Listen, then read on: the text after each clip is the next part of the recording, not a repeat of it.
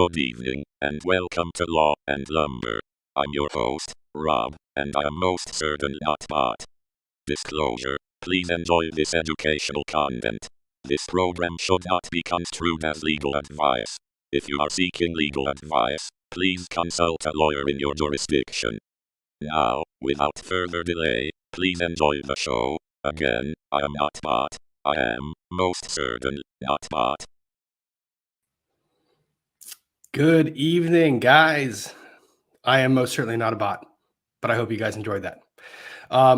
Anyways, I have some friends with me who have been courteous enough to loan their time, so I'm going to go ahead and bring them in. Hey, Rob.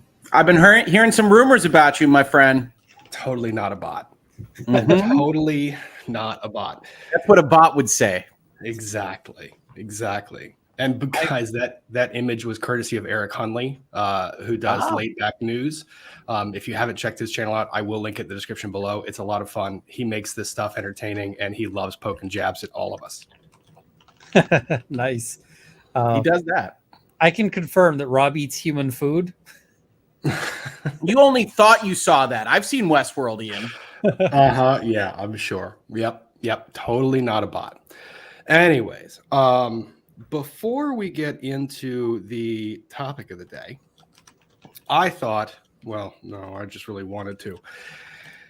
Just because I don't want to just always be doing the depth you heard stuff. I'm really kind of tired of this case. I get dragged back into it every now and then against my will. So I figured that regardless of whether you came to the stream for depth you heard or otherwise, I'm going to teach you something that you might not know. So how many of you guys are familiar with the tariff of 1883? Probably not. That's one we all know. Yeah. I'm going to go with no. Exactly. No. Well, anyways, in 1883, we had an outgoing Congress, and the outgoing Congress was run by one party, and they knew another party was coming in, and the United States was in this protectionist phase where they were trying to protect their borders and develop stuff internally. So the outgoing Congress wanted to compromise. They didn't want the incoming Congress to basically do away with all tariffs that existed. So the outgoing Congress passed this tariff of 1883, which basically said we're going to keep tariffs in place for some products and not for others. Well, the interesting thing about this one is that they said they were going to keep tariffs in place for vegetables, but not fruits, which led to a very famous Supreme Court case of whether a tomato is a fruit or a vegetable. So this is a Supreme Court decision, oddly enough, that adjudicates the determination of whether a fruit is a vegetable. Robertson v. Solomon. Actually, no, it's not. It's this one. There we go. Nix v. Hedden. So basically, in this particular case, tomatoes were imported from the West Indies, and they were tagged in the tax disclosure by the importing party, Mr. Nix, I believe. Yeah, that essentially these were tomato or fruits, and they should not be subject to a tax.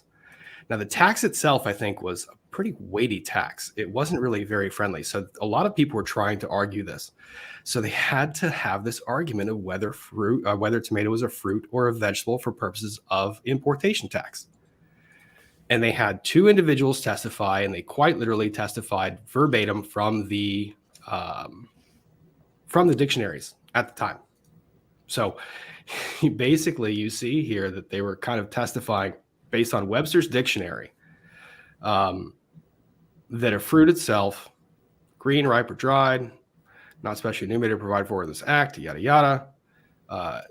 The term fruit was only to apply to such plants or parts of the plants as contain the seeds. That was to be the fruit under the act. And the definition of vegetable was cabbage, cauliflower, turnips, potatoes, peas, beans, and the like. Well, that was all the court had to go on.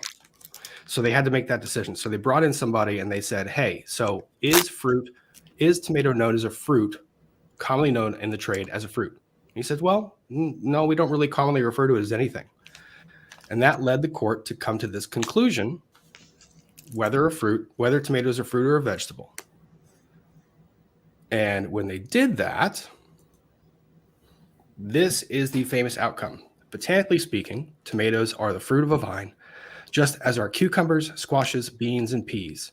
But in the common language of the people, whether sellers or consumers of provisions, all these are vegetables which are grown in kitchen gardens, and which, whether eaten cooked or raw, are like potatoes, carrots, parsnips, turnips, beets, cauliflower, cabbage, celery, and lettuce, usually served dinner in, with, or after the soup, fish, or meats, which constitute the principal part of the repast and not, like fruits, generally as desserts.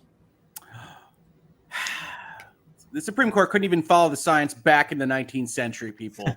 This was a Supreme Court decision. And you know what was crazy? It wasn't the only one. So, are these fruits or vegetables under the Supreme Court definition? What are you eating that's making so much noise over there? I'm not eating them right now. This is a package of Carolina Reapers that somebody sent me. Oh, good gosh. So I I'm got not a ruling on Mike and Ike sours. No? Guys, let's see if Ian can eat one of those on stream and turn his face as red as mine. an entire dried Carolina Reaper. I cannot. As much as I might be a contestant, might be suitable to be a contestant on the hot ones or the like. An entire Reaper is a bold move. So that's not going to happen today. You're just building up your endurance for Ian Goes on reality TV programming, right? I mean, like, we're ready for all sorts of challenges. Well, one of my claims to fame was there was a local place that was doing a hot wing eating challenge. And if you successfully got through these 12 wings, and I think you got a minute or 2 minutes to get through their hottest wings, you'd get a little card that entitled you to free wings for a year. Asterisk. On Thursdays only, with a drink, one per day, and one wing per day, one order of wings. So it's the worst ever. There was a whole lot of caveats on it, but Sure. I still used the hell out of that card. And then that bar shut down and reopened under a different name with the same owners, and canceled all of those cards. But I'm sitting there, eating these things, and the guy comes up with it, put a microphone in my face to ask me how bad are they? And I went, meh, and kept eating. And the guy's like, that was not what I expected to hear. I've seen Ian eat spicy food, and Ian's version of is everyone else's version of run for the hills. All right. So I'm learning about you, gentlemen. Absolutely. Talk to us more about tomatoes. Well, that case itself was one of several, and you can imagine why. These people were importing massive amounts of fruits and vegetables, and you basically had this distinguishing line between, I think, a 33% tax and like a 10% tax. So yeah, they're reclassifying and they're making every argument they can. The one that was a follow-up was, I think, on kidney beans, and they tried to argue that kidney beans were a fruit because they were the fruit of the vine from which they were grown. But the court said, nope, they are seeds. They are vegetables. We are going to classify them as vegetables because that's how they are commonly known. And that led to... Whenever you see these weird definitional questions, they're always tax law. So there was other ones about whether things were cookies or crisps, I think it was in the UK. And that was another tax case, because it's just people trying to... hoping to pay less taxes, which is, of course, an objective lots of us have. And in a lot of cases, they've had the science on their side. You might not think of tomato as a fruit, but it's absolutely a fruit. So, yeah. And I've got to make a thank you at this point to Hemplin, Texas. Hemplin TX, thank you for gifting several memberships. I wish I could put it up on the screen. I can't. And then same with Caps. Same with Caps. You gifted memberships. Thank you so much.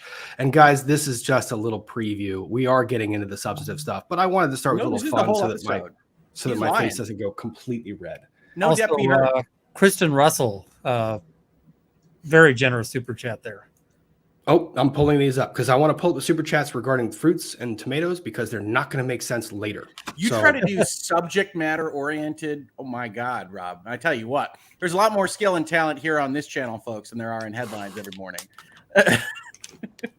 Kristen Russell, thank you very, very, very much for the generous super chat. That is very, very much appreciated. Thank you. I love that profile pic. He's a cutie. I love the puppy dogs. Sandy Ramirez, thank you for the super chat. So happy you guys are all on together. Me too. I love having them on because they help keep me focused / distracted. Both are good at times. I was going to say, I do not help keep you focused. I do the other thing. Those are the opposite. Nobody knows. From a meme, knowledge is knowing tomato is a fruit. Wisdom is not putting a tomato in fruit salad. Philosophy is watering of ketchup as a smoothie. Oh my gosh, I need to quote that. Like, I need that in my life.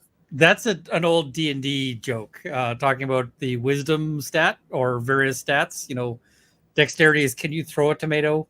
Constitution is can you eat a bad tomato? You know, intelligence is knowing that tomatoes are a fruit. Wisdom is knowing that they shouldn't go in your fruit salad. And then charisma is being able to sell a tomato-based fruit salad. And then the usual rejoinder is, well, isn't that just salsa? And somebody's like, found the bard. So we're being welcomed into a world here today, Rob. A whole I new tell you world. what. A whole new world. That's Sarah. Thank you for the super chat. You put the Rob in a robot, so not a robot. Great to see you three together. His name again, is as Robot. us law nerds say the boys are going to ride. Yeah. Thank you very much. That was very generous of you. Okay. So why don't we do this? Mr. Hogue. Yes, you sir. had an H&H this morning. I did. Hangouts and headlines. And it was rather exciting because you found an article from the Daily Beast that happened to have some interesting edits. So why don't you tell the people what that article was, basically? It did, yeah, absolutely. Well, as I think a lot of folks in this space probably know, is the lovely Andrea Burkhart worked with all of her fans and a lot of people online to go and pay for copies to be made available to the public of the things that were released by the court in Depp v. Heard. And so that was made available to everybody because Andrea stuck to her word and she released it to everyone. She put it on her website and said, here are the documents. And that meant that a lot of people got to report on them, including what I believe is the Daily Beast. I don't think they went and paid for these themselves. And so when the Daily Beast started reporting on these now released documents that are primarily, as far as I understand it, like pretrial motions, fighting amongst the lawyers about what they should even be allowed to say in front of a jury, they started reporting on things in this particular court case that were interesting. And they were primarily interesting because they were reported by headline as shocking. And like fully half of the volume of this article were things that if you hung out with us at all for about 2 months in the middle of the year, you saw. Like they were reporting on things as breaking news, such as Amber Heard was going to compare herself to Chris Pine and Ana de Armas and Gal Gadot. And wouldn't that have been silly? And you're like, it was yes, silly. It was. Everybody who watched that trial remembers, at bare minimum, Dennison saying, you feel like she was going to have the career of Captain James T. Kirk? And it's like, yep, that was a moment. We can remember that. It's not like I'm sitting there with recordings of every single day, but you can remember these things. And then worse, there was an entire section of the article that said, and Depp's team excluded testimony from people like a Dr. Spiegel, who would have talked about the psychiatric issues, a Dr. Hughes, another doctor who would have talked about these issues. They prevented the jury from hearing testimony from Ellen Barkin, who would have talked about how Johnny Depp angrily threw a bottle at her. And you look at this and you're like, I think I'm having a stroke. What are we talking about? I hated the part of the trial where I was imagining those people testifying. Well, not only is it misconstrued, right? Because Ellen Barkin famously says he didn't toss it in anger, and she changes it to toss and all these things in the actual testimony. But the testimony was fun. We saw those things. So in the headlines this morning, I'm like, Dr. Spiegel, who was so offended by how he was treated from his very public testimony that he did a separate Newsweek article about how offended he was. Like, that's Dr. Spiegel, right? The same people that Depp come to his defense. Yeah, that you could look up hundreds of videos on. Like if you just type in these words, this is not investigative journalism required, right? You don't have to go meet with Deep Throat in a parking lot somewhere. You don't have to go figure out the puzzle pieces to put together. You put their names into YouTube and you see the videos of their testimony, right? I mean, like it's that easy. And so they were reporting on this, and that's why it was brought to my attention, right? I told people, I haven't dived into this. This is 6,000 pages. I have looked very superficially at these materials, but we like to do headlines to talk about media issues. And the Daily Beast, at least by the time I got there, did have a edit that said, hey, we wrongly thought these people were absolutely excluded. Turns out their information was still allowed in. But they at least put that down, right? They're not the Washington Post. They put the right correction down. And yet still, it's worthwhile to talk about, because then this is reflected in other articles and other articles. And a certain reporter that wound up doing a news beat on NBC wound up talking about all of this. The tide is turning towards Amber Heard because of these notions all working together. And to say it's built on sand would be far too generous to sand. And unfortunately, that's bad, right? I want to have journalists that are doing good things with institutional knowledge. And in headlines, we talk about these things and we wind up saying, uh-oh. And that was what we covered today. That was the primary kind of subject matter this morning. And we're going to just tee right off of that. So first I have to say that T in Tennessee, Tish, freaking amazing. I'm seeing a bunch of names turn green in the chat, and I apparently have you and a couple others to thank for that. Thank you. I wish StreamYard could show me who's doing all these things. They're not. I really do think they are. And to the members, I did add a special emoji that you're allowed to use. Where did that art come from, Rob? Did you draw that? I did not draw that. That was a rendering I did. I took a picture of Ziggy Sawdust and did a rendering in Photoshop and played around with it and made him cartoony. So he's now an emoji. See, I like showing up on your streams, Rob, because I immediately feel incompetent at doing virtually anything creative. I'm still working in PowerPoint thumbnails and whatnot. And I look at this and be like, well, that's absolutely amazing. Oh, it's so much fun. It's a good, this is what you guys wonder what I do like late at night when I can't sleep, and it's this kind of random stuff. I've been getting back to doing some leather work, so that is good stuff. Although I'm going to have to figure out how to use a router. I can help you there. Because like for the internet, I can help. No, all right. Different kind of router does a different thing. I'm looking at the what is it? I'm looking to try to make sort of wooden frames. So, yeah, I believe you. That sounds like something a router could potentially do if it routes things. Okay, so let's start with our original premise here. So we talked about Andrea. Now, Andrea, many kudos. See if I can do this. Super kudos. Andrea was kind enough to. How do I do this? Well, and the internet was so fast in joining in on that by the time I heard she was doing it, she was already fully funded. Yeah, it was very fast. It was very fast. So Andrea releases a press release because she puts all these documents out on the main interwebs for everyone to see. Now, she didn't when she was asking for people to fund this, and full disclosure, Andrea and I communicated prior to this. And Andrea came to me and said, hey, I've got an idea. You practice in Virginia and Fairfax. These documents are sealed. Any chance that we might be able to perhaps file a motion to unseal them, meaning Andrea and I? And I said, let me think about it. But before I could finish thinking about it, Judge A enters the order that releases them. Yep. Yeah. And then Andrea goes on Twitter and says, I'm going to get this. I'm going to get these documents. Anyone who wants to provide support for this. Now, she didn't have a questionnaire that says if you're an Amber Heard supporter, if you're Johnny Depp supporter. She didn't have any pre-disclosure. She said, if you want these documents, go contribute to this GoFundMe. And she does. And she gains and earns, I think, $11,000, almost $12,000. Something north of 10. I know that. And the total cost of obtaining the documents was $3,300. And she goes and gives that check to the clerk to get the documents in digital and format. And then the remaining $7,000 she donates to between the Children's Hospital of LA, and then the other one was the art studio that got stiffed out of Art of Elysium. Mm-hmm. Art of Elysium.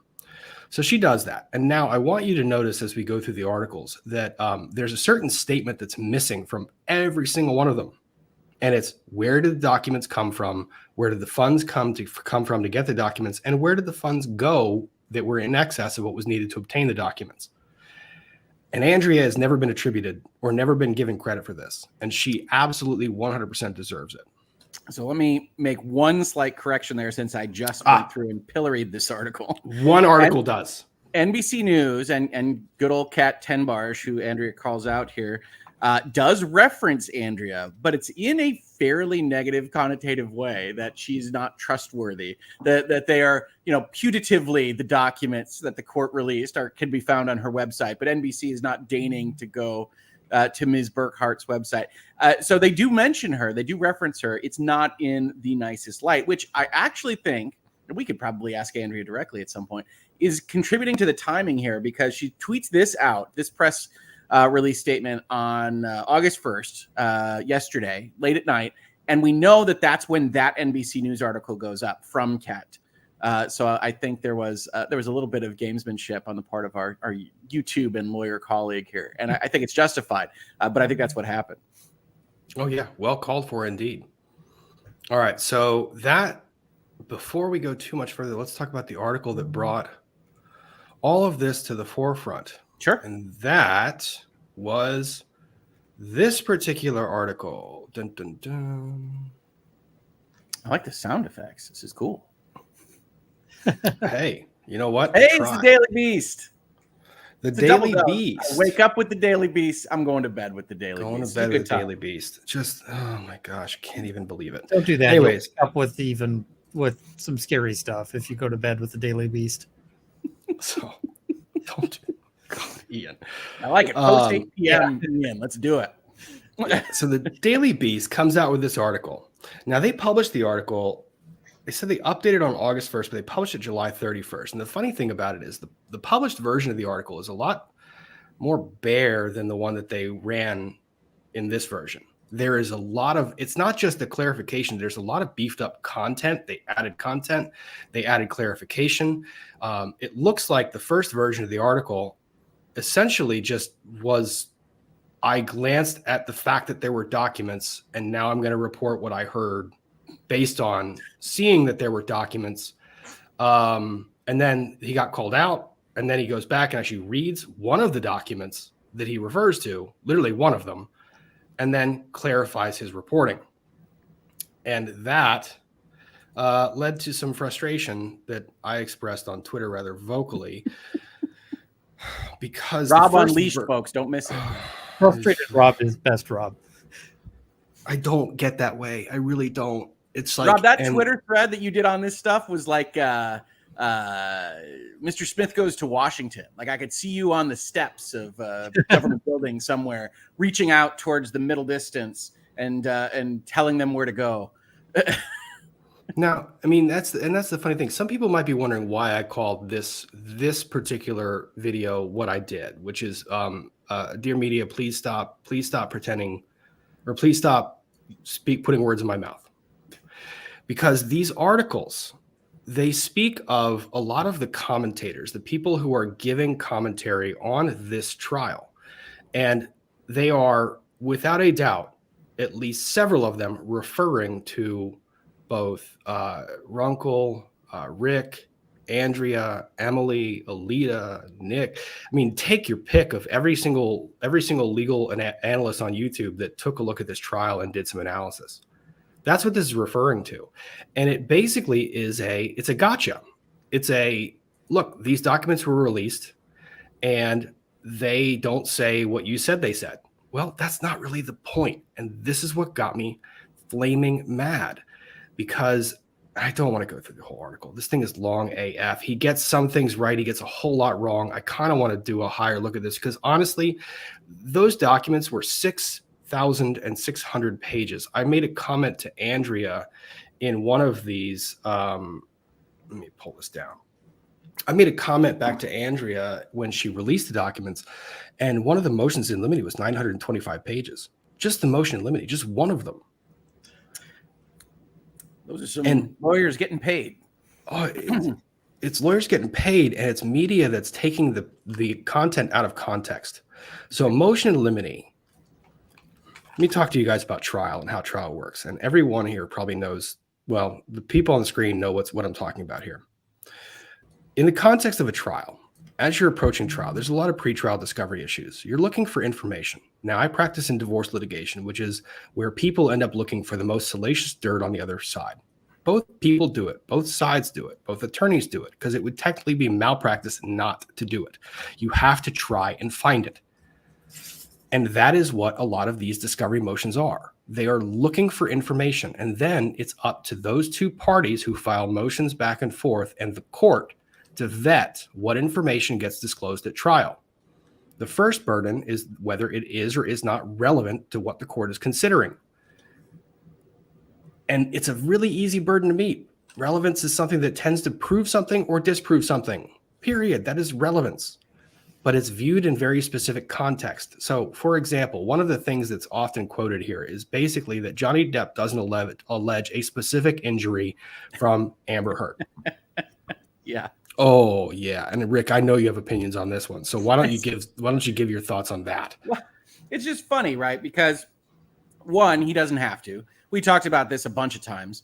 But when you accuse someone of what would be a felonious act or just an unsavory act like what he was accused of, at least by implication that was allowed by the court, then what Virginia court here appeared to say was that this was eligible for defamation per se. We don't have to actually show damages, and we can just say we lost pirates, and you can come up with a number, that kind of thing. But what's more important here is the context of this argument is that they're trying to get a psychiatric or psychological evaluation of him, and he's saying, why?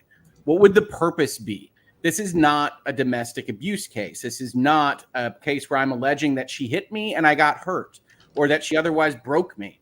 I am talking to you specifically about what she said in the Washington Post in December of 2018, and nothing else is related to that. I am not accusing her of hurting me emotionally. I'm accusing her of killing my reputation and goodwill and killing my ability to make a livelihood. So the court looks at that, and I think what happens is they say, yep. I mean, like that's the underlying issue. But I believe the headline in the Daily Beast is something along the lines of like Depp admits to not being damaged by Heard or something like that. And that's not even what it's summarized as in this particular article. Yeah, so, it says Mr. Depp does not allege a specific cause of action for intentional or negligent infliction of emotional distress, does not assert that Ms. Heard's actions caused him a specific psychiatric injury, and does not claim that Ms. Heard's actions caused him to experience unusually severe emotional distress. That's the exact quote from the motion. Yeah. Now, the headline that was above that was Depp said he was not alleging harm from Heard. No, those are not the same thing. Yeah, true. You got it in one. Yeah. So I mean, like that's what's going on out there, right? Like I haven't gone through all the documents, but just in what they even summarize themselves, you can see this kind of giving the benefit of the doubt, a facile approach. Yeah. And the reason why your Depp is really smart not to argue an emotional distress or anything like that is because if he does, then that opens the door for them to do things like have Spiegel examine him.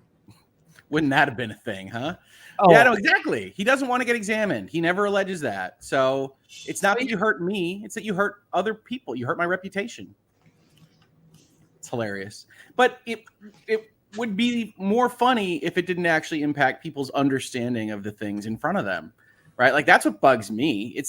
You can tell some good stories. You could write an interesting article about even just that, explaining what we just said and inform people and have them better understand what it is rather than trying to go for this silver bullet in every instance. And you look like an idiot.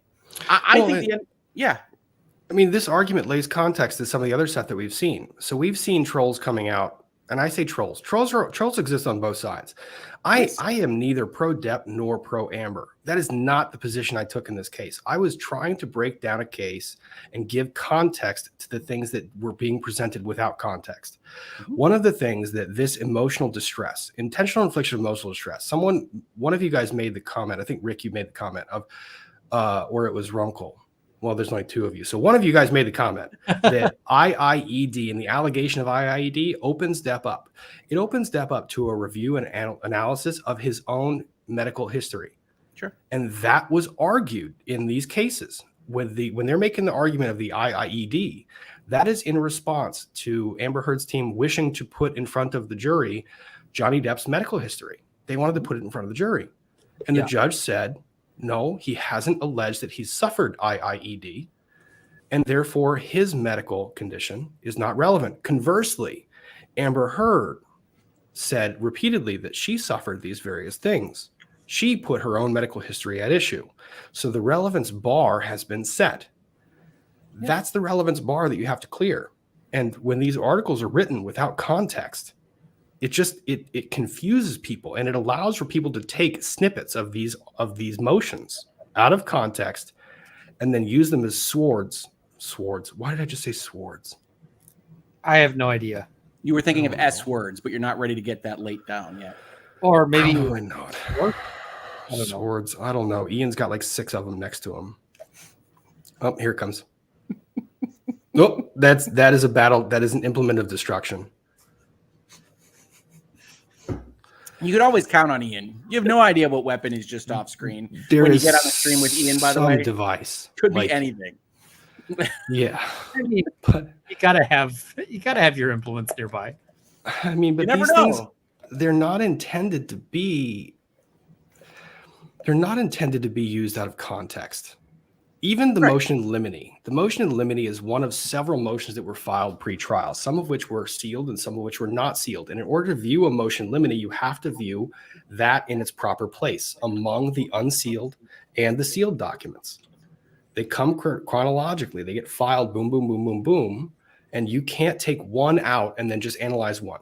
You have to analyze the response. You have to analyze how the judge viewed it. You have to analyze all of it before you can just go reporting on it. Yep.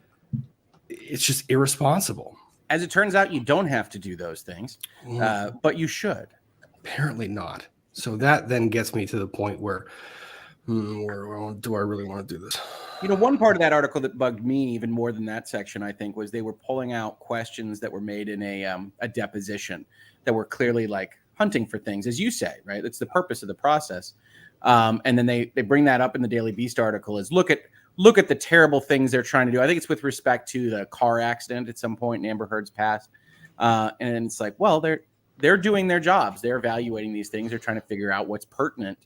And you get out there and it's like, this is why it's all pretrial. This is why this stuff isn't in front of the jury, is because of that prejudicial effect.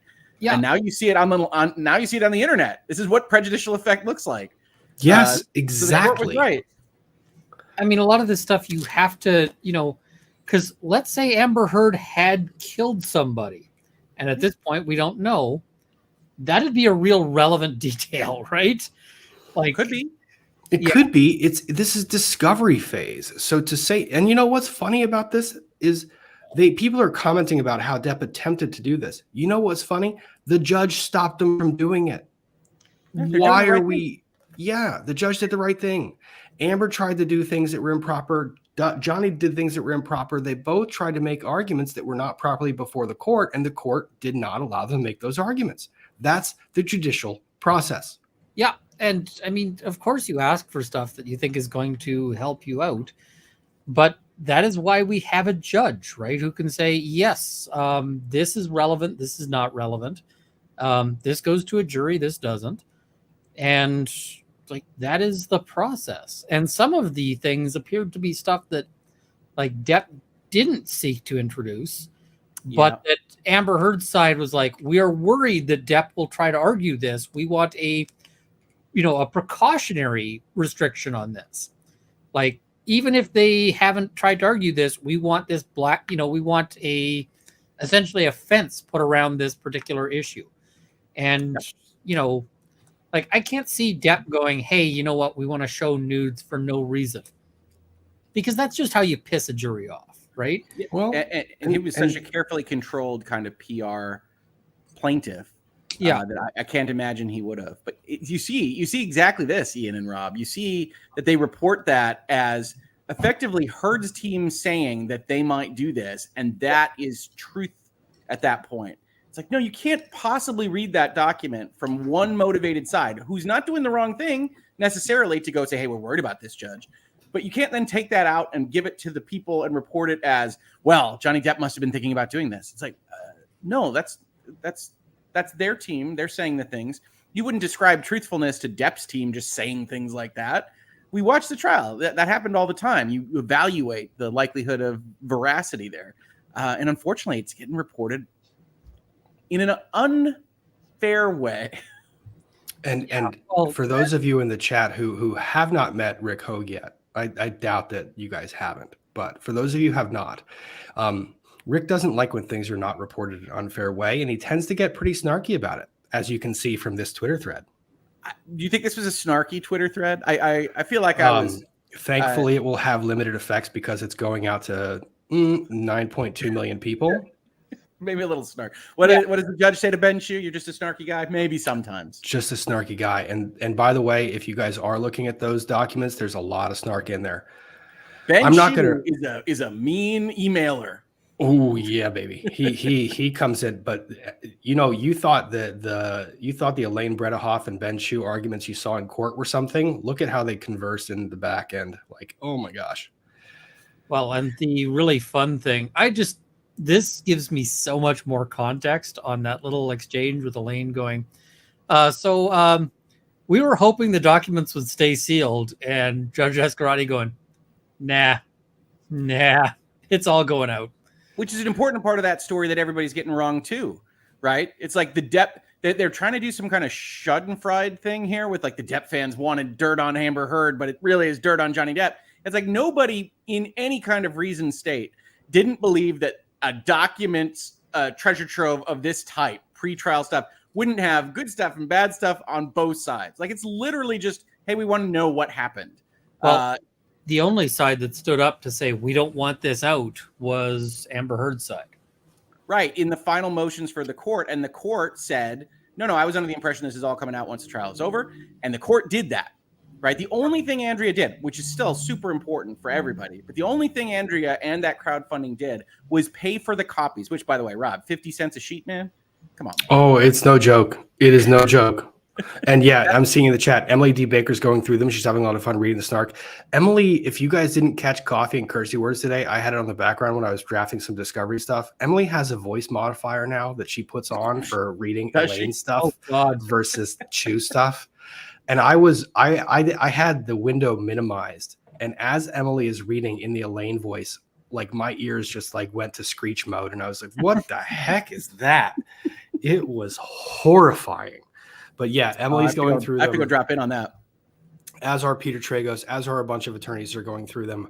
I physically do not have the time to read through 6,600 pages. I just bandwidth, folks, bandwidth. And we got a lot of colleagues doing it. I got people asking me to do it, and I'm also like, I kind of want to cover some other stuff too, right? Oh yeah. Well, if you've been in headlines at all, I currently have a 1 Depp v. Heard article per week rule, which sometimes can become 2 depending on what's happening because the media just will not drop this. No, and they keep coming out with these really ridiculous articles. Yeah, this thread is ridiculous, by the way. If you keep scrolling, I don't even know what I did. 40? You were really upset. You were not happy. But like the Twitter thread, so blah, blah, blah. So then there was this argument that somehow this tweet that was going around, Amber Heard deserves an apology, that became viral and that is now an example that we all deserve and owe Amber Heard an apology. Well, Rick did not really care for that particular language and called her out that, one, it was said to be viral, but it was planned. Well, it was. I mean, it's fine. I mean, they scheduled it. Like, that's how planned it was, is that they had a scheduling. Yep. And then because I have the people on this, and then 2, and we'll get to this one in a minute, that she openly refers to the Daily Beast as a cross-reference for verifiable information in her own article. Yep. The Daily Beast that has been shredded by every lawyer on YouTube. So, yep, we did. And then last was, we'll get to that one too. You saw his shining face, folks. But as far as how easy it is to make things trend, let's see. How easy is it to make things trend? I want you to know, if you're going for what I think you're going for, this was just an example of a potential hashtag. It's this one right here. You just pass it. Yeah, it's at numbers like these. Would Daddy Stack trending? Well, see this. So this is what I'm referencing, right? So I'm at the end of the article for NBC News, and they're using their primary premise as the winds have shifted because of this hashtag going out there. And I point out that the author said the winds had shifted before that, and she knew it was planned. But notwithstanding both of those things, it was worthwhile to note that it doesn't take a lot of push to get various wood stacks trending on Twitter or anything else, right? So I say it's a fact which both Emily Baker and Rob know all too well. And then I say in the next tweet, hey, with numbers like these, and I point out the picture which shows this trending when it starts to trend at something like 1,900 tweets, just the people reading these threads or otherwise following us on YouTube or having fun watching us could get something silly like shrimp fried rice trending if they really wanted to, and it wouldn't mean anything at all. And so now my timeline, because you guys know how the internet works, now my timeline is basically nothing else other than shrimp and fried rice. And so I think it's trending in a couple of countries around the world yet. Not USA, I don't think, just now. It was just an example, folks. But you guys are, as always, killing it. And the point is that trends are not indicative of groundswells of support one way or the other. I don't think there's a side to shrimp fried rice. I don't know. But also that when you're analyzing these things in something like the NBC News context, that just saying, hey, this hashtag is really popular and not otherwise diving into how people are using that hashtag is wildly disingenuous for your reporting, especially to people. If you have 9.2 million people that are otherwise following you on Twitter, they're probably not all engaging in social media too heavily with folks that aren't regularly doing things with social media. So if you go and you look at I can't remember what the actual hashtag is, but it's Amber Heard deserves an apology, I think, something along those lines.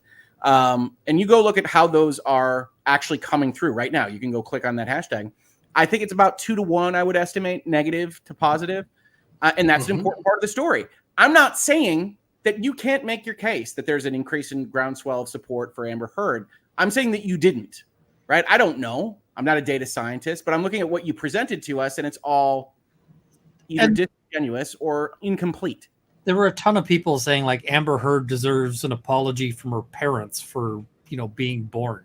Right. And a bunch of people probably going too far with it. But like either way, it's not, supporting Amber Heard. If I was running some sort of media organization and some, supposed journalist came in and was like, listen, I have this article and, my evidence of this is something that happened on Twitter, whether it's, a lot of people are, criticizing this or whatever on Twitter, I'd be like, that's great. And when they got back out to their desk, they'd find everything packed and security there to walk them out.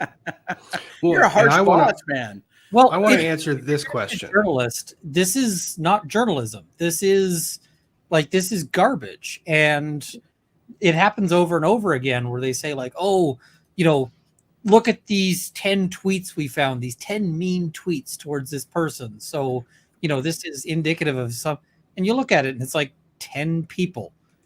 And 10 people around the planet might look like a whole lot when you actually, line them up in one article, but it doesn't mean shit.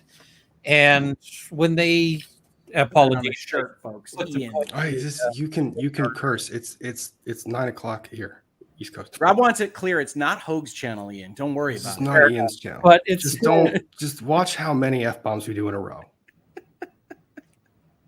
Don't challenge me. Oh no! It was not a challenge. This is not a challenge. I don't know why you took that as a challenge. But I mean, it's when you do this, like, this thing trended. It's like, what does that actually mean? Because most of the time when I see things trending, like we have trends all the time here in Canada, where I'm like, this is just a political party's marketing. Sure. Just made this trend in order to make it trend because that's all they're doing. I'm going, you have to do more than just say, oh, something is trending on Twitter. Trending on Twitter is the least useful information that one can have, really. Yeah. So, well, and I want to get to this question. Stephanie says, I need an explanation of how Rob jumped into this. And here's your explanation. Mr. Marlowe Stern, who's the author of that lovely article that we saw from the Daily Beast, both the previous version and the changed version. He put out a tweet that said, None of these people are legal experts, so no, I do not conflate actual legal experts with Twitter trolls. Well, that got forwarded to me by about 100 or 200 of you guys. So I asked a very legitimate question, why you ran with the original story that reported 6,000 unsealed documents, not 6,000 pages, and that witnesses who actually testified, including Ellen Barkin, Dr. Spiegel, Dr. Hughes, those are just 3 that I can think of off the top of my head. The original article said they were precluded from testifying, including Dr. Hughes, who was the first witness on the stand. I saw the corrections, but why not check first? How hard, how pressed were you to get this thing to print that you couldn't just look? Well, it's that they did none of their own research. They can't have, because if you did your own research, you could not possibly think that there were 6,000 documents. Like, you just look at the page. Numbered 1 to 45. Yeah, you just look at the page where they're up there, and you're like, I can totally count this, and it's not 6,000. It's just that they heard a number, and so they decided that that's how many it must be, because they're just so awful at what they, they do one thing, right? They are presenting the news, which should theoretically be facts. This is the only thing they do. And it's like if you walk into a restaurant and they're just like, okay, here's a brick. And you go, well, I ordered a food and this is brick. So not what I ordered food. I want Ian to say, please give me a food. This is how Ian I ordered a food and this is brick. So you send it back and they're like, okay, great. And they come back and it's a shoe. And you're like, still not what I thought I was looking for. And eventually they come back with a wax apple and you're like, I guess it looks like food. Maybe I can't tell the difference. That's really what we're looking at on this, is just this cavalcade of failures. And then there's like, but we're still the people with the credibility. Well, it gets worse. Wow, it gets that's worse. part of this too. Well, and I want to say, before you get into the substance, Rob, and just at a bromance level, Ian, I really missed your long form metaphors, man. I'm glad. I do. They're fantastic. That's good stuff, man. I mean, they're fantastic. Rick, you're up so early doing those live streams in the morning. I don't know. Ian always just complains to me. He's like, "Do you have any idea what freaking hour that is, Hogue?" It's so early. It's so early. Well, so this wouldn't have been enough to get me up. But then the only response he gives was he didn't respond. And even if he had responded, I would not have cared if it was snarky, if it was dismissive. I would not have cared. You know what? It takes a strong person to go and correct mistakes they made. It takes a brave person to admit the mistakes they made and then go and correct them. There's a very big distinction. So, one, you went and corrected mistakes. Good for you. You gave context. I'm very proud of you for doing that. I still think there's some errors in it. There are. But good for you. But when you respond with that. So I want to give some behind the scenes here, because I think I start getting Rob DMs about this as this interaction is going on. He's like, what is even happening? So Rob, he responds by copying your bio page. Mm-hmm. To what end? Why would he do such a thing? I don't know. At first I was thinking, oh, well, maybe he's just trying to dismiss me as being someone who has no idea what he's talking about. So I responded. Now I'm curious why you decided, you were going to try and make a point by sending a screenshot of my profile. Right. You say you're a lawyer. You could have scrolled down and would have seen that I didn't come into this trial thinking one thing or the other. I was honestly just trying to give an accurate assessment of what took place. And that led to this, which was my discovery, which was rather frustrating. I like how much over it you look right now, Rob. I think it's really conveying the tone. I don't want to be talking about this stuff. Figured it out. It took a second, but I see what you're implying. Because my account was created during this trial period, that's the reason why you are sending this. And this is something that bothers me about the media as a whole, and why I actually wanted to do a stream on this particular topic. Because what's really funny about that one is I raised some interesting points in that question. There was an article. It went to print. That article circulated among millions of people. I don't know how many. But one, there was irresponsible fact checking before the article ran. Yep. Two, you added clarification, but you didn't admit that you got it wrong. So clarification without actually pointing to the actual error and the truth of the error is not really clarification. That's not contextual. And then three, you had previously posted that everyone here, 90% of the Depp Stan accounts. First of all, I never used the word Stan until this freaking trial. I didn't know what it meant. What does it actually mean? Don't let him fool you. Rob is closet listening to Eminem every single evening, folks. Is that where it's from? Every evening. Yes, it's from a song called Stan. About an obsessive fan. That's real. Oh Yeah, my no. gosh. Guys, chat, can you back me up here? I'm not, this isn't like a bit. No, that's what it's about. Also, I just want to say these peppers, they don't play around. Oh, Ian's getting red. I can see it. He's getting red. No, I didn't know what Stan meant. I didn't know what incel meant until someone was like saying I'm an incel, involuntary celibate. I didn't know what that meant. I had never used the word yeeted until Emily used it 9 million times in a row, and I couldn't get it out of my head. And I never knew what drip was. I mean, we're all learning things every day. I don't know if I want to learn anymore. So, anyways, the scary part about this is he with one tweet, he both tries to out or dox a person who's asking an actual question.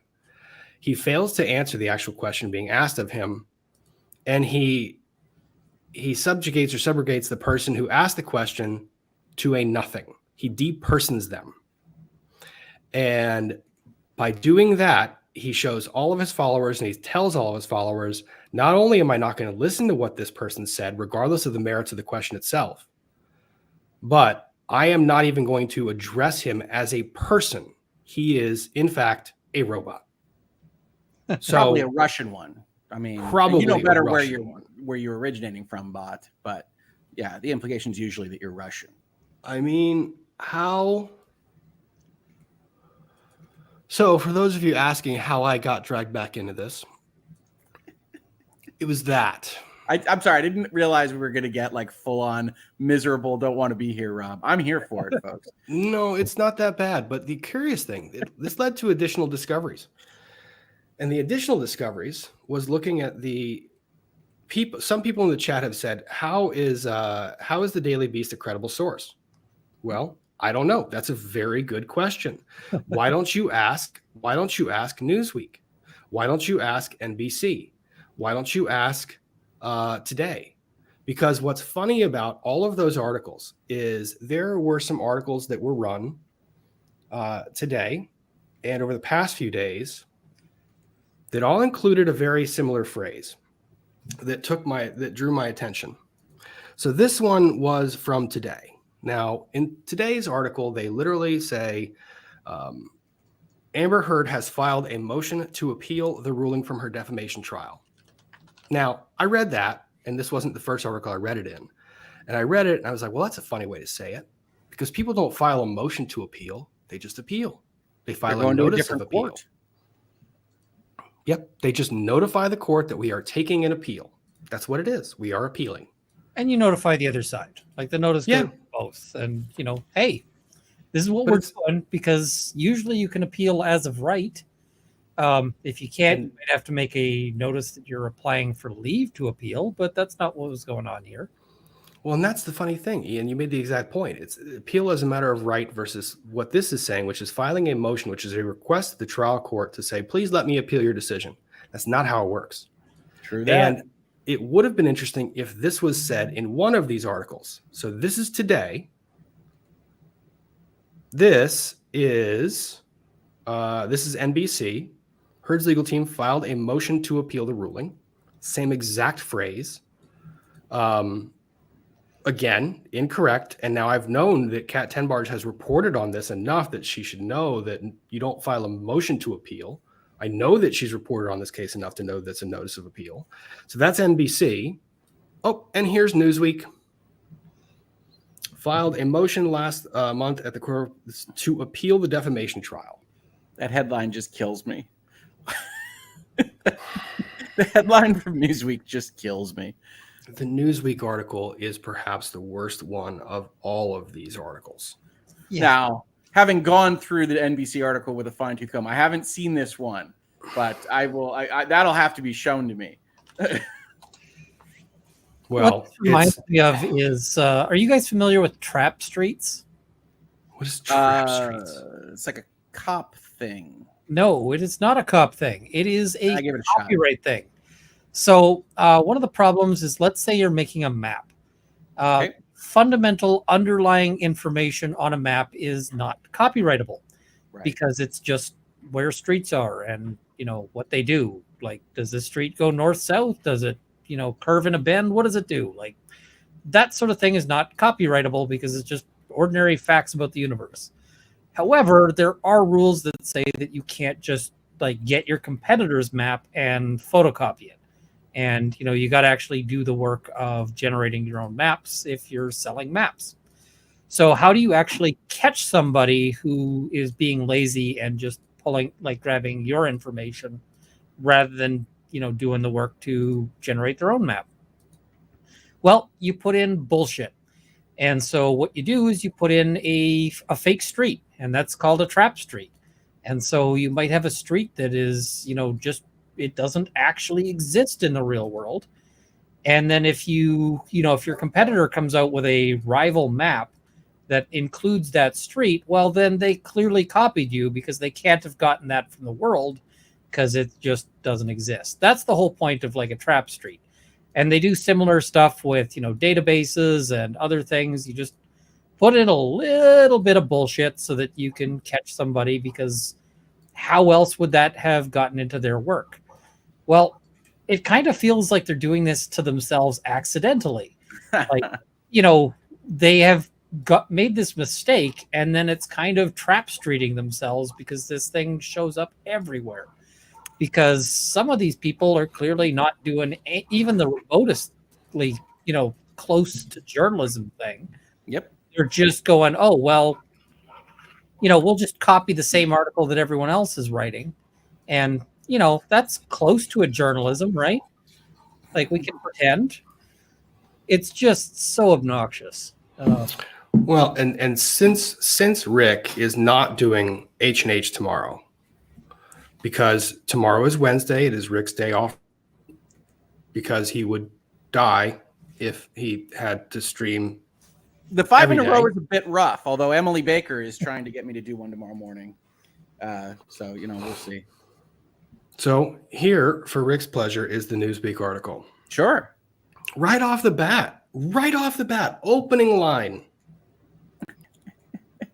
Oh my gosh. I refuse to believe a lawyer has said this. Johnny Depp fans may have inadvertently damaged the actor's reputation by paying to have pretrial documents unsealed, a lawyer has said. What court? Which lawyer? It's an entertainment get to him. lawyer. He's quoted. But one, Johnny Depp fans paying for the pretrial documents unsealed. Those of you who remember, it wasn't too long ago, I think it was less than an hour, I recounted that Andrea put out to the known world, which could have included any number of people, to contribute to the purchase of these documents. Not only that, she disclosed them to the public at large. And the purpose of that was so that we could give context. So many people were critical of our analysis of this trial, because so many people were saying, you guys are only seeing what the trial is letting in. You're only seeing this. There's these motions that were argued that shouldn't have been ruled upon. Well, this gives context. This is why this is out there, to allow everything to be vetted on both sides. It gives information. Information is good. Andrea's press release is very clear on that. Her second paragraph or so is basically like, it's so important for us to understand how the court system works and to actually just dive in. And so we should all have access to the information. Honestly, I mean, like, that's where, as someone that's a purist on this stuff, that 50 cents a sheet starts to bug me, right? It's like, this shouldn't be this big of an ordeal to get this public information. I know the infrastructure of the courts doesn't allow it and these kinds of things, but you're not going to have the ability to do what Andrea did for every court case. And so, you know, there's a certain amount of, this one gets a little bit extra coverage because people are so interested in the players. But it's worth talking about just in general how the court system operates and what the transparency is. The other thing is, I feel pretty confident about the analysis I've given so far. And so because I feel pretty comfortable about the analysis I've given, I have no issue with people getting access to stuff to check my work. Because somebody can go and look over it and go, you know what? Runkle's full of crap. But I don't think they will if they go through everything in detail. And, so why would anybody want to hide this? This isn't about trying to store this away like some. This is just, we want the world to know things. I just like teaching is kind of my angle on things. Let's reflect on it. Let's talk about what a heck of motion and limine is. Yeah, exactly. These are learning experiences. They're things that we can educate people, like the relevance thing. Why is something relevant and not relevant? Yes, each one of these things taken in proper context can serve as a remarkable example on both sides of how the legal system works.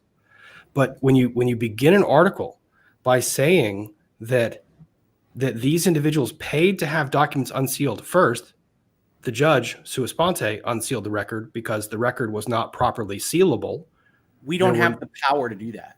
People with, GoFundMe's or whatever, we don't have the power to unseal documents. That's not a thing we can do.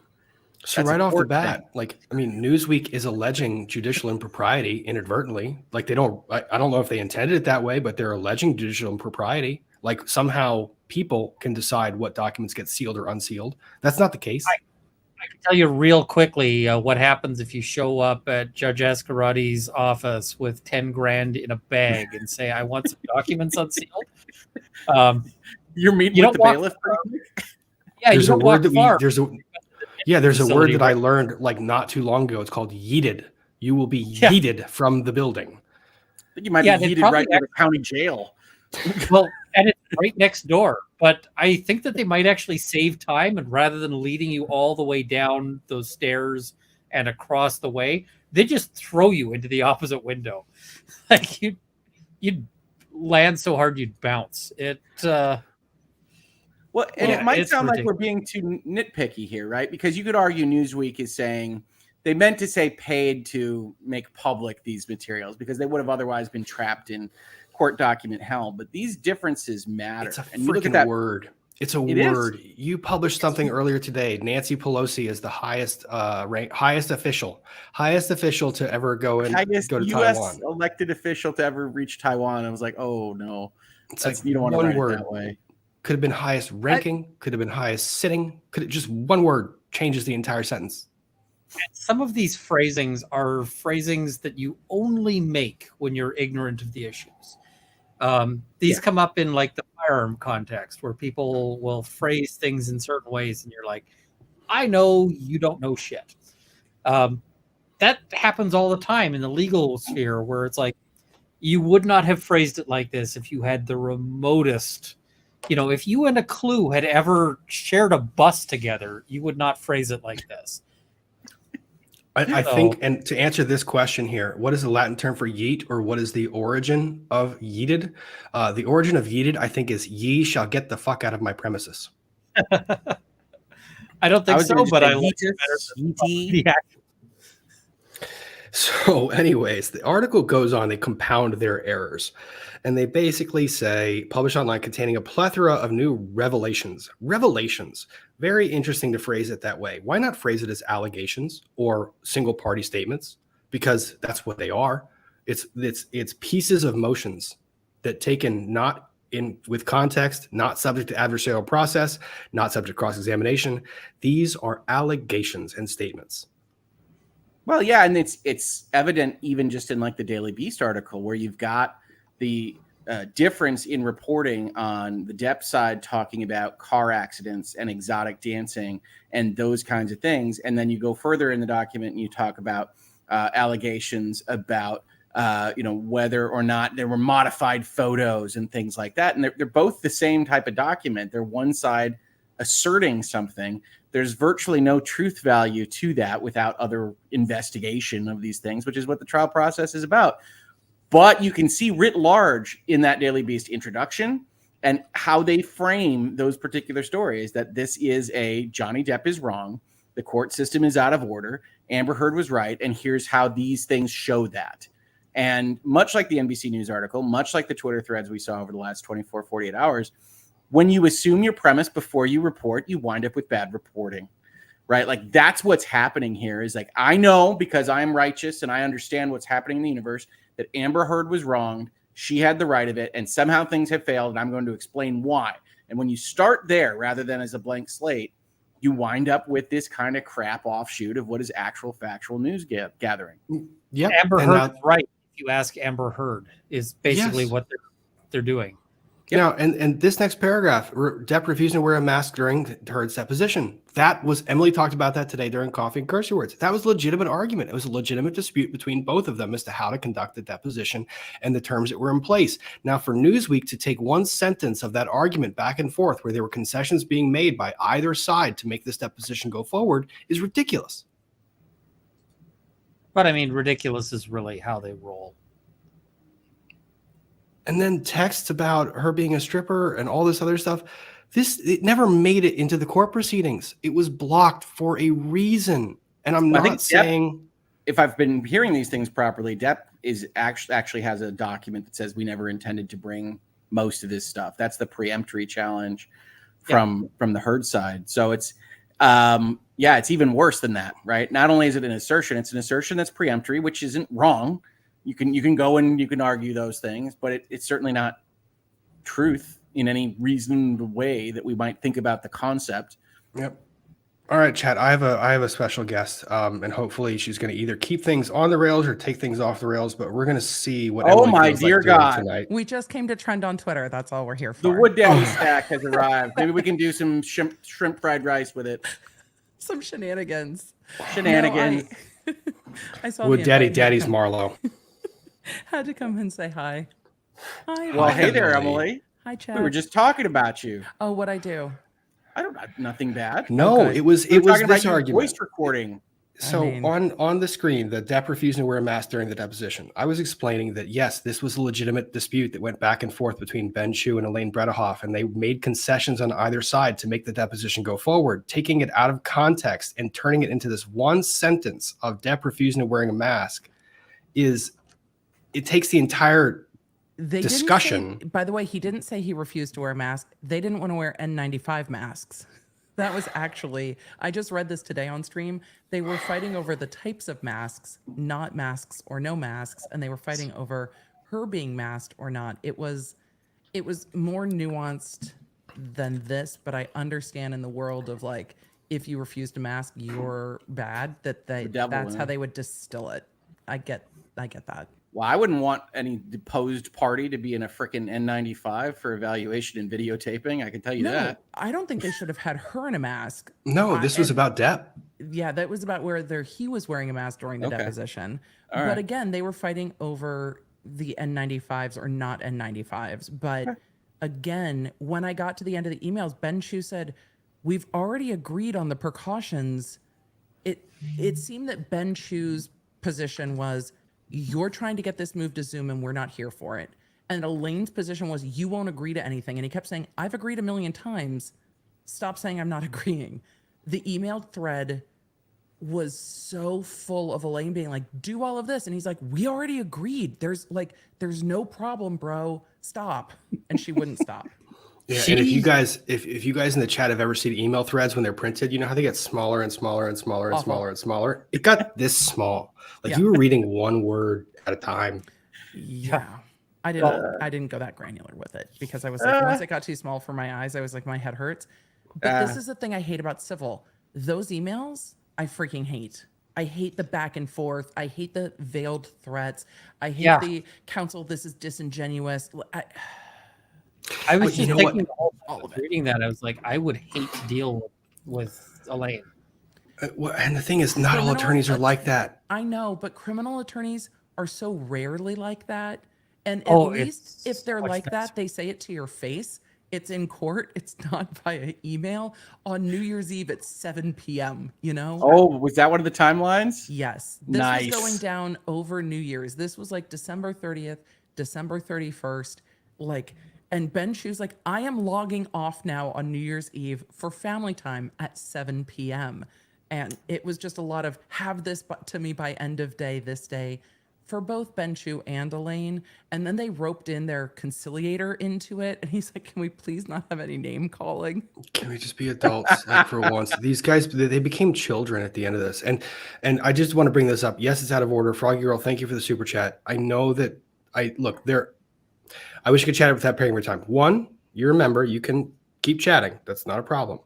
How are other non-subscribers getting chat? The chat is subs only mode right now because honestly, there are 4,000 of you here. If I don't make it subs only mode. Oh no, Emily, I know. I don't have people helping me. And I've been doing this for what, 2 months? Okay, all right, fine, Mr. Doubling up on my channel in 2 months. What do you want? Do you want a prize, Rob? No. Subs only mode is a great way to do it. There's nothing wrong. I have no sleep. I'm unleashed tonight. Yeah. We're gonna get spicy Rick tonight because Rick has 3 hours of sleep. He's running on nothing. Working all day. I love it. You're running on a dream and rage at the mainstream media. I'm here for it. Probably caffeine and anger. But chat, no, you don't have to pay to sub. You just have to hit the subscribe button on YouTube, and then you're subbed, and then you can chat. I love subscribers only mode. Yeah. Right? You just sub. You get your chat in, and then you unsub. Right? You don't have to hang out here. It's but you should. You could work the system. Well, I'm currently having to work on the most surreal shirt design I've ever. Oh no! The last time we were on a stream together and you designed a shirt, it was fantastic. It was, and there's nothing else to say. There's nothing else to say. This if you don't know, folks, is dangerous. Hogue, your thread today was great, by the way. I appreciate it, Emily. I like the way you break down media. It's just so excellent. I wish I was as smart as you. One day we'll get there. Oh no, you're killing it. I watch your stuff and say I hope to get as good as you. No. So before we have just a straight up love in, I really appreciate it. It's true though. I mean, you see things in Nuance that I don't, because there's times I look at things. I tend to try to look at the internet as genuine, and a lot of it's really disingenuous. And that is where I sometimes struggle, because I sometimes miss the disingenuousness. I'm like, wait a second. This is bullshit. And then to have the patience to recognize the bullshit and then step back and say, okay, this is bullshit, but let's actually talk about it in a calm and civil manner. People who have looked at my Twitter threads, I don't have that same level of patience. You want to play shenanigans, and if you try to play shenanigans with me, no. But Rick has that.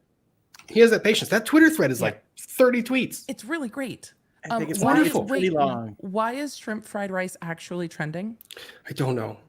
It was to point out that things could be trending for not necessarily. Okay, but it is trending though. It is. In some countries, it's trending. Yes, we've seen it trending in certain countries. I don't think it's in the U.S. yet, but yeah, it's. The thing is, once Rick, you got to the point where you were pointing out that Amber Heard's fans had organized a hashtag kind of protest, if you will. Yeah, they timed it out. So what time zone it is for you. Protest, which again, good for you to do. But for the news to report it as this is an organic groundswelling of support, it's not. It's like a Free Britney rally where they say everyone show up at one time. It's not like randos just wandered by and we're like, oh, we're here to rally. It was planned, which again, completely fine. Do that. But don't pass it off as an organic groundswelling. It was an organized groundswelling. Right. And I think I tweet out right after that. I am not, Chris Boozy. I'm not Bot Sentinel saying that kind of activity is automatically disqualifying. I say, okay, good for you. But it's organized. That should be in the article, right? You should be telling people that that's what happened. And tell your story that way. This is the biggest problem I had with the NBC News article was there's enough here for you to tell an interesting story about how the internet is reacting to things and how these documents came out and actually have a pretty interesting thing, but it won't be this silver bullet of Depp is evil, Heard is great, and what you want to put out in this article. And I guess that's just not attractive to most of these places. I know that a lot of people would like that better. I think my community, I think the community here, if you just tell it to us straight, we don't have to do a 40 tweet thread about shrimp fried rice to explain what's happening. The world is wonderfully nuanced, and I think that journalism can be nuanced instead of clickbaity. It's just that's not what we're seeing. We're seeing a lot of try to drive a narrative. And the thing that's so frustrating is the narrative is being driven while pointing at others going, they're running a narrative, when it's like, no, that's not what's happening. And it just is like, I know you are, but what am I? It's so weird. Well, and view them in the same light. Because the thing is, you guys, they were accusing all of the Depp Twitter bots or whatever the heck you want to call it. I don't care what it was, but you're accusing that they're getting these things trending in an artificial fashion. Yeah. At least place them on the same level. At least understand and acknowledge that these things can happen on both sides. Like, don't just make one person the martyr and one person the hero. They're pointing out Twitter accounts, though. They're saying, look, these are organic Twitter accounts that have positive things to say about Amber Heard.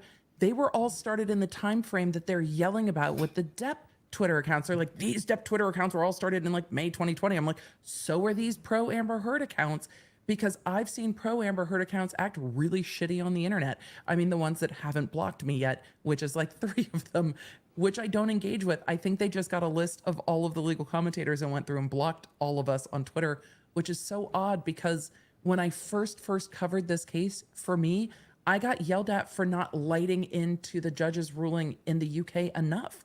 I'm like, well, that's what the judge found. I'm not going to supplant the judge's judgment. This is what the judge said they decided the facts are. That's their finding. And people are like, you're being awfully pro-Heard. I'm like, okay. I mean, I just wanted to read what the judge said. This is what the judge said. Well, and that brings us to this point right here, like this part of the article. So here's our famous entertainment attorney who comments about how shameful it was that this backfired because for the paid unsealing, which doesn't happen, but unsealed court records. That's not a quote at the top of this Newsweek article. I want to give this lawyer paid unsealing. I want to give this lawyer benefit of the doubt that the question Newsweek asked is not as specific as that first sentence, because I cannot believe he would have said it exactly in response to that. And he didn't. And this is paraphrased, but even saying there, unsealed court records dealt primarily with irrelevant information regarding Heard. Yes, that's why you didn't hear it at trial. I'm sorry. It was properly excluded. What do you want me to say? You're right. Correct. You're right. You can't go and show nudes of a person at trial because that's prejudicial. Why are you going to do it? No, you can't do that. No, you can't talk about the death of the friend. You can't do that. That's prejudicial. When they were talking about nudes, and I've only seen a few. I've seen a few where she's covered up with signs that say things that came up in the trial, where she was saying, you know, something about, oh God, I'll have to go find it on Twitter, but she seems to be nude with a sign saying, come take what's yours, or something that harkened back to one of the tweets. I could understand lawyers saying, look, this is her own writing saying this, like, come take what's yours or something like that. So it relates to a tweet. I've seen a photo of her in the bathtub from just like the upper chest up, where it's supposed to be the same night where she didn't have anything on her face, from the same night where the altered pictures came in. I can see those types of photos showing, look, there's no injuries, but I also understand why the court is like, no, that's going too far. So yeah, sure. I just wonder if it is actually revenge porn, or if it's actually photos where it implies that she's nude that serve other purposes, because I just don't trust Elaine & Company to represent anything with any level of candor. Right, especially in their own motions, right? I mean, like, that's what's getting reported on, is their, you know, preemptive challenges of these things, and it's ridiculous. Yeah, but here we are. I thought my opinion of Elaine couldn't go any lower, but man, did it manage to do that. Well, considering this was before the trial, I'm actually more impressed by like Ben Chu's courtroom demeanor when you read these emails, and it's like, wow, my God in heaven. I would have had a hard time keeping my cool. No, it's all of them. They all the snarkiness that existed prior to this trial made me look at how they handled the trial and look at some of those little sideways eyes. Oh, it gave context to that. That's for sure.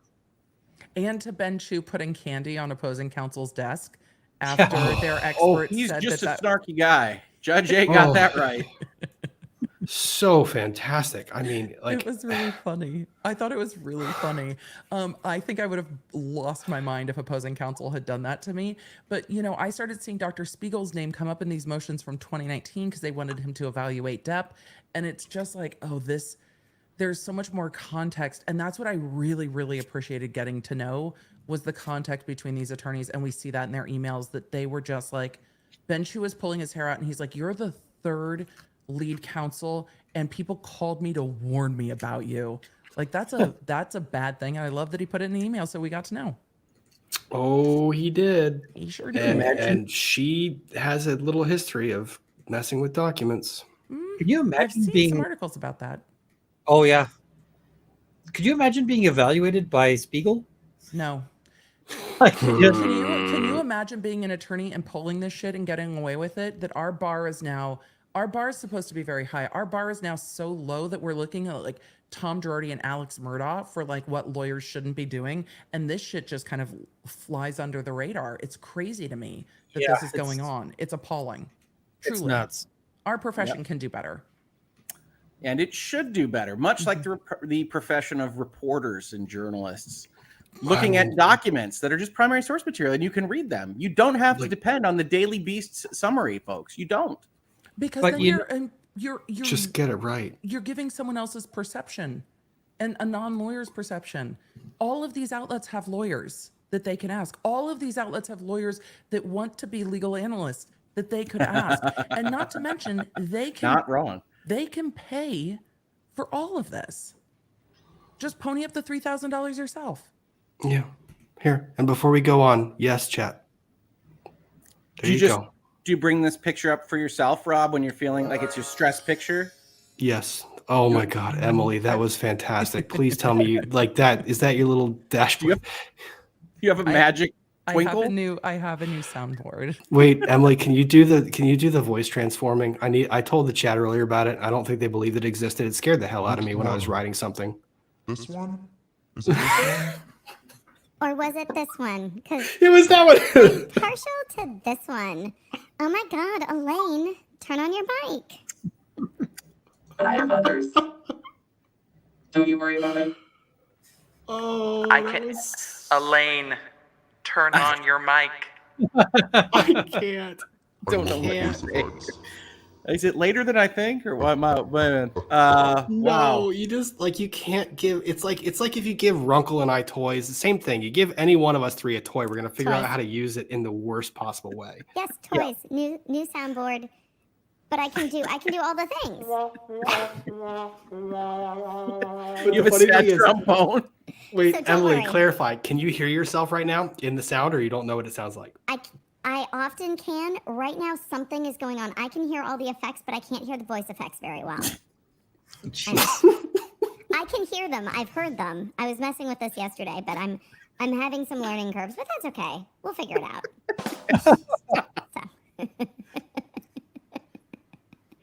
Don't worry.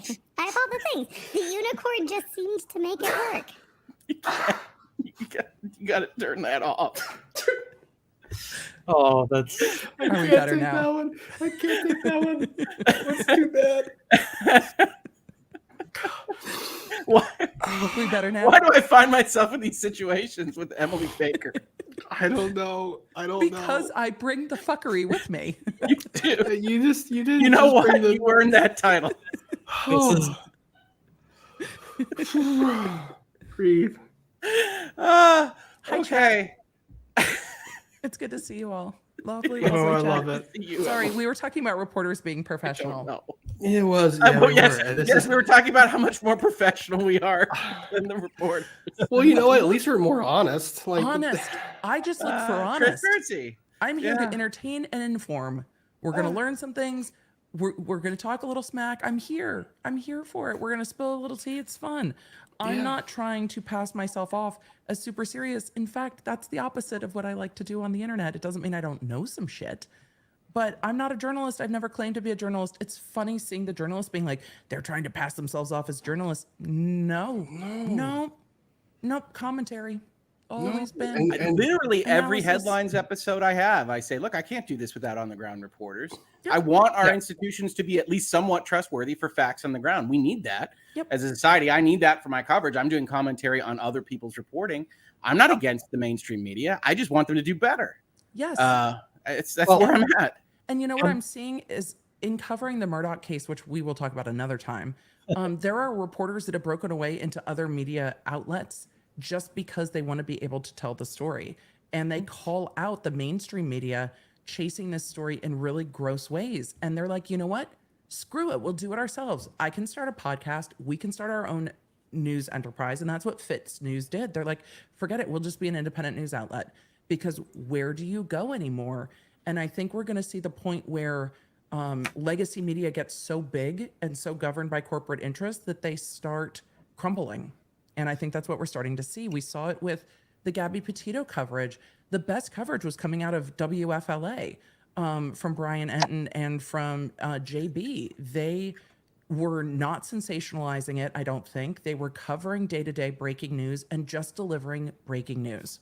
Yeah. Well, and Emily, did you catch the part earlier where I showed the 3 articles and how they all quoted the exact same phrase, like filed a motion to appeal? Like that's they're piggybacking off each other. They're all reading each other's content. They're reorganizing the words and they're adding one tidbit here and there. That's dangerous. That's what a circle jerk is. I think that's the actual literal definition. I might be wrong, but I'm pretty sure that's the definition of that. I think that's the origin. I think we're getting to this point where people are able to break away from these sort of corporate, packaged things to individual commentators whose credibility is much more on the line, right? Because if I start cutting corners, people will go, well, I'm not that interested in watching Runkle. It's happening in the commentary community right now with Deaf Noodles. And I'm sorry, with a what? It's a whole sub-internet drama, but he kind of burned his credibility with his audience, and you're seeing them just bleeding subs. And that's the thing when you're independent. If you burn your audience, then you're done. And that's the thing about transparency. All of us are transparent with our audience. If I don't know something, I'm going to just tell you I don't know. That's the funny thing about Kat Tenbarge. I'm one of the very few people. I don't think she's blocked me yet. Probably change after tonight, but I'm not blocked. I've interacted directly. And that's the funny thing about it. Like she goes out and says, tweet threads or Twitter threads are very important ways of relaying media. Well, good, wonderful. I love that you've learned that lesson. Great. I'm learning that lesson too. But when there's a contrary argument, because this is what this platform is, you can't just block people. You actually have to engage. I understand that. You can just block people. You I turn get off it. comments. Well, you turn off. Yes. I love that move. It's like, do you want this thing to be a bigger echo chamber than it is? Like people have actually given me arguments that I've actually stopped and thought about before. Like I've looked at some things on Twitter threads and like, hadn't thought about that before, or hadn't seen that post before. Reason disagreement is how we grow. One I've been loving seeing is these people who come in, post some sort of snarky comment about, at you, and then immediately block so you can't respond. Night block is the worst, cowards. Like this is the most cowardly thing you could ever engage in. And people don't want I've had that happen to me. People don't want to engage. They want to get in their digs and move on. It's why I don't engage as much on Twitter. And so they can't. What the problem is they want to bring timely. This is timely. Wait, you want people to be fair? You know what? No, not always. I'm not saying that. I'm not saying people have to be fair. But when you go out there and you basically pontificate on the efficacy and the grand stage of giving information via tweet thread, and you're saying, look at me, I'm being so honest and genuine, and then you block people or make comments only section disabled, like there's an inherent hypocrisy in that. Sure. Well, let me tell you something. So I actually disagree with you on a little bit. I'm going to be a reasonable mind on this, Rob. Okay. We can differ. I'm pretty much in favor of people being able to use the block button for whatever they want. There are reasons to do it. You don't have to explain yourself to me. That said, I do video games, right? Gaming industry is at least point kind of notoriously insular. And one of the biggest investigative journalists likes to block people, blocked me, and then will write forum posts and tweets about me. This is where I famously put, he called me a YouTube pundit that should be ignored because I disagreed with his analysis in Bloomberg about the valuation and chances of the Microsoft Activision deal going through. We don't need to talk about that more. But he did that, calls me, you don't have to listen to a silly YouTube pundit. And I said, well, okay, you're allowed to block me. That's totally fine. I'm allowed to mention it every time I otherwise cover your stuff. that you're unwilling to have these conversations, and I'm allowed to bring it up because then he comes back at me and says, well, you're taking screenshots of me in, whatever I wind up using incognito, and I'm putting them on. Hey, I got a YouTube channel. Yes. Sorry, guy. And we talk how about this these game things. works, friend. Yeah. So to me, it's absolutely block. I can comment on the fact that you are, as you say rightly, Rob, maybe hypocritical, maybe not listening, maybe echo chambering. But on the other hand, I don't want my working philosophy on Twitter, especially for non-bigwigs, right? We're talking about Bloomberg technology reporters and things like that. But I don't want to ever tell people that they shouldn't use the block button because there's too much trash on social media. That's true. There's That's too true. much It's crap. a personal preference thing. But like my own position is block as much as you want. And then if I think it's not helping for what you're doing as an investigative journalist or whatever, I'm allowed to mention that. Like that's your battle right there. Block whatever you want, but there's certain uses of it that are definitely cowardly. Sure. And that are definitely, hypocritical and whatever else. And yeah, it's I mean, you can block whoever you want and we can judge you if you do it. It's yeah, that's exactly right. Like you could say whatever you want, freedom of speech, but you can be criticized for it, that kind of thing. But I do want to give, at least for me, Kat Tenbarge, Taylor Lorenz, people that I've interacted with directly, credit for not being video game reporters, right? Where if you say the slightest thing, they will block you. Those folks have had strong words with me, radicalized influencer, grifter, whatever, and they haven't blocked me yet. So that gets more credit than some of the other people I've interacted with. Certainly. And I think, Hogue, I've never seen you come with anything other than like, hey, but these are the facts. I've never seen you be vitriolic. I've never seen you name call. I've seen you. I don't believe in ad hominem attacks. Right. No. And you don't. And so yes, people can block as they want, but I also understand Kat gets attacked viciously in her comments. So yes, she does. She does. And so I can understand them blocking people who attack them and saying, you know what, I draw the line. I'm not going to block people who just disagree with me if they're respectful. And I think that's a reasonable line on the internet to draw. If people are respectful, I'm not going to block them. If people are attacking me, then I will. But I think it's also interesting to watch them saying, well, the pro-dep people are attacking. I'm like, I've seen lots of attacks coming from both sides. Oh yeah, I was my Twitter thread. Like I am one of those, at least for right now. I've been on Twitter for 2.5 months. So we'll find out how long this. Apparently you're a bot. I'm a bot, totally a bot. If you miss the intro video, Emily, it's worth it. It's really funny. But I'm one of those block not, yes, lest ye be blocked, basically. Like you know what, if I'm going to get out here and put myself out there, if I'm going to put myself out there and I'm going to dish it, yeah, I'm going to take it. I had someone call me a vile creature. I was a demon. I'm a monster. I'm a horrible human being. That's, you know what? Great. Welcome You're entitled to have that opinion. You really are. And you want to express that and throw it in my face? Go right ahead. That's your right. You can do that. I can take that stuff from a trial attorney. You're not going to say anything worse to me that I haven't already heard. It's fair. Like, yeah. Like well, opposing counsel's done worse, folks. Yeah. So I've heard jail calls about me. So, yes. There you go. I've heard worse. I'm not about to criticize people doing the block and then tweet about them after they've blocked about them. I'm not about to criticize that type of behavior and then do it myself. So sure.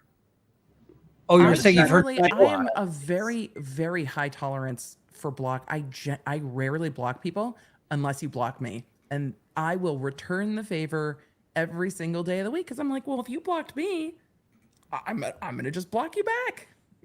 The strangest thing are, of course, the block list, right? You referenced that earlier, Emily, and it's like, I have never heard your name before. What? Who?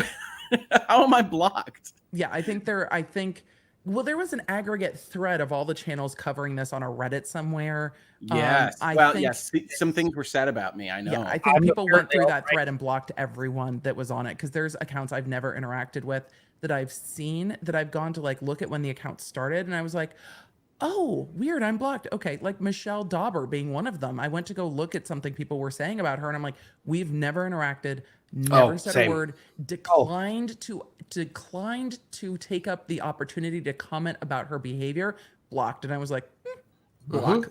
I'm not big time enough. I think I'm still on. I think I'm still available to see those because I think I've talked about them. But yeah, I mean, but you could see part of the methodology just in terms of policing the politics online with that kind of stuff. We see it with what Bot Sentinel did, right? We see it from the stories this last month. We see the kill list. We see their actual infrastructure. Well, it's coming for YouTube, but like just in terms of what they've already reported on, that kill list for Twitter, they have a service where you hit the button and it just automatically blocks everybody that they've otherwise identified. Well, so like, they're just that's coming for creating smaller and smaller echo chambers, which is bad for everyone. I think the entire concept is bad, but it's because it's tyrannical. There's no checks and balances at all. It's whatever the heck they want to say about anybody. And here's a list, and then the newspaper reports on them as if they are freaking Moses descending from the mount. I think it'll be really interesting to see if Bot Sentinel starts venturing into the territory of defamation, because there's some real possibility for that. I think they may have crossed the line on that. I think they're also venturing into the territory of violating YouTube terms of use because they are encouraging people to false flag channels. Yeah. I don't know if YouTube will do anything about it. I have my thoughts. I feel like it's unlikely. Well, will they do anything about anything? Just to be clear, the default rule is no. No matter what hypothetical you put out there. Unless you're like a major music studio, in which case they will totally, do whatever based on nothing.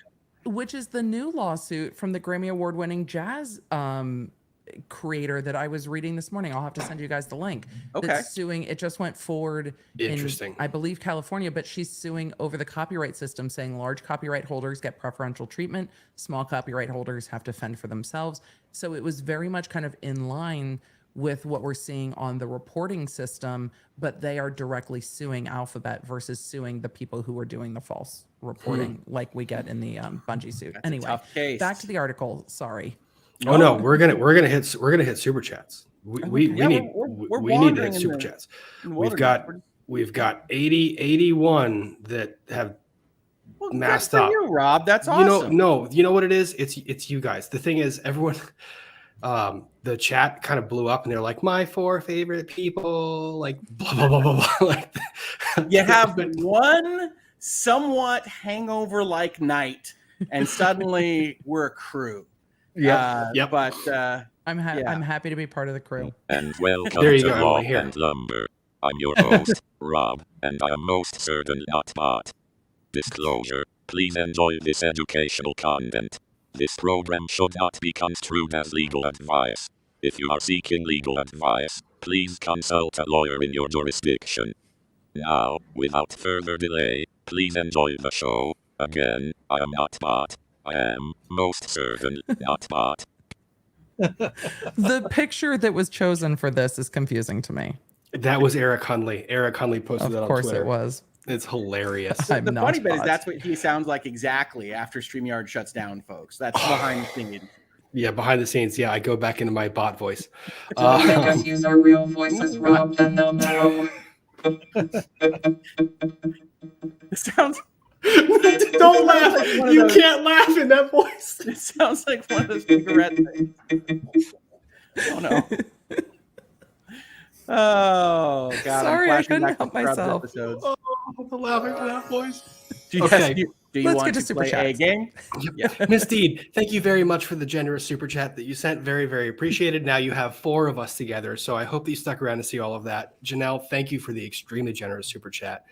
We love you all. Don't let the media get to you. They're not, and that's why we come out here. Is basically you guys see us in Twitter threads, and you guys are thinking that this is really upsetting us. It irritates us, but we have this forum we can go and talk. So that's the thing that I think is the most interesting is we're watching the legacy media not understand what it means to actually have an audience and be like, you can say what you want, but at the end of the day, it doesn't matter. The frustration is the disingenuousness for me. I don't care if they take Team Herd's side. Take Team Herd's side. Just be honest about it. Oh, yeah. And don't pretend like I'm not going to express myself to the people that want to hear me talk. Like that's the thing. Like, you can say what you want to say with your 51,000 Twitter followers, Cat 10 Bars. But don't pretend like the people that are following any of us aren't going to want to hear us chime in. Yeah. Well, you're right, though. You don't get tone all the time, and people frame it out as, I had somebody ask, I think it was my wife, who's recently joined Twitter. Thanks, Internet, for being awesome with her. She was worried about joining social media. You guys have been great. But people were asking her, is Rick okay? Like, we've never seen him do a thread like that. It's like, well, first of all, I have. I did like a 90 tweet thread when the Mueller report came out. I'm the only one that read it. And like, I did these kinds of things. But no, if you would actually see me, you would have seen me have a call get canceled, have like 45-minute window between things I was doing and going, you know what? I can do this. Kat says that Twitter threads are the future of this stuff. Let's do a Twitter thread. And then I love that you were like, I have been challenged. Challenge accepted. Yeah. Well, and that's why it's framed that way in terms of the order of the things. I said, but thankfully, she says how we should handle these things. So let's go talk about it. So, no, I appreciate the framing. It's an intellectual pursuit for me. It's like, okay, so this is why this is wrong. This is why this is wrong. This is why this is wrong. Shrimp fried rice. And like, that's what came out. But no, I wasn't, at no point was I angry. It's just, I wish they would do better. And I think that's fair. And I know that Kat is a young reporter. Sure. And I hope that there are times that in growth and in learning, as I learn to interact with the media, because my career as a DA, this was my interaction with the media, call media relations. Yes. Well, don't print my name. It's just like young attorneys. It's just like young attorneys. Young attorneys, they need to learn. You learn. You have to learn. You can't say things. You can say things. You can't act away. You can't act away. Just don't learn from Elaine, please. And when you learn, I think you learn, especially if these reporters want to do coverage of influencers in internet culture, you have to learn to cultivate sources. And I think that's going to be very hard with what's been shown on Twitter. But I wonder if this is a new breed of journalists that kind of want to be the influencer too. And I don't know how outlets feel about that. It's like, I want to raise my profile. I'm not really here to raise the publication. I'm here to raise my profile and my personal brand. And at some point, that's going to become a conflict, I think, for media outlets and for journalists who aren't independent. They work for an outlet, but they are also growing their own profile. And that's an interesting thing. I think you definitely saw that at the Post. I mean, I think that's really what's tearing them apart at the seams. Yeah, because then you're obligated to call out this person for your audience, and you've got to, how do you work with that person? And then you start seeing it almost like YouTube collab culture, where it's like, you once spoke to this person, you must disavow them publicly and loudly. I freaking hate that. People, look, I do that with the opinions that I express on my channel or on everyone else's channel, those are my opinions. I don't expect them to embrace my opinions, and I don't embrace theirs necessarily. People are allowed to have different conversations. If you're not allowed to have them on the same damn screen, how are you going to get the actual story? Like, how are you going to hear it?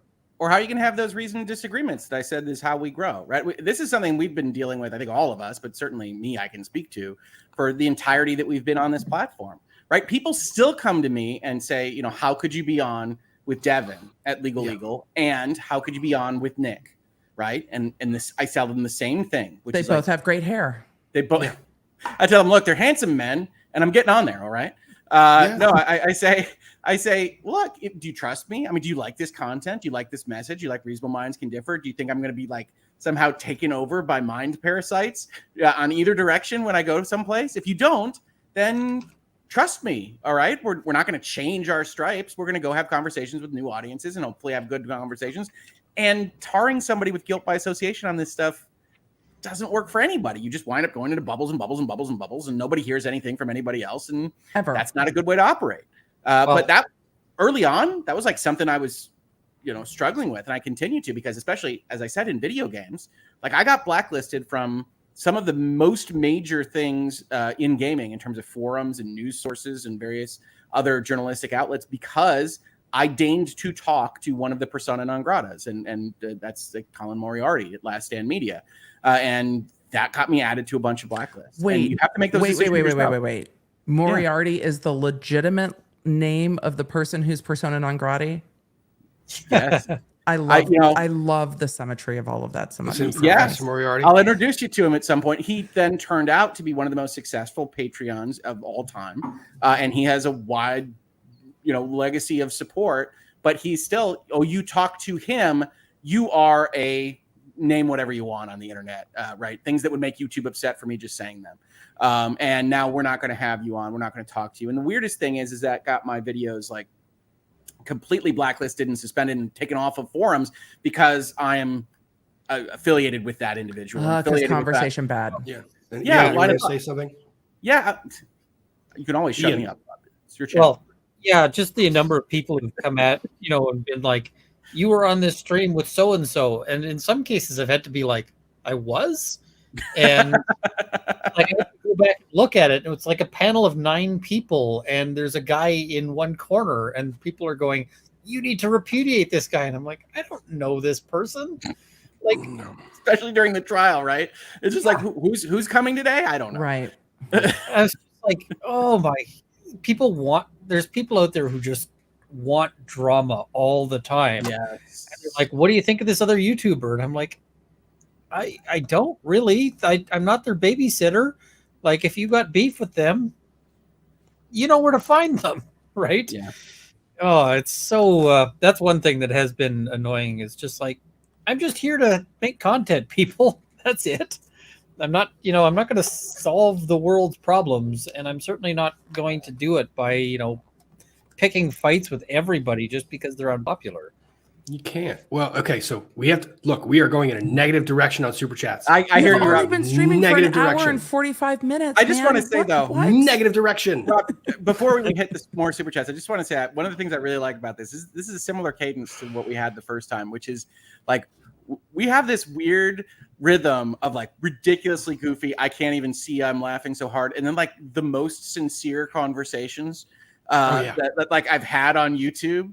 And I love it. I'm here for it. But it's like it's just wild to me that it's like I'm thinking about this as Ian is talking. It's like Ian is so right, man. I know he is absolutely. Like this is absolutely correct. Where's my ADHD map? Because my ADHD map kind of can tell us how we got here. But these are the good things about the internet that you have to have. You have to have conversations, sure. and it's real easy to put people in little boxes and be like, write them off. But that's not what any of us are about. No. Literal little boxes and write them off. I was talking about this on the media on one of my streams the other day and said that until we all stop like othering people we disagree with, we're never going to get anywhere. Because if you're like, oh, I'm going to label this person this so no one will talk to them, we're just going to end up with everybody going in opposing directions, screaming at each other. And then if there's any compromise, it's going to be like, oh, well, you've abandoned us because you compromised, so now you're bad too. And it's so frustrating to watch it play out across not just the internet, but across politics, across everything. And a group of lawyers are precisely the wrong people to do this with, because we all have to take difficult or unpopular positions at times. And so we're able to separate out like that opposing counsel isn't the position they're taking on any particular day, because sometimes, but if you're not able to separate out opposing counsel from the arguments they're making, you are going to flame out in law. And I've watched people do it. I've watched, young students who are like, well, the opposing counsel said this, ridiculous thing. And I hate them. And they last about a year and a half. And then at that point, they have decided they hate every single person that they've ever met, including people on their own side, and then they just leave the law. If you want to succeed, and I mean just mentally, like not I'm going to make a pile of money or I'm going to be famous or any, of those. If you want to just be able to swallow your day-to-day existence in law, you have to be able to get past that. So when somebody's like, oh, this person made this argument, it's like, okay, was that in the best interest of their client? Because that's how that goes. Also, if you want to be famous, just some advice, law is not the field for you. No. You don't go to law. You don't go into law to become famous. The best lawyers let their cases and their clients shine. You don't go into law to become famous. You should fade a little bit into the background most of the time in law. I would argue that comes across sometimes with all of us in terms of a certain level of discomfort with what this job we're doing right now actually entails in terms of. Nope, I love it. It's totally why I left. Well, I mean, I'm sorry. Emily has no discomfort. I was recognized at my daughter's concert, and I was like, Jesus Christ. There is some discomfort in being recognized. I never had a problem talking to people. I loved that. Yep. I just see this as a larger jury pool. But I love the job. I just, you know, don't become a lawyer to become famous. Just no, just don't do that. Just Okay, Sorry. cutting people off. Super chats. Oh my gosh, we have gone in the negative direction by like 20. It's time We're for gonna super celebrate. We are doing this. chats. Yes, uncivil law. Thank you, Kurt. Here's one for Hogue. Well, like great tax case where whether X-Men were dolls or non-human creatures.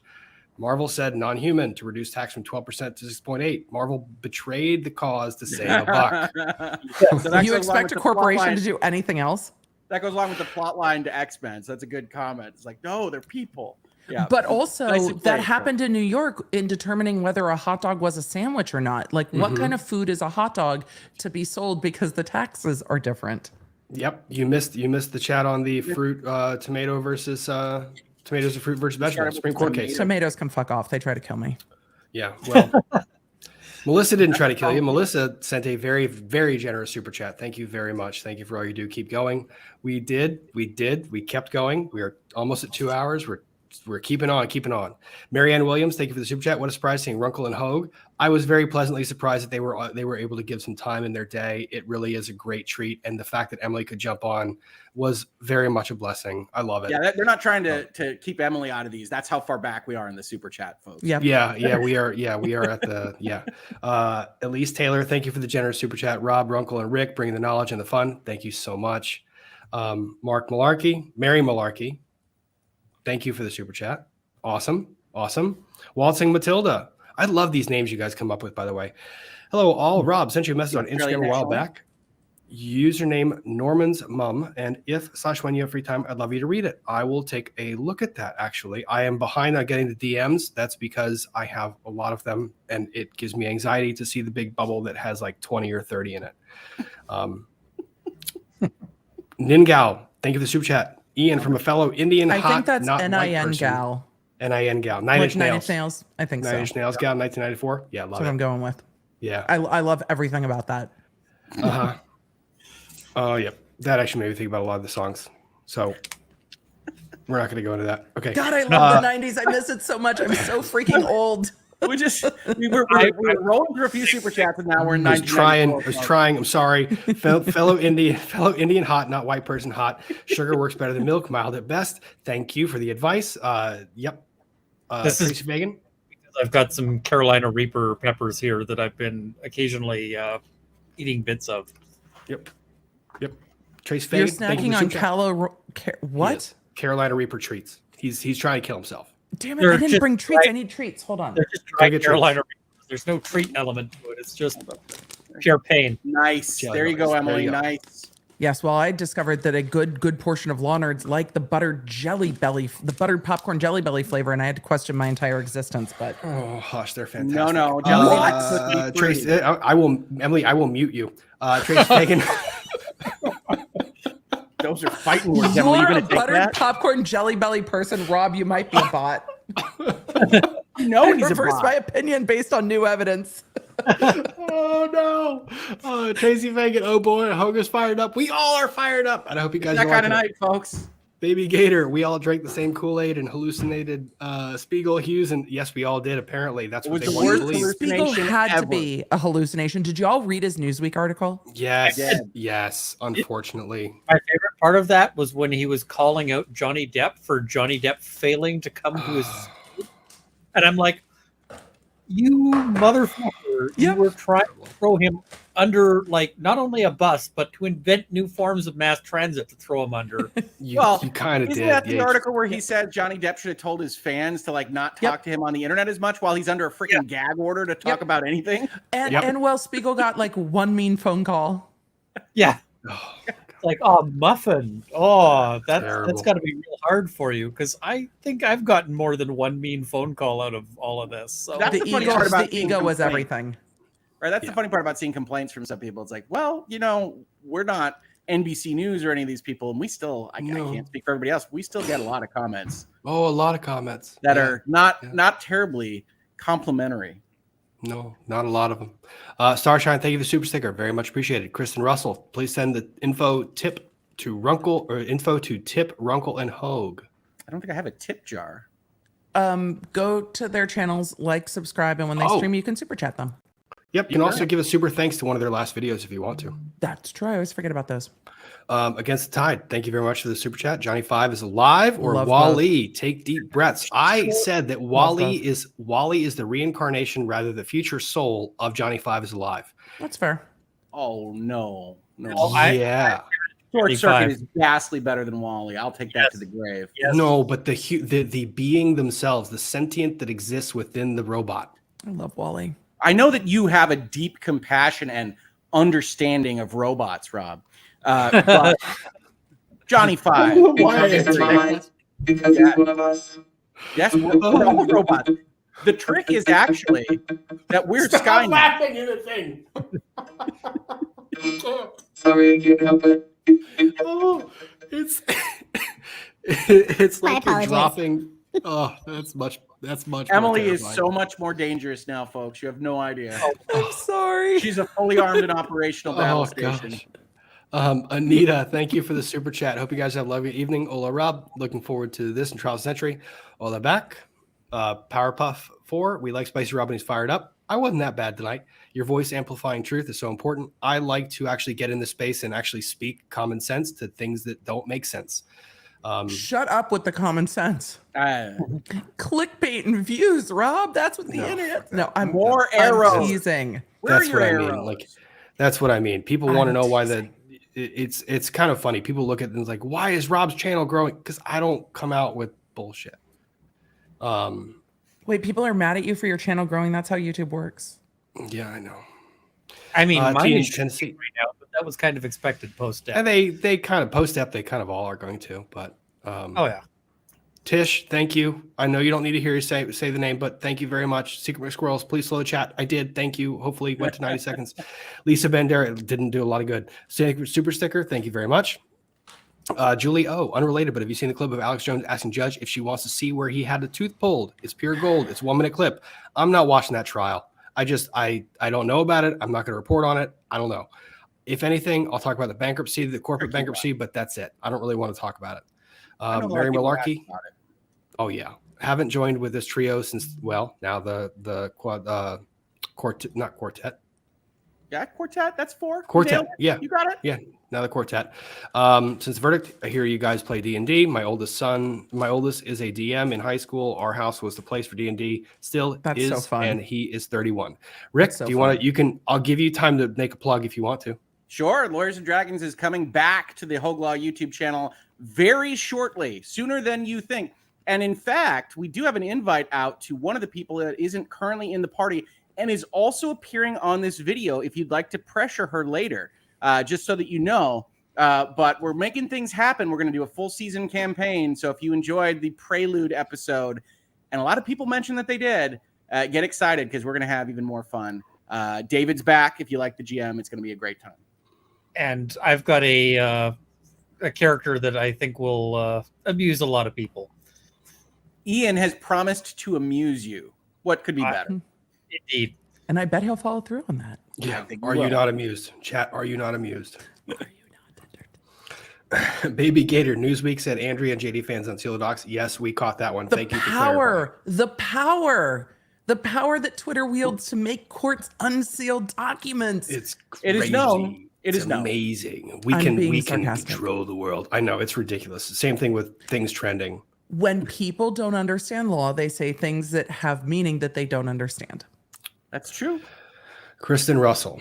1, the emoji is beautiful. 2, I am extremely sorry. 6 reconstructive surgeries to my face from being smacked in the face with an iron. She lied, play stupid games, win stupid prizes. This is part of the reason why I actually get emotional talking about this particular case, because the thing is, abuse really does happen. Yeah. It does. And I have no doubt that this relationship was abusive in both directions. It was, period. Verbally, I imagine physically. There are places for all of you guys to go. Kristen, I am so sorry that happened to you. Myself, a lot of other attorneys out there are very much trying to help and find help for everyone who needs it. And people need to know that their voice actually matters. So please don't take this trial as applying to you. This trial was a very unique set of circumstances by very unique people. That is not the rule. That's not the rule for us. That's not the rule for you. See, I read this a different way, is that Kristen is more in the situation of Johnny Depp in this case. And in that case, yep, a jury can believe you. Yep. Mm-hmm. And I'm sorry. In either event, it's these things happen. Your story is enough as it is, unchanged, unaltered, non-aggrandized. Find people to help you. They do exist, and if you need help finding resources, there's plenty of us out there that'll help you find them.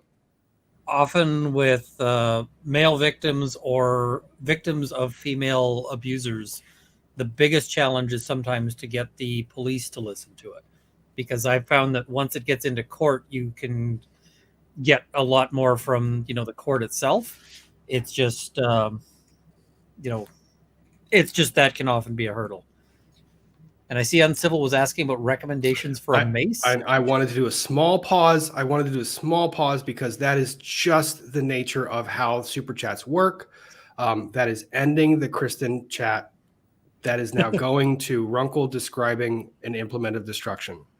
They are two separate things, and it's a very weird thing about this space that we have to deal with quite often. We have to go with something that's remarkably sentimental and then go right back into the humorous. And yeah. But I have a sword guy. I bet he could make a mace. You have a sword guy? Yeah. You have a guy that helps you with swords. I have a guy who makes swords and who I go to. Why is this weird? It's not. You gotta have a guy. I'm not saying it's weird, Emily. It's not everybody has a sword guy, all right? That's true. I don't have a sword guy. The weirdest sort of guy I've got on my Rolodex is the eyeball guy. Ooh, bad way to start a sentence. The eyeball guy. My husband could be an eyeball guy. There you go. He was a maxillofacial prosthodontist. He makes great prosthetics, eyeballs and ears and noses. See, that I might have to get in touch with, but there you go. I'm sometimes so concerned as to why. He made me the most realistic vampire fangs for one Halloween. It was so good. I loved it. Dr. All B. right. So Emily has a vampire guy. Ian I has love a it. sword guy. I have a prosthetics guy. I love it. Peachy Keen. Facial prosthetics. Sometimes I want to take a spray bottle of water to these journalists like they're puppies, since pointing out they're wrong isn't working. No. Exactly. Yes. Stop that. All the yes. But there's Lori, no incentive for them to stop. I know. They just they won't until people stop reading their content. That's when they'll stop. Which I think is happening. Yeah, it kind of the is. more credibility they lose, the faster that's going to happen. I would hope the ship would change direction soon. well, here in Canada, they have a solution for that, which is that they want to limit YouTube, and they also want to force Google and so forth to just pump money to some of these, legacy media things. So basically, they're looking at a sort of dying industry and going, hey, you know what? Maybe the industry couldn't possibly have anything wrong with it. Let's just, protect them by shutting down competition and also just requiring people to send them money. It's really messed up. It worked so well when the U.S. backed all the banks that were struggling. It went so well for them. They're like, wow, your industry's dying, and that would be bad. Let's just give you a whole bunch couple of $billion money. Yeah, exactly. Next on Rob's YouTube channel, Emily's thoughts on university tuition, student loans, and recession. Don't make me start. Oh my gosh. All right, Lori, Ian, off topic intervention, please. Rob doesn't know who Doctor Who. 1, I didn't know Doctor Who. 2, I know Monty frickin' Python. Don't come at me with the Monty Python. You know Red smell of elderberries. She's a witch. What do witches do? They float. How do we touch you? A duck. Yes, pointy teeth. Yes. I know John Cleese. He's a damn bot, folks. I don't like you guys. Red Dwarf. We should test Don't if Rick know floats. Doctor Who. I mean, Doctor Who is now the Targaryen king, man. Are you not pumped? Did I say a sentence that you understood at all, Rob? No. Okay. Targaryen king, I did understand. The chat would like a shrubbery. There we go. But yes. the chat deserves a shrubbery. Shrubbery. But do you know what? Do you know Red Dwarf at all? No, I don't know Red Dwarf. Why do I know Red British space comedy? It is no, but I do remember from Life of Brian. Always look on. Have you seen the Lego movie where they have the Daleks and they say, "Don't worry, ask your nerd friends"? Yes. I have Exterminate. nerd friends. This is why I have nerd friends. I love my nerd Just friends. They're start awesome. with start with Dr. 10. Start with New Who, and just go from there. I always recommend Matt Smith. You got to start with New Who to get to Matt Smith. Otherwise, Matt Smith. You got I'm pretty sure you can't miss a Rose Taylor storyline and skip just to Rory. I think you're going to be just fine. I think you're going to be just fine because I think my Twitter is probably blown up with recommendations of what I should be watching right now. Like I'm just all I'm saying, just Emily's right for like the purist. You should start with Christopher Eccleston, but Matt Smith is the smoothest entry point for someone that has no idea. I mean, Matt Smith is a smooth entry point, but you have to start. Oh my god. You have to start with New Who. Start with 9. Start with Rose. Just start the adventure at the beginning. I mean, kind of in the middle of the beginning, but it's fine. Reasonable minds can differ on this score, Ms. Baker. That's fine. They will. Which order do you watch Star Wars in? I tend to watch 4, 5, 6, 1, 2, 3. Yeah, and that's my the only Star Wars that were ever made. That's the one that makes sense. That's where that's at. In terms of Rob being called a Russian bot, I've been down this road, Rob. I wrote a viral article about why The Last Jedi was a betrayal of Luke Skywalker. It was the first pop culture thing I ever did on the internet. This was before it was terribly political, and it's one of the things people tar me with now. It's not a political article, folks, but here we are. Wait, how did it get? Oh my gosh! I miss. We're not going. We'll talk about it later, Emily. That is a sidetrack. I need to know everything. Sherry and Max, Rob Oracle, just like old times, and we've got 2 to add to the equation.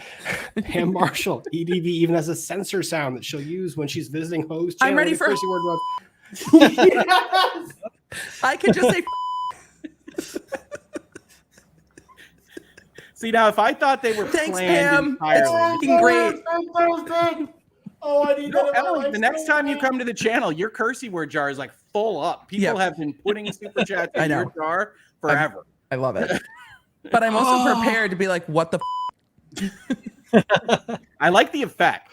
I was so unprepared for that it was just so awesome. Oh, in some ways, one of the things I like is just how much bleeping things out can make it sound so much worse. Oh, it's so much funnier. There's whole channels of that, right? Did Jimmy Kimmel start the unnecessary censorship? Was it Adam Carolla? Somebody started the unnecessary censorship. It is just a great form of comedy, and I love it. Oh, it's so fantastic. Yeah. The other one is I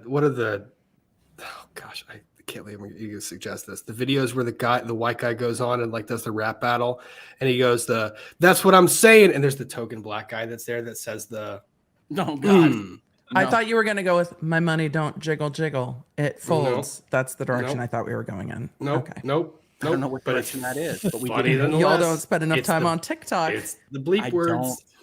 My money don't jiggle jiggle, it folds. Sorry. Riding in my Fiat. You really got to see it. Keep going. Sudarican, thank you for the super chat. Soundtrack in the background. Mandalore Wise, or the Shits Giggles. Mandalore Wise at the latest shrimp fried rice posts. Shrimp fried rice. I will pull that up when we get to the end because I'm pretty sure it's going to be somewhere. Lynn, like Wood Daddy Stack, yeah, kind of like that. You can get stuff trending if you have enough people. If you want to surprise Rob when he checks on it, hashtag shrimp fried rice on Twitter right now. Oh yeah, let's do it. Go ahead. I mean, how many people are in the chat? I have no idea. 5,000 plus. That's more than enough to get something trending. That's enough. It's already partially trending, so you got shrimp fried rice. Yep. You got heads up. Yeah, you could do shrimp fried stack. You could do shrimp fried rice, shrimp fried stack. You could do anything you've got to pick one, Rob. Rice. Otherwise, it'll mess it up. Shrimp fried rice. You've got to stick with shrimp fried rice. Shrimp fried rice. Shrimp fried rice. Go ahead and drop that all over the place you want to do. Froggy Girl was wondering why I saw a headline that she's owed an apology. I forgot to read it. Well, we read it for you. Yeah, we read it for you. Who owes Amber Heard an apology? Amber Heard's lawyers owe her an apology. Like, I'm so sorry that we weren't more stern with you. We should have told you no more. We should have said this countersuit's a bad idea. Like, we should have just yelled at you and said no, but we didn't. I think they did. That's why the first ones got fired. I think you're probably right about that. Cameron McAvoy or walked off. Cameron McAvoy's a damn good firm, and yeah, that's what we learned in the insurance lawsuit is some of them got boxed out by Elaine. I know, because Clients tend to gravitate towards attorneys that share their mind and share their impressions and share their thoughts. That's how it works. And their personality traits. Very much so. Apple Jam PB. I think so many of us see y'all cover the unsealed docs because we appreciate your individual takes on the trial, each different and fun to listen to. That's where I give all of my other colleagues who have the time to read those things. I want you to go and watch them. They do great analysis. Emily broke down some of it today. Peter Tragos has broken down a lot of it. I know people have taken a good look at this stuff and done comprehensive breakdowns. Go follow those channels. I don't have time to read 6,600 pages of documents. And Rob has a job. Well, all of y'all have jobs. I don't. This is my job. I want to get there, although when I do, I will be running a whole bunch of pro bono stuff anyway, because that's the kind of crazy person I am. To be fair, it's a lot of stuff. It's a lot of stuff to go through with some tidbits that make you understand the animosity between the lawyers. And a lot of it we had already guessed at, because a lot of it's just really unsealing things that we had already speculated about and already kind of figured out from the way that the trial went. It's different seeing it in black and white and writing. And I can basically bet for certain that Amber has been telling Elaine how great Elaine is for the longest time. And then in the trial, when things started to go badly, all of that probably flipped on its head, and Amber started giving her no end of shit, which is why, you can hear some of the, there were some remarks about, them being seen sort of fighting. And I'm just like, that's par for the course. Yeah. Oh yeah. But I don't think Johnny Depp was fighting with his lawyers during that trial. No, not at all. And that's a lot of work. That is a lot of work to make that relationship happen. And we are seeing Elaine being pretty strong in the emails. And I think Elaine is probably really good at those interactions with counsel. She didn't do great questioning in depots. She didn't make great arguments in court. But if her client's just seeing the email exchanges, she's like, yeah, hold their feet to the fire. And it seems like Elaine's really good at Karening some emails. My favorite one is in every single case where I have an opposing counsel, it's like that on the other side. I send an email back and I say, I trust this email was for the benefit of your client. The first line of the email, I trust this email was for the benefit of your client. Now, if we can actually speak about the subject of the at issue. One of my favorite snarky emails back was, I have received your email and will respond with the consideration it deserves, and email. Oh, love it. Yep. And those are fun too. Just, that's all you get. And then I got back was there going to be more to this? And I was like, no, that was the email. Yep. At one point, Elaine basically mansplains how she wants, or Elaine splains how she wants BenQ to respond to her email. And she's like, I want you to take this time, and I want you to respond to each point, and I want you to do this, and I want you to do this. Point. It sounded, and I want you to cite medical authority. It sounded like me trying to get my 10-year-old to unload the dishwasher. First, I want you to do the forks, and then the knives, and then the spoons, and I want them all to go in the same direction. I want you to dry them. I want you to put the glasses here. It was very much a very dismissive, like, I need you to go point by point, and I need you to attach your cited authority. It was just ridiculous. No, I've gotten settlement proposals where it was like my client, I know we're getting off the rails here, where my client, they were like, I propose that your client have only supervised visitation with the kids that he helped raise the entire time that they were together in the house. And it's only like once a month. And they were like, are you going to counter propose? And I said, no, like that, I'm sorry, that went into the ether, but that's not how this works. You have to counter propose. No. That gets a counter proposal when it actually comes down to earth. Like when you bring it down to earth, then we can talk. But until you come back down to this world that we're on right here, no, you just keep talking into space. And that's sometimes the best way to deal with that kind of thing, because they'll just go ever crazier as they get more and more upset by, like, why aren't you responding? It's like, sorry. Mm-hmm. I remember a criminal file where they said, we want this lengthy jail period. And I was like, you're not going to prove this at trial. My position is you withdraw, which is, basically you guys need to give up now. And they kept sort of making incrementally lower. And I was just like, you have my position. I'll let you know when it changes, if it changes, but it's not going to change unless you guys find some evidence. And so finally, day of trial, I walk in and I'm ready to go. And they're like, so what's your position? I'm like, still, you need to just withdraw this. And they did. It was just so maddening when you've got that, when the negotiation is like, you need to realize your case is garbage. And was anyone else thrown by the Emily scary fish face that she just did? Yeah, we were curious. We did see Emily reacted very strongly to something. I'm sorry. I went to see if shrimp fried rice was trending on Twitter, and People has tweeted out 1 minute ago that Taco Bell announces the return of the Mexican pizza on September 15th.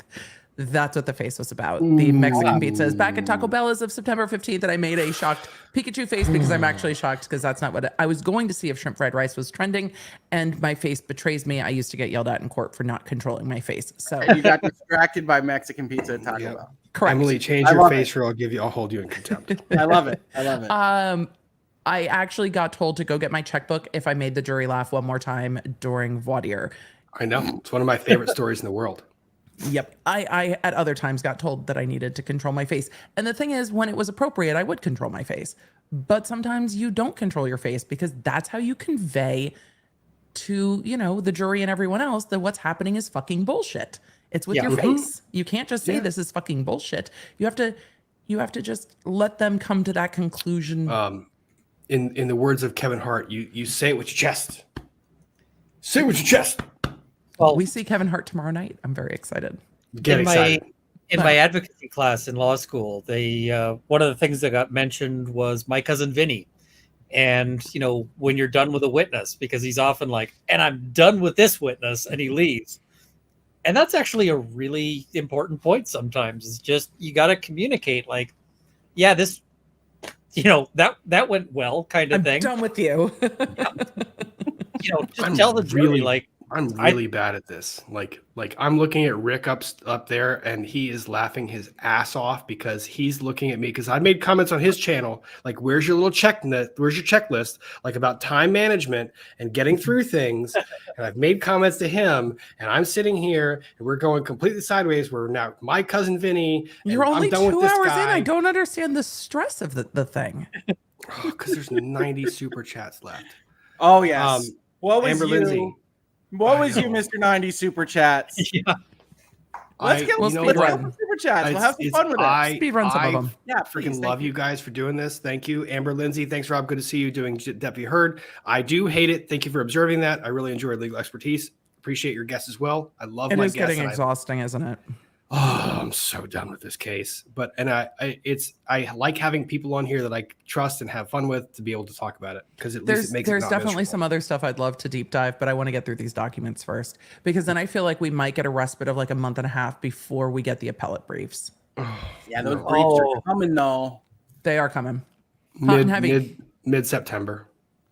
I don't have time in September. I need everyone to push to October. I want that to be the official. Emily Baker, Your Honor, we just found out Emily Baker doesn't have time to do a dive into this. We're gonna push these another 60 days. I'm gonna be at Cala in Las Vegas at the beginning of September. Then I'm gonna be in Arizona. Then I'm gonna be speaking at a conference in Albany. Then I'm speaking at a conference in LA. And then it's BravoCon. Like my fall's fucking booked. Can they appeal at a better time? Jeez. I have the exact same schedule actually. I have a number of conferences I have to speak to and Bravo. Yep. Whereas nobody wants to talk to me, so it's all good. Oh, I'm very excited to go to the lawyer event in Vegas. It's a California lawyer thing because a number of the lawyers whose stuff I cover will be there. Oh no! Very excited. That could be interesting. That's like every time I think about Rob having to do something in front of Judge A, it's like I wonder how that feels. Yeah. I was tense the first time. Maybe I should try to talk one of the Canadian law conferences into having me fly me out, put me up in a hotel, and I will do a thing on this is what YouTube is about. You should do a thing. Wait, are we all going to Vegas to hang with Emily Baker? That's what I heard. You're welcome to come to Vegas. When are you in Vegas? Beginning of September. I'll text you guys the dates. I bet y'all could. I don't know if it's only California CLE. Because it's a lot of CLE. It's like CLE plus parties because that's how those things You do the are. CLE. We'll be around town. We'll meet up after you're done CLEing. Yeah. I also need to trick some sort of Edmonton conference into sending Emily an invite to. I'll come. Make sure she makes it here. We'll absolutely talk about media law cases. I think there's a lot of room for lawyers to learn about. Some lawyers that do it really well are going to succeed, but lawyers need to understand how Twitter works. They need to understand these. Yes. They need to understand. They need to understand the media behind these cases and not traditional media. I think some lawyers are like, oh, if we have a media case, we'll get a PR team. They'll deal with it. No, that's not. You need to understand how the internet works, how cases get covered. You need to understand all of it. Yeah, because the PR team can't do a lot of that heavy lifting for you. And they don't understand it. Yeah. Well, as people that cover these things, it's probably not the worst consulting opportunity, I would have to say. True. The lawyers just need to understand, look, some lawyers are really great at storytelling, and they do that either well in court or in writing or both. The lawyers that tell stories well in their written motions are going to have more favorable coverage because we all just understand what the fuck they're saying. And if you can throw in a little sassy, snarky footnote, we're just going to be like, love, little snarky language for the interwebs, and we're all happy. It's so funny, Emily, because you're exactly right. And it's the stuff I complain about in the cases that I read. Because we talk about this with like the Bungie case. It's like, that is written for us. That is written for you and I to read those things and be like, damn. I love it. Emily, are they covering any of that conference live via video stream? I have no idea. The last time I did a video that'd be stream, fun speech to break down live. The last time I did this is not the speech. I'm not giving a speech. I'm there for networking. Okay. I'm there for networking and drinking with lawyers and my tattoo guys there. But there's lots of reasons to be in Vegas. It's been a while since I've been there. They have a 3-story Vuitton. It's the largest maison in the U.S. I enjoy going to Vegas. I'm just amused that the California lawyers do CLE conference outside the state of California. Yes. So the Virginia lawyers. Amusing to me. We do. Yes, I mean, they do some in Hawaii too. The thing is, most of these CLE things happen in somewhere you want to go. They have to. Because the whole point is that you're required to get CLE hours, so you just go there. It's a write-off to go there, and then, I mean, business expense, networking. The last time I went to one, it was out in Victoria, and there were people who didn't go to a single one of the presentations. They went on a boat and went fishing. Because they were like, yes, we are officially attending our CLE, but also we are just going to go fishing. With judges, I'm sure. There were likely judges involved. This is one of the conferences that quite a lot of the judicial officers attend as well. So I'm interested to see if any of the judges who I've been covering show up. So I would love to have that chat. Okay. Nicholas Taro, super chat. Thank you very much. Watch the thread unfold. Said to Hogue this morning, said it again. Looking to DB as fact finder is like using the Sun. Page 3, girls for fashion tips. Hogue made a comment about that. He did not know what the Sun page 3 was. I just wanted to say that I live up to my name on the innocence here on this kind of stuff. No, my entire chat started explaining to me what the reference was throughout my episode this morning. Have you watched Bridgerton? I have watched Bridgerton. Okay. So we're not completely, I mean, Bridgerton's probably mild, but I haven't watched Bridgerton. I'm confused. Emily, what is the question on Bridgerton? Nothing, no question. Hold on. Just wanted to know if you'd watched it. Hang on. Before we continue, I'm going to make an announcement to the chat. Turn it off, are we, Grab? Nope, I'm not. What I'm saying is, I'm going to bring up chats that do not have questions, and I'm going to scroll them across the bottom. If one of these guys want to talk about it, this is the ADHD happy zone. You guys seem to be really enjoying the conversation. I'm not going to interrupt it, but I'm going to start ticking away at this number, and I want you guys to be seen. I'm going to stop eating jelly beans. That's what we're going to do. So continue. I put myself 50, so we're good.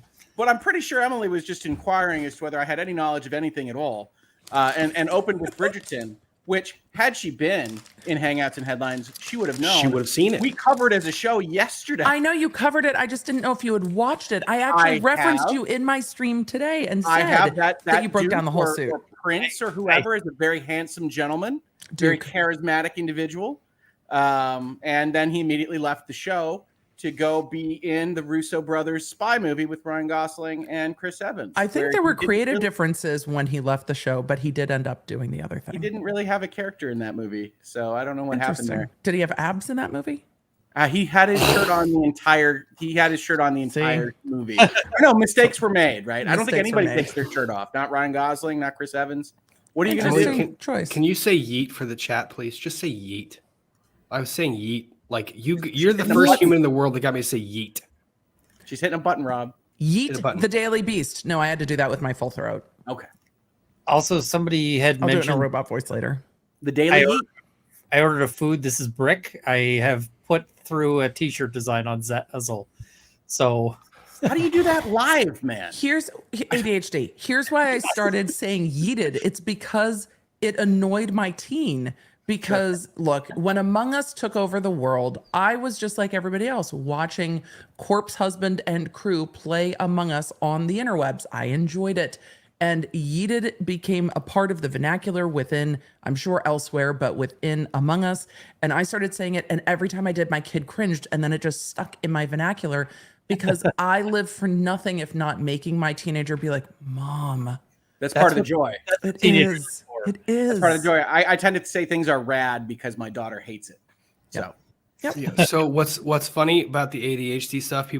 Someone asked me this question, like, "Wait, Runkle looked like he was doing something else on your stream," and I said, "No, Runkle is doing 4 things on my stream. He's playing a video game on one screen. He's designing a shirt on another screen. He's fighting Twitter trolls on one, and then he's also communicating in the chat here.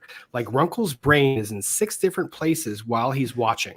Like, so yes, like if I ever have to call his attention like this, that's like I need this screen. I need this screen. And I would have gotten along so well in law school. Me and a friend would sit in the back of Wills and Trust and watch movies. We would like share a headphone. It was great. I love it so much. I have the one screen showing the broadcast. I feel so unproductive. I got 2 screens and I love it so much. Yes. How is this the first time you've had the 2 screens? I actually have one screen. 4 screens. I am sitting here going, I need more. Excuse me? 4? Wait, whoa. You can't just bypass that like it's like a simple statement you just made. 4 screens? It's a lot of screens. Oh, I assume you just had a wraparound VR-esque, 180 degrees. Is it 2 down monitor. and 2 up, or is it 4 across? I want to get more screens. Right now, I've got 2. I've got 2 on this computer. I've got another one there that actually is on an entirely separate computer that I can pull up with an entirely separate, keyboard, whatever. But I'd like to get another one because when you say playing a video game and designing a shirt, no, I was playing 2 video games and designing it. On several occasions, I've done things like I'm on Legal Bites' stream and I'm listening to Emily D. Baker's stream. I do that all the time. Thanks. I don't want to miss it. I'm just, and also, I got to use this attention deficit for something useful. It does all sorts of mental things. And so people do the cool things too. People comment when I show up in like your chat on coffee and cursey words. I'm like, you don't get it. I've got her in the background. I'm doing 4 other different things. Like, so if I don't get to you guys immediately, right? It's I'm listening and participating some, but on in the background, which is what a lot of my chat does. They're like, you're just on with me while I'm at work or here or there. I get it. Yeah. Yep. Except when you went into that horrible voice. But which one was your favorite? The pitchy Elaine. Do the pitchy Elaine. Say the super chat, the pitchy Elaine. Oz Wookie, having a sick day due to a massive headache and saw this was live. Heart. I'm so here for this. Long time listener, first time caller. Hashtag Wood Daddy Stacks. FTW. The thing is that it's not really Elaine's voice, but when I picture Elaine saying it in that voice, I'm just like, oh my god. Oh my god, Your Honor. It's what if any? I said what if any? Oh, all I can hear is like a My Little Pony in a courtroom setting. Is mostly what I've got out of this. It's gonna be okay, Pinkie Pie. Sandy Ramirez. My tweet hoping you would all stream together came to fruition. I'm here for it. Yes, it Exactly. did. It did. It really did. So you sent those vibes into the universe, and the universe sent them back in the form of these 4 idiots on screen. I'll have you know, I received an open invitation to this stream. Don't let him put this on us. Oh, I invited. I said, guys, come on, please enjoy. We are going to have some fun. And it's fun because this is a safe space where we can all talk, and you guys are all welcome. We're not going to say anything too offensive. Honestly, because we're not that offensive of people. Well, not on the internet. I take that back. But mine's mostly 13-year-old humor, and I do that on my After Dark streams. I do a lot of the potty humor. Yep. Yeah. That's how it is. Well, I think we all know that I'm known for my crude humor and casual use of language. So I think we should leave it at that. I can occasionally get salty. I'm told that tired Runkle is best Runkle. Well, the least filtered, I think, and that's The first time you went all night or whatever at the your tweets were they were gold. I was like, I don't even know this person. I've been following Ian Runkle for a long time, and I have no idea what is coming out. Oh my gosh, you should have heard. You should have I would come home to the house, I'd come back to the house, and Ian had been up for 20 hours at that point in time, and I'd walk into the house, and he'd be like, "Oh man, I got to tell you about court," and then just 20 minutes later, there would be a pause. And I think it was because it was his first time he took a breath. It was just down. The profanities that would just spew forth. Normally, I sort of I'll have a thought, and that thought is at something like an 8. And I'm like, I need this to be at more like a 4. And so then I have to sort of downgrade it. Yeah. I sort of have to mentally, I want to keep this joke, but I want to tone it down. I get way less able to do that as I get tired, and the filters fall off. It's just it takes off the brakes is what it does. Well, I'm a big fan of Ian Runkle without sleep. I'm not that's healthy for you or anything, but those tweets. I love that Rob is basically running a lawyer content house. What do you mean? Well, it is law, lumber, and lodging. It is. It is. I had Joe here, and Joe and I actually did one of the impossible things. We had an actual productive stream discussing freaking religion, and it was one of the most positive conversations I could ever imagine happening because he was here and we were talking as friends. It's amazing what you guys can actually have a dialogue about when you just drop the pretenses and just talk. Well, when you start being real, would you say that for me, Rob? Be a real person. Were you trying to get the reference to the real world? I was. Did I miss the language? I think it's when people stop being nice and start. Hold on, I'll look it up. Start being real. No. Did you watch The Real World, Rob, or was that before your time? Because I feel like it wasn't before my time. How young you are. I just gladly ignored it. It was like peak Rob time. I am a child of the 80s. So yeah, that was there. But Eric Hunley, Michelle Dauber, first ever person I ever blocked. Thank you for the Rob bot photo. It featured heavily today. The wood bot was great. I didn't block Dauber, but she did block me at some point. I suspect probably just with that bot. She did that to everybody. But or it might have been after I made the video about her. I don't know that she necessarily liked that because I actually really have some serious issues with the line that keeps coming up about female lawyers shouldn't defend, certain types of people. That was the worst. Because I'm like, that is incredibly sexist. Nobody ever says, hey, Runkle, you're a traitor to your gender. Never has happened on any case I've ever run. But women get that shit all the time. And it's something that can hold them back from opportunities. Yeah, so woman professor at Stanford. Well, Michelle Dauber is a traitor to her profession. The intro to The Real World was, this is the true story of 7 strangers picked to live in a house, work together, and have their lives taped. Find out what happens when people stop being polite and start getting real. Getting real. I didn't 90-fy it enough. Yeah.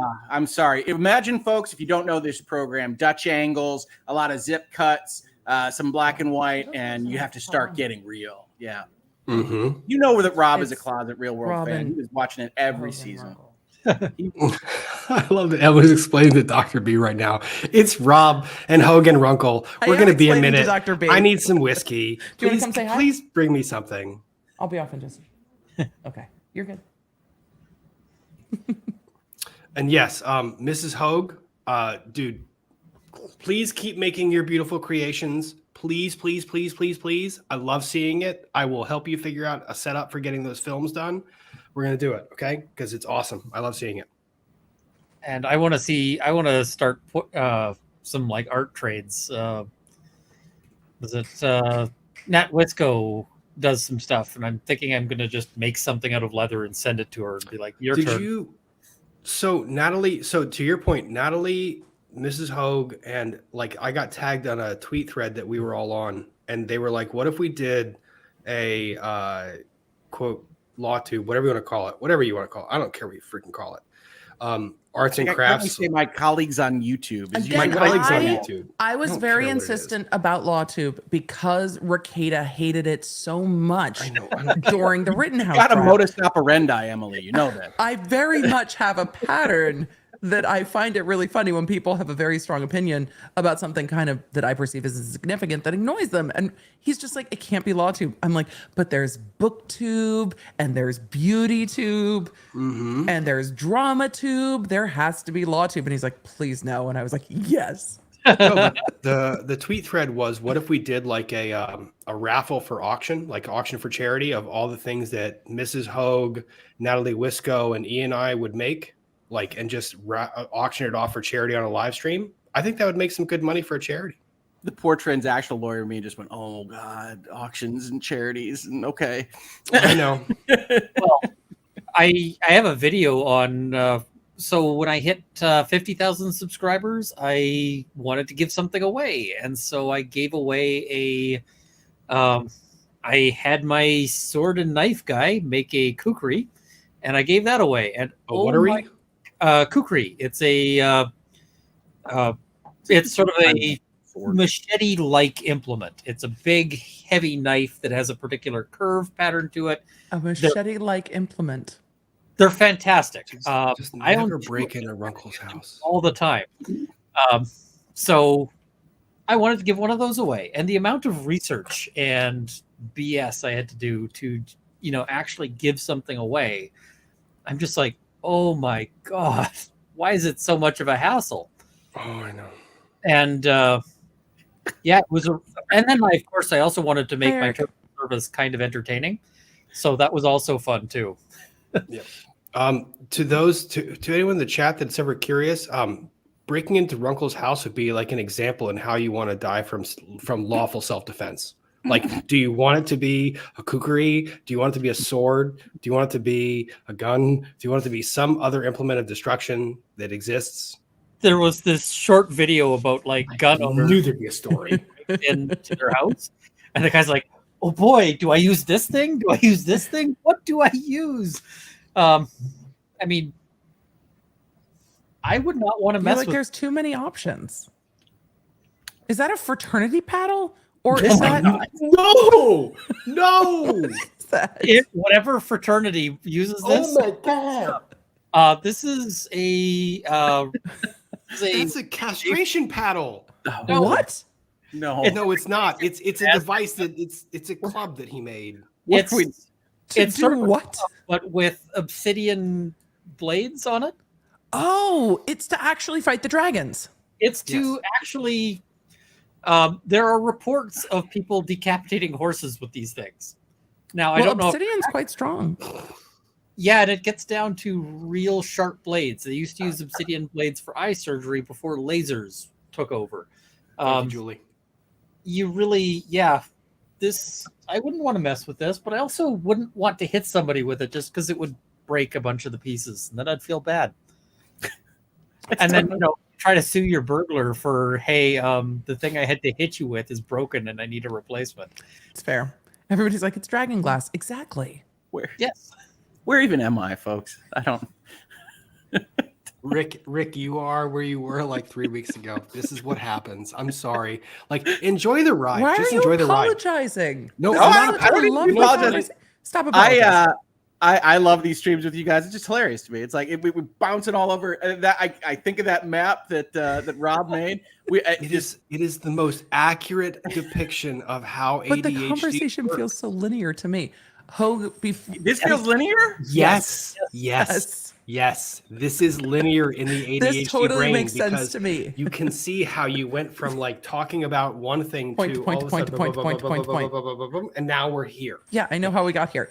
Hogue, I do want to say though, because I saw your eyes perked up when we talked about like a giveaway. At some point, we need to do a stream about all the things influencers do wrong with like giveaveys and lotteries. And please, it would be so much fun to talk about. No, we absolutely could. I touched on that in one of the videos on Versatility. We had a Twitch streamer go down because they started screwing around with their lottery rules. Yep. So we covered all that, and I think the one thing I said was, this stuff is so hard. Like literally, the big firms that I worked at would sometimes just be like, nope. We don't do that for clients because it's just so crazy hard. It's so crazy. Yeah. So in any event, I'm all for it. I'm all for discussing things like that, but you got to get your jurisdictional rules right, and we got to get all that stuff. So people get it wrong a lot. I'm a lawyer, as it turns out. We can figure these things out. The FTC gets real sassy about it. They get sassy. They do. Funny thing is, like, I made that Lazy Susan with Joe, right? I made the Lazy Susan. I made the video of it. And it's still in my house. Joe didn't take it because Joe was like, either sell it or give it away. And I was like, okay, I'm happy to do that. But giving it away, it's like, oh, that's a lot of things I got to figure out. Giving things away are a lot of things. Well, and then if you try to do it internationally, it's a lot more things. And then if you don't do it internationally, the international crew's like, what about us? And we're like, your laws make it hard. That was kind of like, I basically had to limit it to to Canada and the US, which in and of itself is like 50 different kinds of rules. Yeah. But at least Canada and the US are mostly harmonized. If you land in one particular space, you're pretty safe throughout Canada and the States. You just have to not step outside that very postage stamp sized piece. And if they decide that your Lazy Susan is worth more than you think, you might need to get bonded in New York and like, I don't want to. I mean, I give away all of the things I ever make. I don't sell my work. Like, yeah, I'm in the same boat. Freaking hard. Anything? Why is it so hard to give someone something? Maybe we should do a video, Emily. You know who I would love to try to get on a video like that? Mr. Beast's lawyers. That's exactly what I was thinking. I was like, well, if we had our druthers on that, it would have to be Mr. Beast. Oh, it would have to be his lawyers. He gives away all kinds of crap. Jimmy's lawyers gives away so much money, or he'll give away, like, if you win the chocolate factory in the video, you can take it in a lump sum money instead. And I'm like, are you basically running a lottery at this point? It's so interesting. His lawyers might be like, we're not talking about this on the internet at all. Yeah, because we don't want anyone to know what we're thinking, and we don't want anyone to know how we're doing it, and we don't want anyone to look at this more closely. Portions of it are undoubtedly in at least what we would call a gray area. Yes. And so generally speaking, you don't want to talk about that because suddenly the IRS is looking. We could break down. There was one winner who won money from Mr. Beast, and he did a video about the things he was required to sign, including a contract saying that he was a contractor and that he contracted for services. So instead of winning the giveaway, he ended up contracting for services. Because he was a content provider. Yes. That makes sense. We could break down that video. Does it make sense, Rob? A little bit. He's a content provider. Rob's like, it makes sense about why they're trying to do it that way. I can see why they did it. I don't think it flies. Having interacted with regulatory bodies, does it? This is the kind of makes sense that tends to end up locking you in some really expensive litigation, as with the judge sort of giving your lawyer the really expression the entire way through it.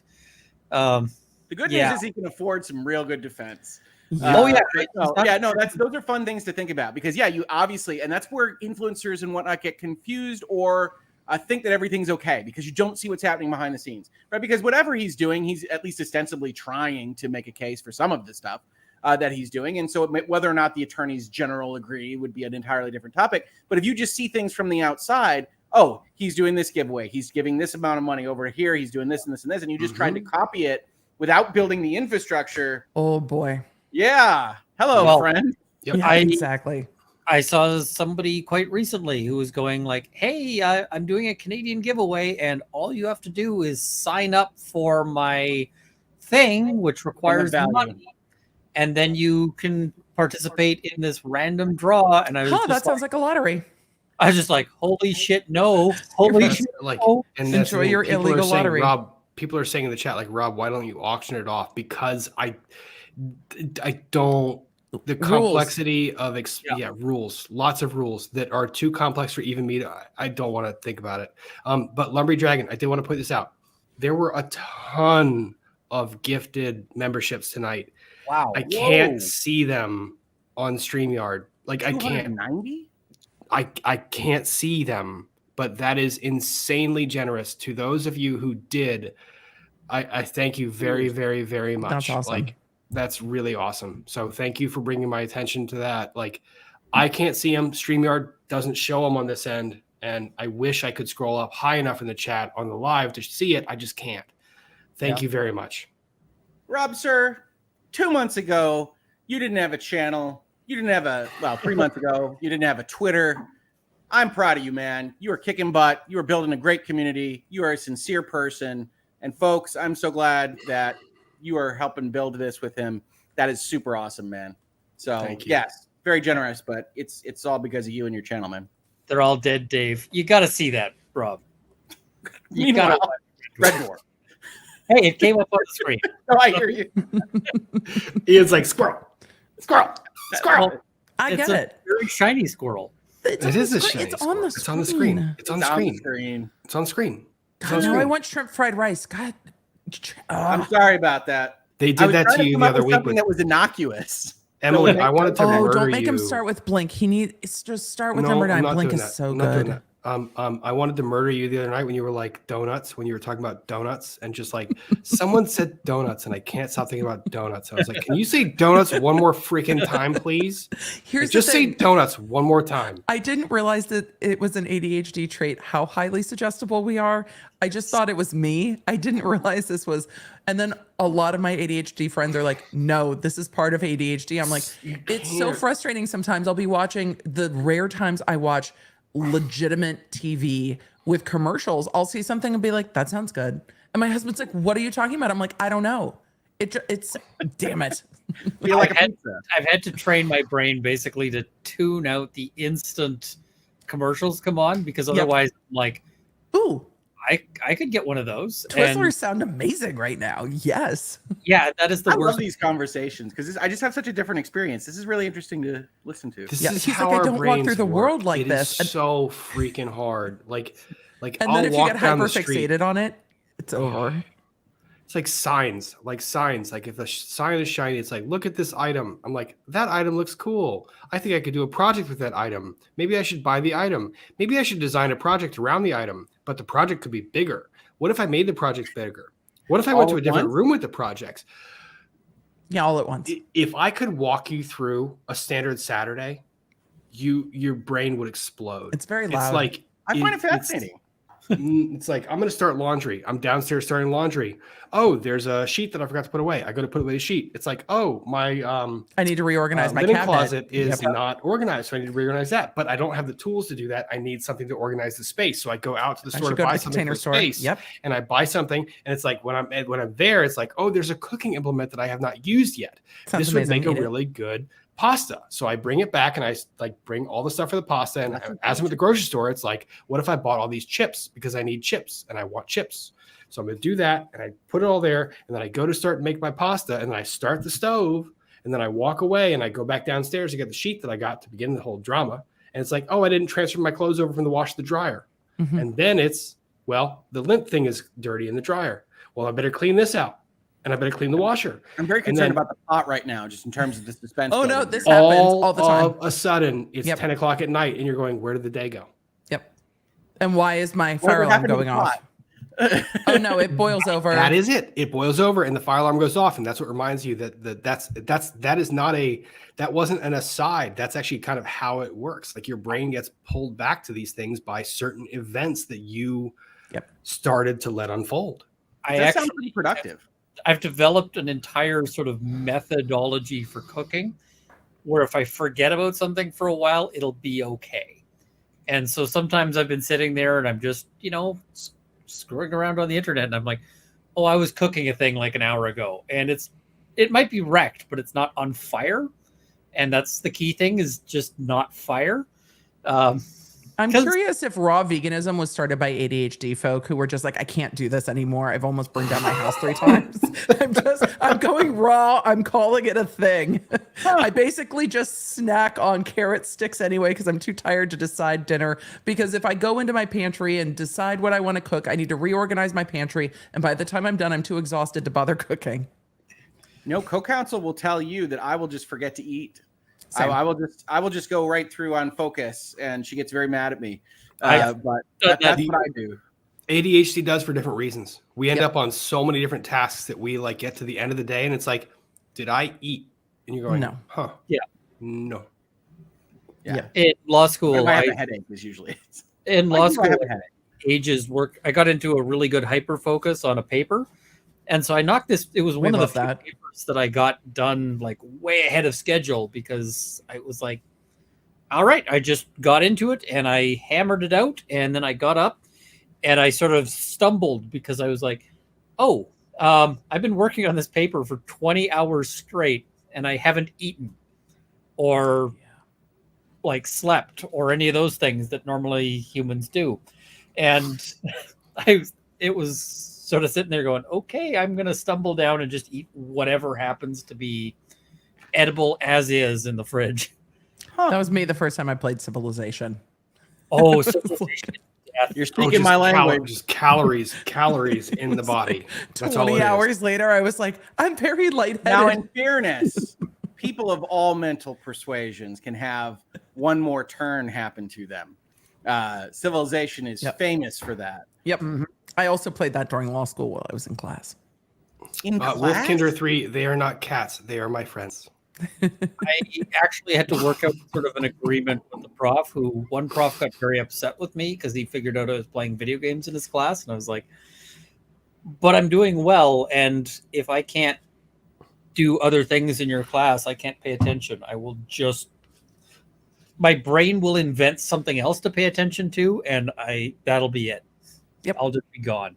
Sometimes it was The Sims. It wasn't always Civilization, but my brain it needed something else to be doing while I was trying to listen. I could never get into The Sims. I hated The Sims.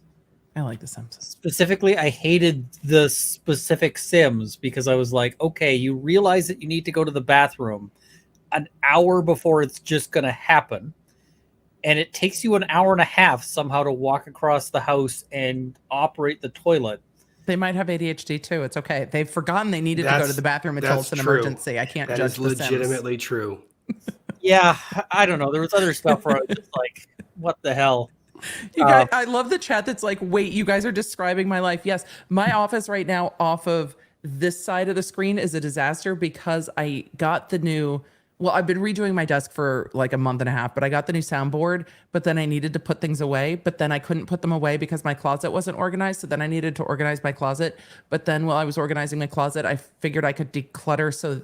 So now everything's torn apart and I need to redo my drawers too. So. Yeah, I need to clean up in here in the worst way. Yep. Anyway. Law Talk with Mike. Bad suggestion. No. That starts Malort. Malort. It starts lawnmowers. It starts like car engines. It's an alcohol that's consumed by humans, apparently. Apparently, he says. Malort is basically liquid war crime. Does it melt your inside? This is the Runkle. This is the Runkle that you don't get.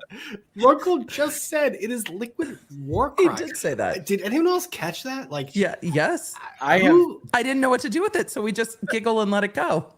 What, Ian? You are right, Rob. You're getting this. One of my favorite kind of random sometimes middle of the night DMs is Ian, who doesn't like enter into a conversation with like a, hey, I'm thinking about this, or this thing is happening to me. It'll just be something absolutely crazy, just like Liquid War Crime, and then he'll extrapolate from there. But it's some of my favorite DMs that I ever get. I can explain why. Because Ian is halfway through the thought process of making the thing before he thinks to text you about it. Yep. So when he texts you about it, he is already at level 4 of like the 8 levels it takes to build it. So he jumps in on page 4 of the brief and he's like, and we're making this thing now. And it's like, whoa. It's in media red, but I love it. All of the beginning. How did you get there? One of the things, marriage is, a process in, people are like, oh, well, I fall in love. No, love is a thing that you build as you go. But some of that is learning best ways to talk to your partner. And when you have ADHD that is at a level where my psychiatrist basically said, you're not supposed to see test scores like this outside of a forensic population, i.e. jails. So like it's way up there.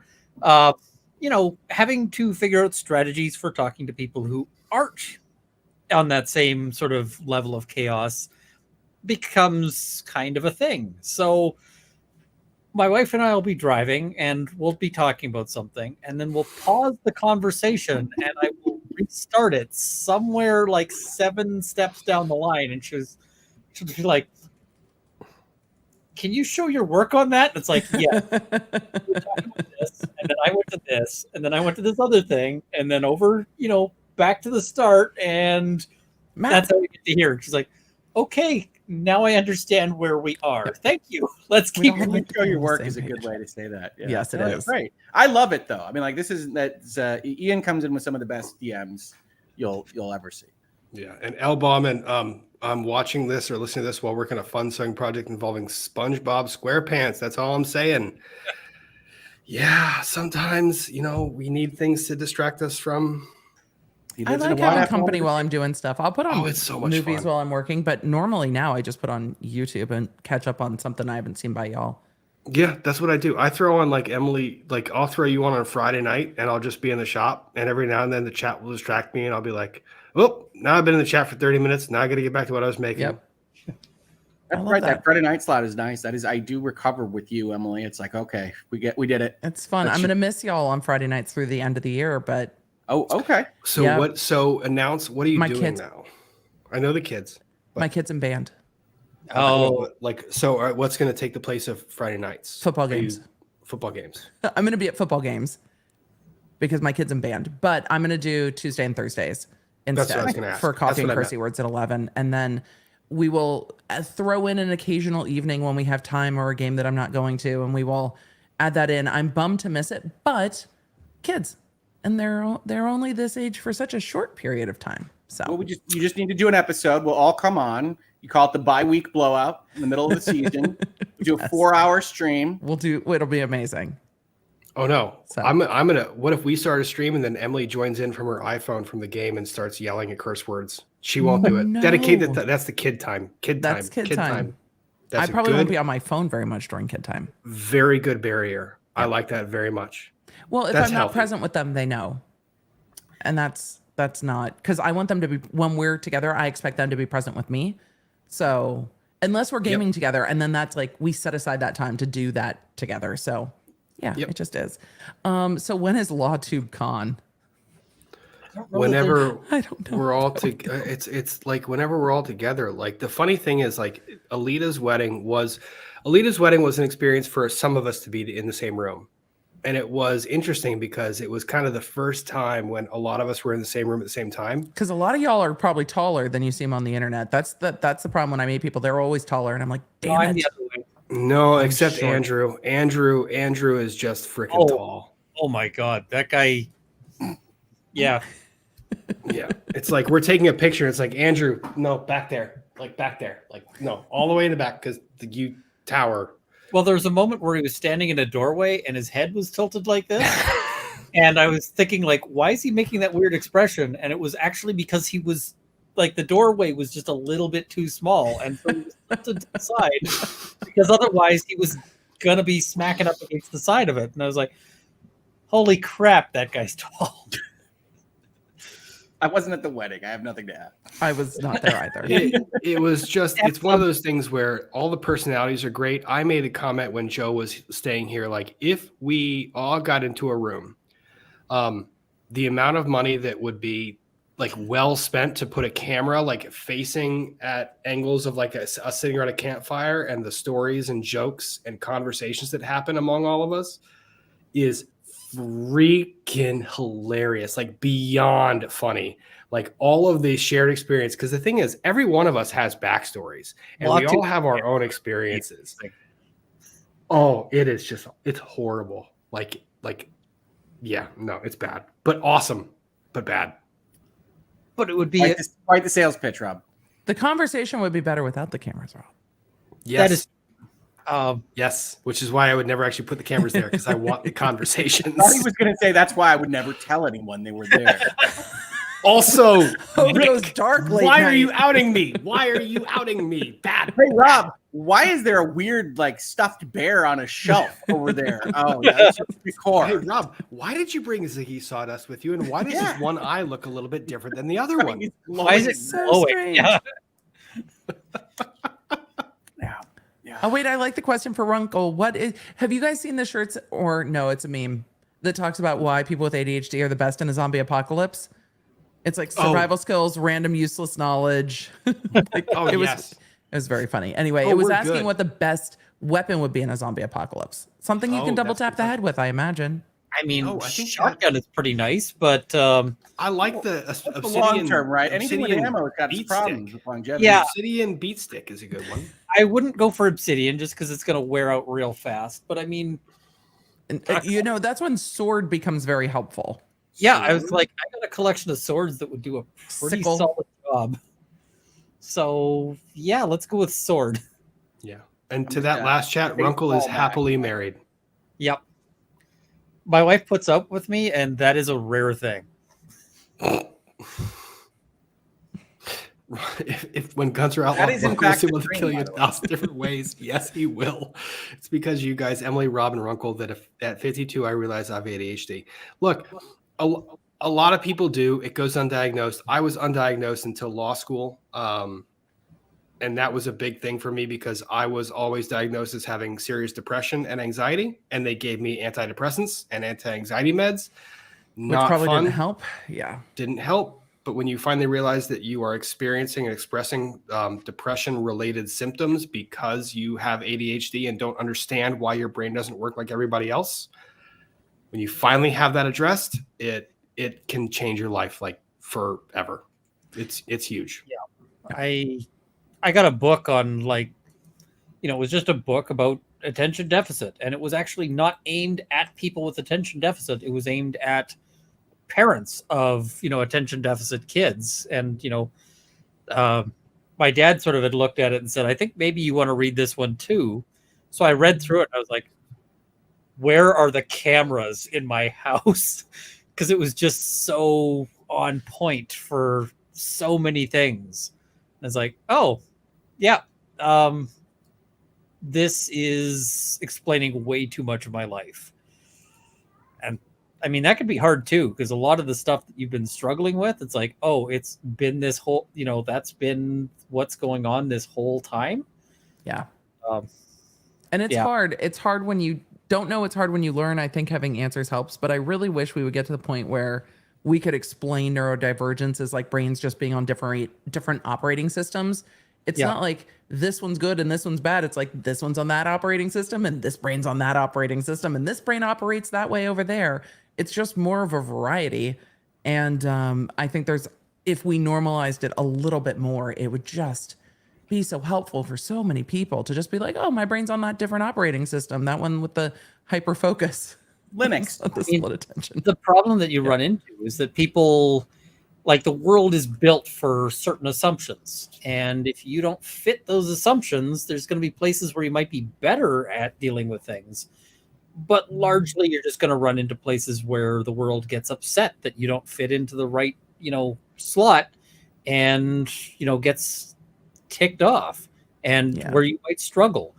I got yelled at by one of my bosses because I listened to 2 interviews for accused at the same time, and I wrote reports on it, and I submitted the reports, and he's like, yeah, I heard that you were doing both of these at the same time to sort of cut corners, and so I'm going to go over these, and then we're going to have a talk. And it was kind of in the tones of like the kind of talk where you start packing a box kind of talk. And afterwards he came back and he's like, so I looked over this and your work was good, but don't do that again. And I'm going, but it was good because I was able to pay attention to both, because one of them was super boring and 2 of them together was interesting enough that I could do it. And, you know, you can't explain this kind of stuff to people who don't have, like, who've never been at that perspective. Yep. So this super chat right here, this is why this is my favorite kids book in the world. If you give a mouse a cookie, because it shows you the logical brain of how someone with ADHD functions. Like, that is how their brain functions from task to task in a progressive manner that might seem a little bit, when you put it all in a plane and in a path, it makes sense. If you straighten the line, it makes sense. But the beginning of the story is the mouse needed a place to sleep, and the mouse got a place to sleep. But it took a very convoluted path to get there. It's a great book. Fantastic. And then this one's for Rick. Sure. Mrs. Hoglaw, can we get a link to your creations? Mrs. Hoglaw is still exploring her presence on the internet and what that will look like in the future and in the present. And right now, she has joined the workforce at my channel, and she is working on getting our new store up and running. But she's learning a lot, and we've got a lot of cool, fun stuff to show you after that, or as part of it. I think there will be some stuff from her, but you know, she hasn't been online as much as we all have for the past few years. So everything we can do to encourage that and that experience is super, super helpful. So check out her tweets. She puts pictures of her stuff up there on Twitter and pictures of plants and other things that she likes. And then we'll go from there. But she's actually having a good time on social media. See, when I started out doing this channel, a lot of the bad things on Twitter and social media and whatnot, in terms of her husband being called names and all those interactions, really put her off it for a while. And so she came in with baby steps, and you guys have all been fantastic and great. But we're probably a couple steps away from, full internet exposure on that kind of thing. So, but she's getting there, and she loves talking with you all. Yep. Instagram too. She has an Instagram page. Go check it out. Sure. She posts a lot about plants and stuff that she does around the house. I can understand being leery of the internet.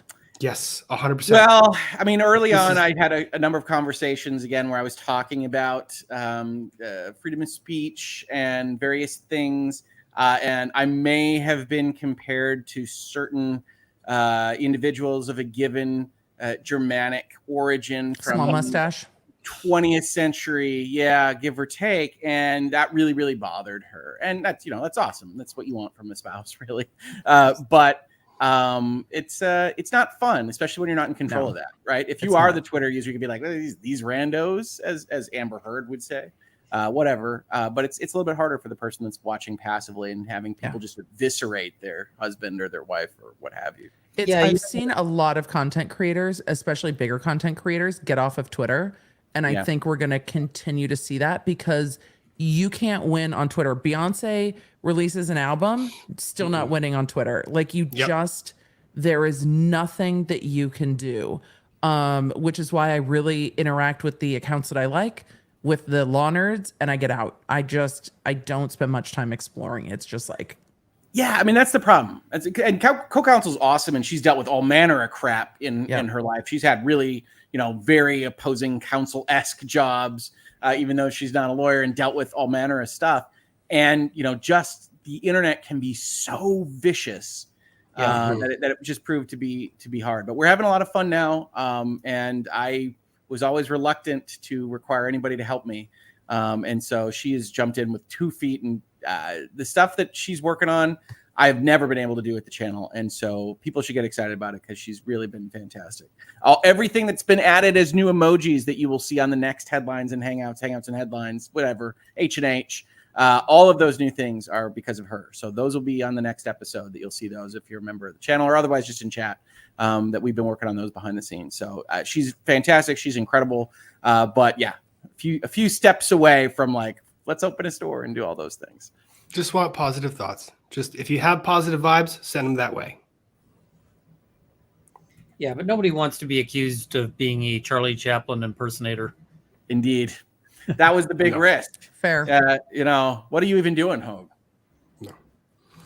Emily, this one's for you. Can Rob, Ian, and Rick take over the Friday night? I mean, anyone could stream on Friday. I'm not in charge of the interwebs. Just for the record, if we wanted to stream right now against Emily, we would lose, but we could do that. She does not, in fact, own the internet. I don't. Anyone can stream on Friday. We could also dye. We could dye Ian's hair purple. Oh, you're writing checks for other people's hair color. That's the portion of the show we're in. I wanted to do that so bad. I love that he just wants to dye your hair, Ian. Yeah, it actually got real weird there. Rob just is really excited about dyeing really excited. Hair. Yeah, did you hear that kind of low rumble in his voice just then? I did. He was excited. That was almost like a really tightly packed Wood Daddy stack right there, is what I would say. Oh my god! I have dyed hair before. I have dyed other people's hair before. I don't. You know what? You go around dyeing people's hair? I will dye your hair. I will dye all of your hair. Emily, yours is fine. I don't need to dye yours. But thank you. Yep. We're great. It definitely needs naturally purple. It needs a zhuzh, but you know, we're please. Did you know that I got freaking called out because there was a article in some British magazine or outlet where I get to it and I'm like, zhush. And I'm like reading the article, and I'm usually a pretty fast reader, and I'm like, "Can comments help me here?" Zhush. And like explain it. It's like from it's from like a makeover show or something. I don't know who's in charge of zhuzh. Like I hate saying this, but like you, there are several out there. Alita does it, you do it, but you will read verbally without reading like in your up here. Like you'll just like read through the chat, and it's like. All of a sudden you're going, and then that was Wood Daddy Stack. Oh, what did I just read? And you got to be careful because there are some people in chat who are not necessarily looking out for your best interests. You do try to give it a glance through. Petunia Tube says, "Queer eye for the straight guy." I wouldn't be surprised if zhuzh just came from gay culture at all. It was explained to me as something in Britain. It might have been the Queer Eye version there. I don't know. Either way, I came upon it and people they're like, zhuzh was the original Queer Eye. I'm not surprised by that at all. Yeah. I was like, zhuzh, because it was zhuzh it up or something like that. Zhuzh it up. Okay, zhuzh it up. Zhuzh. I get my like Eva Gabor in. All right. There are things in my vernacular that I have no idea where they came from. Truly. Emily, like 90% of my new vernacular the past 2 months is I don't know where it came from. I didn't know what a stan was. So we did talk about that before you got here. Have you heard the song? See, apparently now I need to go listen to it. Yeah, listen, it's kind of dark, but you need to listen to Stan because I think there is a lot of Gen Z that uses the word Stan that doesn't know the song and understand the full connotation of Stan. You mean like the word incel that people apparently don't know the meaning of? I don't know the meaning I of was incel. educated that what incel was, involuntary celibate. That's kind of funny. God. I was trying to blink message to you. It's like, don't lead Emily down to this river, okay, man? We're in a dangerous place. There are things on the internet I did not know. I mean, I'm sure at some point there was a point on the internet where I didn't know anything about Chris Chan. That ship has fucking sailed. The guy with the beard that Ricada talks about a lot. I didn't know. Now I do. I've learned. That guy's tweet. Yeah, the pinned tweet. Yes. I learned about the pinned tweet. I've learned. Look, the internet doesn't surprise me anymore, but I didn't actually know technically. I knew it was an insult, but I didn't know what incel stood for. Yes. Yep. Yes. I'm going to read this one, and then I'm going to tell Emily to describe to these guys something. So, Kendrin, please do this every week. We can't. It's not possible. We don't sleep as it is. We try to get together as much as we can, and when we have these chances, it's kind of got to be like Spontaneous. as the moment. This was accidental, works. basically. Yeah, accidental. But Emily, would you mind tuning the guys in that there was a stack of TAINT? I don't remember how that happened. I don't know, but there was it became part of your channel. There was a stack of taints. I know. I don't remember how taints came up though, is the problem. This is the thing. Like Emily says, I don't. Time. Emily goes, I don't know the things. I don't know how the things come up, and then the things include a stack of taints. I don't remember what happened. Oh, it was probably it was in relation to motions. They were talking about something being tainted and removing the taint, and then my brain took it down. Oh. If you're going to put removing the taint in your legal motions, it's going to go a different direction if I'm streaming at night. Yep. See, Emily, that makes sense to me, but I want to back up a step. Rob, how did you decide to introduce this topic right now? Oh, it was tainting the jury pool. That's right. You're right, chat. See, the chat knows. Ask the chat. Here's the thing. Emily is streaming on Friday night, and I like him in the shop, and I'm going, my notification came in late, as it has been doing with YouTube recently. Sucked this summer. Like, I don't know what's going on. Like, it tells me an hour after Emily is starting that Emily is on. So they're having trouble. I start Emily's stream in the shop working, and all of a sudden I say, hey, chat, and the chat starts saying, hey, Rob, you missed the taint stuff. I'm going, well, what's the taint to the chat? And the chat's like, it was like stack of Wood Daddy taint. I was like, what the actual tainted love? See, this is how you and I differ, right? we talk about mental whatever, but it's you here. Hey, did you hear about that taint stuff? And you say, I must rush right in and see what this is about. I say, you know what? I'm out. Nope. You say that you're the innocent one. Like, I'm the one who sits there and goes, what is this thing that I've never heard We're fighting over innocence. I appreciate Tell that. me you didn't like Google Images. I'm just not even in this competition for who could be most innocent. I'm not in this competition at all. Yeah, we're both disqualified at the outset. I'll have you know. I don't think any of them have seen chat. I don't think any of you have seen my Law Nerds After Dark. So if you would like to go see the Ringo intellectual property lawsuit, I did a Law Nerds After Dark about the Ringo. You brought this up. Yep. It's been brought this up. I have brought it up. It's a great episode. But the Ringo, you know what the Ringo is. Because of you. This is not an independent knowledge base. I don't know what the Just Ringo to be clear. is. Yes, you The do. drummer. You were on that stream with us, Rob. The drummer. Oak actually owns one. And it's a ring that I know it is. I know what it is. We're gonna have the Ringo is actually a bestseller on adamandeve.com. And a drummer. The Ringo, so we talked about it. Look, it was a great lawsuit. I did this to myself. You did. You did, man. I'm not backing you up on this. They resolved it. They resolved their issues, but apparently Ringo Starr didn't want to be associated in any way with a cock ring. But after I did that episode, there were Law Nerds abroad that sent me snacks that are ring-shaped snacks that actually look like they're like Funyuns or something that are called Ringos. So there are also Ringo snacks abroad. Wow. Rob, I just want to say that we blew right past phraseology that I was not expecting to hear in tonight's show. When I joined and we were talking about tomatoes and fruits and vegetables. We had a very discussion.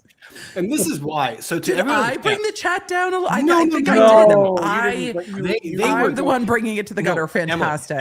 Emily, the chat was yelling at me. Like at the very beginning, I started this stream with a lovely conversation because I was like, you guys are going to learn something today. What? Like, we're going to be start this educational. stream. We're going to be entertaining. You're gonna learn something today. We're gonna get to the debauchery. We're gonna get to all the nonsense, but you're gonna learn something, and it's that under American legal jurisprudence, the fruit or the tomato is in fact a vegetable legally, as defined by the U.S. Supreme Court. Period. End of story. So we taught them that, and they were yelling at me while we taught them that. They were like, "Get to the stuff," and I was like, "Okay, here's the stuff," and then it went. Yeah. We're having fun now, folks. How it does. Yes, it's a good Stephanie time. Coker. Emily, there's a C in the word that you're trying to say. Sorry. Folks, can we get a poll vote on whether Emily did that deliberately? No, because that's just going to be a string of ones. That's right. Wait, hang on. Of course, Emily did it deliberately. This is my channel. This is my channel. I get to do it now. Now I get to do it. Chat, put 1 if you think she did it deliberately. Next topic. That's right. The old Emily vote. One option.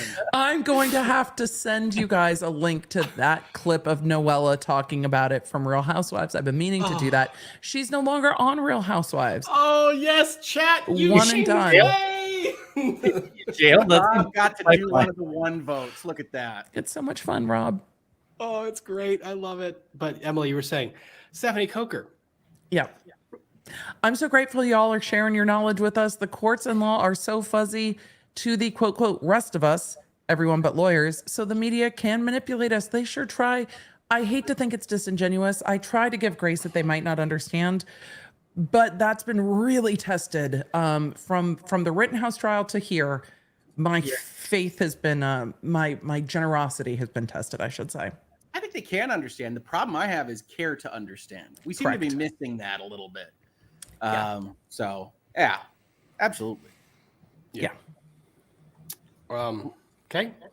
Motion in lemonade. Yes, that is a Good way to great remember how way to to say it. remember it. Fantastic way to remember it. We say motions and lemonade on my channel all the time. Absolutely.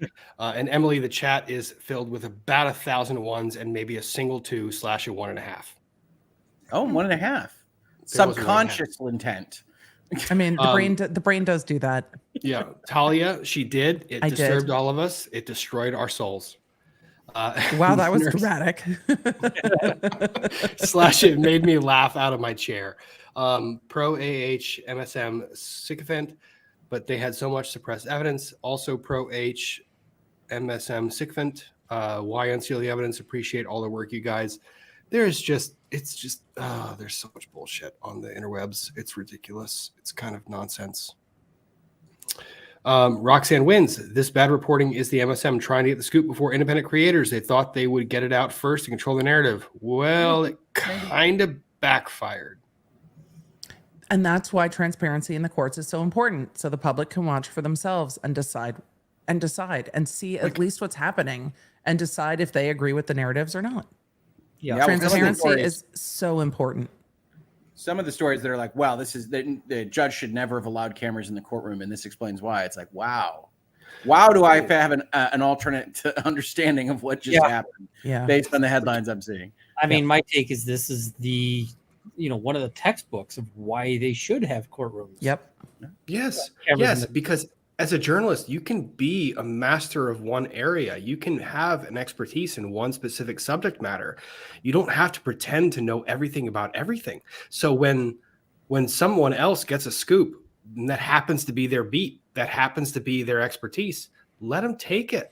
Let them report on it. You don't have to jump in there and try to cut them off. Absolutely. Yep. Fab4, love you all. Thank you. Mainstream journalists are showing themselves as complete Wallies. I learned what Wallies was today. By Sky's neighborhood. The false dichotomy and misinformation is painful. It is. It very much so is. This was a while back. What were you preaching about? I don't know. This was a while back. Because I remember seeing it come in. We were talking about something. Probably not being able to have conversations. Probably. Yep. Probably not the ring. Buru Berries. God forbid anyone sign up for Twitter because they felt compelled to join discussion on what they saw in a highly public trial. Doesn't make you a bot. Thank you. Yeah, because that's right in line with what we were talking about when we were talking about. Yeah, exactly. Crone Life. Emily, turn your mic up, please. Oh, no, we can hear her just fine. We figured that one out. When did Nick join the chat? People were saying that. I didn't see him. I don't think he sent anything. I think he's on vacation. I thought he was too. Crystal, thank you for the super chat. Can we slow the chat a little so we can all interact? I did. I went to 90 seconds. It took me a little minute because I didn't realize how many of you there were. Thank you guys for being there. Love it. Awesome. Thank you. Domino V, so happy I caught this live. Love all 4 of you. Thank you. Thank you very much. We actually have a lot of fun together. That Sarah, Emily used the censor sound. Emily, do it again. Oh. What if I don't want to? Then what? Oh. I'm sorry. It just the needs its own- execution. The execution is just too clean. That's too good. Thank you. I'm telling you, she's like 200% more dangerous now, folks. They should. You should have. They should. Someone never should have given you that toy. I bought it. Ever. Oh God. What's the TikTok like? This is why I'm an adult and can now buy adult things like all the toys in my background. Yes. Yep. Light giver. All you lawyers need to get this unit. Emily has and all talk just on stream. Chatters would really. Coffee and laughter is necessary. I cannot. I haven't even told them that you can like make your own voices. I haven't even gotten to the custom distortion settings yet. My brain is snapping. Is this one better? Is this easier? No, that's worse. That actually sounds so like worse. that's the Jackbox murder voice from the Trivia Murder House. Yes. Number one. Who's the CEO of Tesla? Froggy girl, thank you. You've been, oh God. Did you just fade out of that? Can you fade out of that? I saw the super chat that said evil laugh. Sorry. Well, we know what Emily's going to be doing in her October streams. Yep. If you guys wanted to know what ADHD looks like, give it a soundboard. Just watch any of our streams. Give it a soundboard. People are like, Froggy Emily, it's not girl. very serious when you break into song. I'm like, I'm sorry, my brain went that direction. We had to follow. Yes, yeah, my brain is going here. You can either like stay where you are, or you can follow me. It's a lot of fun to follow me. Why don't you try that one? So is this like an online thing, or is this a physical object that you've got that's the soundboard? It's the Rodecaster Pro 2. Yep. Emily's slowly Nope, building up down, like a nope. Studio City absolute TV set over there. Yeah. And Ian I is am. now going to research soundboards, and we will Yep. have the best soundboard review coming out of this. Froggy Girl, thank you for the generous super chat, and thank you for generosity all night long. Did anyone catch the video of Andy Signor did? Kat did an interview with him. I didn't catch that interview. Kat did She an interview has with done. That is shocking to me. That must have been early on. She didn't do an well, it sounded to me, because I watched this video, because he recorded, she's like, hey, can I record? And he's like, sure. I think he said I'm recording too. So he recorded it and played it back and was like, she interviewed me for this piece too and didn't use anything that I had to say, which happens a lot. It wasn't a, hey, I'm going to interview you and I'm doing a piece on you. It was, hey, I'm interviewing you to do a larger piece. And then she didn't use what he had to say. And he put out their conversation after a piece that came out regarding other things. And he's like, you talked to me, but he was really frustrated after the documentary came out. There was like a flash of his channel when they were talking about channels changing their entire content to cover the trial. And so he was frustrated, and that's when he released it, it seemed. Okay. So Stephanie Coker, we're going to clear this up because I've been saying this from the very freaking beginning, but y'all haven't listened. Situation with the bond that need to be filed. There was a cost bond, $500 bond, and I want you guys to recognize this played out exactly how I said it would from the very freaking beginning. But that's not what Twitter says. Twitter says that all the legal commentators got it wrong. Twitter said that everyone said that she had to pay 100% of $10 million to appeal. That's what Twitter said. People said. Exactly. And I said to all of Twitter, you guys are effing wrong. It's a bond for costs, $500. That's what she has to pay if she wants to suspend enforcement on the judgment. Generally speaking, Rob, no one has ever gone broke betting on Twitter, you're effing wrong. So it's a good stance to take just as a default rule. I like that rule. It's pretty good. It's working out. I think JD might have filed a suspension bond, and I think he should. I think he did. Yeah. He did. And I think strategically he should, because he shouldn't let her get to his $2 million that she could actually go attach and enforce. Yep. And I think not it was only a good strategic choice. But the $2 million, while the judgment's suspended, stops accruing interest. So it's a $2 million bond. Yep. And he just made over $3 million at his art show. Yep. So, just want to say, $500 cost bond, Everyone else who said I was wrong or said don't listen to this guy, go F yourselves. Okay. Well, that was aggressive. It was. People were coming at me like, this guy's wrong. So many people. This person reports for NBC and they have to say they post a full bond for the full amount. Well, that person's an idiot. To be fair, I always said it was unclear to me. Listen to Rob. Emily was 100% right. She literally did. And I think several people on YouTube said, I don't understand. Rob said something about it. Go listen to him. Yep. I said, I'm unclear because the judge very, very clearly said there will be a suspension bond. And I was like, well, the judge is saying will, and you normally would say can, but also it's a hearing, but this is what the judge said. And I said, but there's also the code that says $500 is what you have to pay to appeal. So I think that's what you have to pay. And the other is discretionary, but I don't really know. Go ask Rob. Which is why I'm never going to put my foot down and say, I know this to be true, unless I absolutely know it to be true. Things like the maximum sentence Josh Duggar was facing. I'm like, I know this to be true. This is a fact. Yeah. This is my world. There are times when I refer to everybody else on YouTube. Like, I'm like, I don't know this. Go ask this person. They know. I'm an idiot. Well, I don't think I'm an idiot is necessarily the takeaway. It's I don't know that thing. I don't know this. Don't stop him. He's on a roll now. Rob hasn't seen Doctor Who. I mean, if you're going to say I'm an idiot, go with the I haven't seen Doctor Who yet. I mean, not the I don't know law things. All of us don't know law things. There's lots of law things to know. You only learn what you don't know as you go forward in this. I'll take that L. Crone Life, my last super chat before I go broke. Do not go broke sending super chats. Period. End of story. I love having you guys here. I love interacting with you. But thank you very much for the generosity. Having you four together is life. Loving this so much. Keep on doing what you do, and I'm here for it. Thank you so much. What's Ian's channel? I want to sub. Runkle of the Bailey is his channel. Yeah, that's. I mostly talk about Canadian law, so you may not. I think a lot of people who subscribe to me during Johnny Depp are currently going, "Ooh, this is really maple scented. Let's get out of here."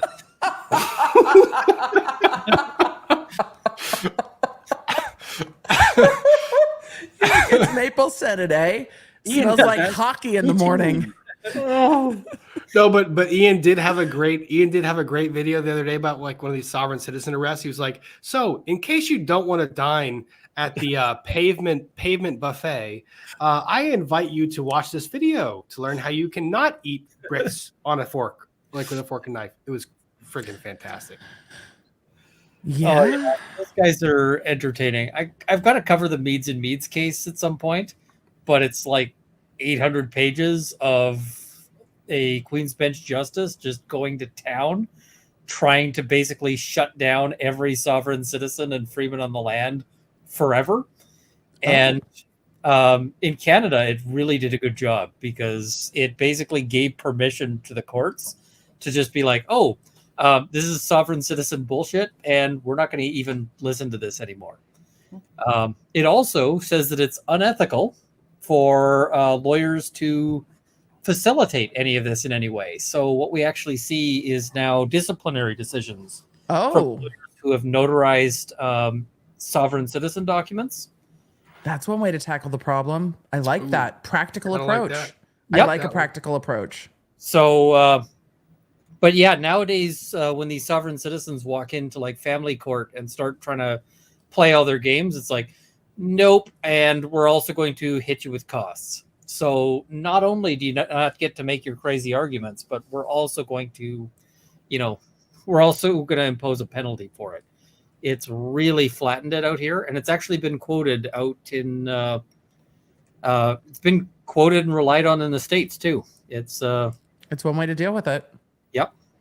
I had a really interesting sovereign citizen case where they stole a house, and it was one of the most challenging cases to unwind because of how muddy the title got. I felt so bad for the victims, but the person moved into the house while it was being staged to be sold, got a quit claim deed, sent like their own check drawn on the bank of wherever based on the fact that they're a citizen of the United States, mailed it to the realtor, then did some stuff to get the locks changed. I'm going to leave that part of the how-to out so you can't make all the sauce, but did the Breaking Bad rule. Yes, did some things to get the locks changed the locks, and were there for months. and they were not able to get them out of the house. So they couldn't sell the house. There was a quit claim deed muddying the title, and they couldn't get the person out. It was, in California, the eviction laws are very, very difficult. So it was just an absolute mess. A squatter took over their, $2.5 million fully staged home. And it was just a mess. It was just a mess. And they can't stop paying the mortgage on it because they're in the process of trying to sell it. So now you got 2 homes and 2 mortgages. It was just, I felt so bad for them. And they're like, what can we do? We're like, the process works slowly. And they're like, but there's someone in our house. They've stolen our house. Seems like something you could handle more quickly. Yeah. Well, this happened in COVID too, with the suspension on eviction moratorium. That stuff happened in COVID. People lost homes that they had because they could not evict someone to get a new tenant in. Like, a lot of stuff happens with a lot of legal technicalities, and there's 2 sides to every argument. Now, the sovereign citizen stuff is just freaking. But I mailed a check drawn on my account that every sovereign citizen has. Like, I mailed a check to the realtor, and they did. It was drawn on a piece of paper. A check was drawn on it, and they wrote it out. I checked out. It's called drawing funds. So yeah.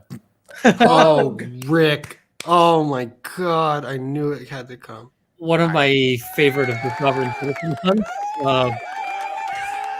Sorry. Rick Hogue, ladies and gentlemen. I was a little late to the button. I apologize. But you had a button, so there you go.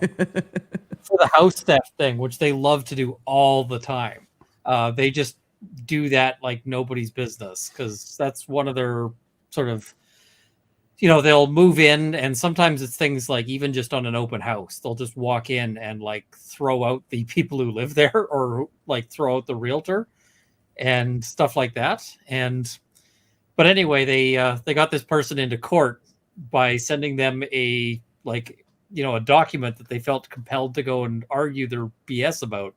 And then when they got back, not only had the original owners said, okay, we're going to change the locks, but they'd gone in from the inside and bolted heavy, oh my God, 4x4 timbers across all of the entryways from the inside, and then exited out a top window. And we're like, I guess you're evicted. Take us to court now. And so then the sovereign citizens were like, that put the onus on them to go into court. And of course, this is not a great idea, because if the court finds that you've evicted somebody improperly, they might actually hit you with all sorts of penalties. Yep. So the other guys are crazy. So the court was having to sit there to sort out, we think this might actually be an improper eviction, but also. So yeah, the courts have had all sorts of fun with these guys and have run out of patience. It's definitely, society has rules, and when you try to operate outside of those rules, it can get very tricky for everyone involved, and not always safe. Also, so loves the ADHD brain and the Red Dwarf references. I'm a big fan of Red Dwarf. I grew up on Red Dwarf. It was fantastic. It's very British. Very British. I don't know it yet, but I'm going to have to learn it. It's a revelation to understand my ADHD. Thanks, guys. You got to talk about it. I learned things about ADHD. I saw earlier, who might still be in the chat, but my friend Octonation in the chat. And I've learned so much about my own brain just from things he's learned from talking to other people. It just, I don't know why ADHD doesn't have a support group, but it should, because I learned so much listening to other people being like, that thing where you don't know time's passing? I'm like, what? That has a name? Yeah, it has a name. Time blindness. Some people can feel time passing. Some people can't. So when we're driving somewhere, I'm like, at my husband, I'm like, how long have we been in the car? He's like, about 20 minutes. I'm like, how do you know that? He's like, I can tell. I'm like, what is that like? Oh, Rick has no idea. Someone explained to Rick ADHD paralysis. Time blindness. You literally cannot tell how much time is passing. Yep. I have no idea how long I've been streaming with y'all. Yep. No idea. And the other the clock in the top left corner doesn't help. I don't remember what time we started. Oh, and so no. When Rob was talking about ADHD paralysis, you could get into this thing of I should do something, but maybe I could do the other thing, or something else entirely, or nothing, and you could just end up sitting there like for an hour trying to think. Day. Yeah. A day. I've totally I had have that happen done- with family members. The biggest Yep. one for them is naming a character in a video game. It's not even that. It's like hard. People are like, make a list. I have like 10 lists lists don't all over help. the place.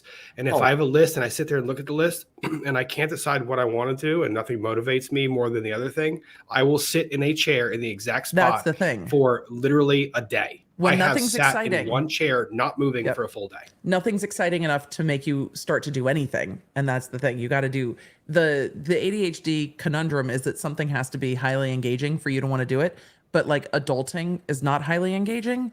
So sometimes you don't have the motivation, right? Well, you don't have the motivation to make it engaging by playing a game with yourself to be like, okay, well, if I unload the dishwasher, I can watch this TV show. Sometimes you just don't have the energy to play that game with yourself, and then you end up sat there going, I guess it's TikTok for today because there's my serotonin. We're just gonna, and then you don't know how long it's been because TikTok blocks out the clock on your phone. It's like Vegas. You don't know what time of day it is. And if you have time blindness, you cannot tell how much time has passed. So my team will ask, Emily, you're speaking at this time in the morning. How much time do you need to get ready? I don't know. So Dr. B has helped time me like, okay, we're starting and stopping a timer because I've tried to time myself on tasks and I forget to stop the timer. So I don't know how long it takes me. You just do the thing, and now you're getting more information about, I actually need 40 minutes to do whatever. Yes. So I need, but I can't do time it myself. So I need help. So my chat's like, today somebody new was on and they were like, does Emily just wait till there's a certain number of us in chat to start? I'm like, no, I'm just running late. Like filling a carousel at the park? You know what time we're starting. Yep. How are you running late? I'm like, because I forgot how long it would take me to get to this seat. The other one that happens to me all the time is even stuff I want to do. Like, hey, I want to go do some leather work today. That'll be fun. But then I just can't actually motivate myself to get out of my chair. Like to do intermediate steps between a fun thing and a fun thing is sometimes like a wall. And that it's like, but so you end up, it's like, I really wanted to do this fun thing, this thing I enjoy, this thing that is fulfilling. And you just couldn't do it. So you ended up like spending the entire day, like watching something you don't care about. Attention deficit can be a weird thing sometimes. I love it's just the law. We explain ADHD to Rick Hogue, and he's like, brains are funny. I don't want to undersell it, right? I did see a chat where it's like they're saying, well, and Rick's just like, brains are weird. Yep. No, it's not that. And I've got one coming up that's a good one for everybody. Just like about like the funny thing is about this stuff. When we go off on this tangent, you start to see a lot of people who have either kids that are experiencing this that they've never been able to understand, or they themselves have experienced it and they've never understood it until they've heard someone talk about it in this fashion. Let me get to that. Let me buzz through these few and then we'll get to that one. Frankie, no, none of us are covering Alex Jones. I think it's too sensitive of a topic. I don't really have a knowledge of it or a special expertise in it. I don't have the background for it. I don't have the bandwidth to onboard the background for it. And I know a lot of the parents' testimony is something that is going to be very, very difficult for me to engage in or cover. It is heartbreaking stuff. I know some people are covering it. Kudos to them. I do not have the I personally do not have the bandwidth. The only thing that was them wondering why Alex Jones was streaming when he was supposed to be in court. That was funny. Wait, what? This was in the pre-stuff. Yeah. He was supposed to attend for court. He said, I can't make it that day because I'm sick. Mm-hmm. And then he went on his show while he was supposed to be sick. And this, so it's live streamed, so you could check it. And the lawyers are sitting there like, he's on his stream. Like, now it's not a good look for the judge. Nope. And this is a sidetrack we are not going to go down. Yep. So I'm putting the wall up. It is not good with shiny dangling things. We are not going down this sidetrack because it is too big of a sidetrack and we get into too sensitive territory, and I'm not going to do that to my chat right now. No, fair enough. Lori Leanne, Spill the tea. Elaine has a history of putting devices / USB devices into computers and transferring the USB devices via multiple computers, and then giving a USB device that has had transferred information put onto it to the individual as if it was an image of the device that was the original device. When you plug something in and transfer files from something to another thing, it's not an image. It's not an image. It's not the same thing. She did that, was told not to do it that way. It happened again. She was told not to do it again, and she finally got removed from that trial. She got yeeted as counsel of record for that party involved. Legal term of art. It is now. I mean, there's basically how long till it's in Black's Law Dictionary? There's one of two interpretations on that. Interpretation number one is she is bad at tech, and lots of lawyers are bad at tech, and so that is a possibility. If you're admonished by the court, you figure it the fuck out or hire an expert. You don't do it again. If I had the court telling me, "Hey, you got to get this right," and I didn't know how to do it, I can tell you I would have had some tech expert there to do it right. And I mean, making an image is not hard. Making a forensic image is not like people do this. Hire an expert for $1,000 total to make the image. It is not. It can't be hard. And that's $1,000, including their testimony about making the image. Yeah, it is not hard. And when you have an attorney that, let me tell you this: Elaine Bredehoff has never worked at a solo practicing firm.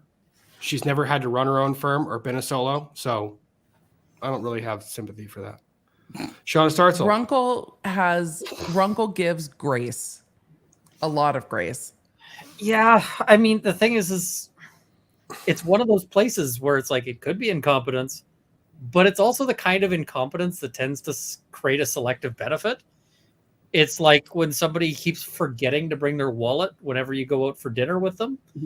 It's like, okay, you might just be real forgetful, but if this, if the forgetfulness always accrues to their own benefit, then you start going, maybe it's something else.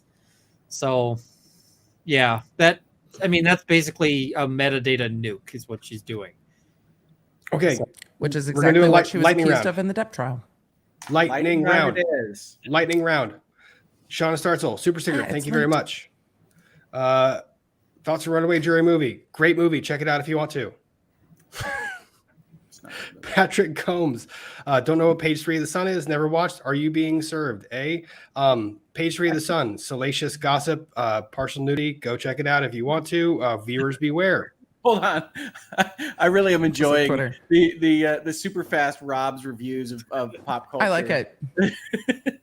I just want to start naming movies at you. What is the best movie about a court trial, and why is it Jury Duty with Pauly Shore? No objections whatsoever. Assumes Go watch it. Not in awesome. evidence. Assumes facts not in evidence. Fantastic movie.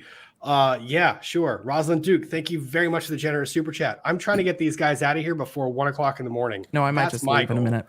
Louise Platier. Someone pronounce that for me. I'm Platiel. Runkle, did you send Tragos a throwing axe?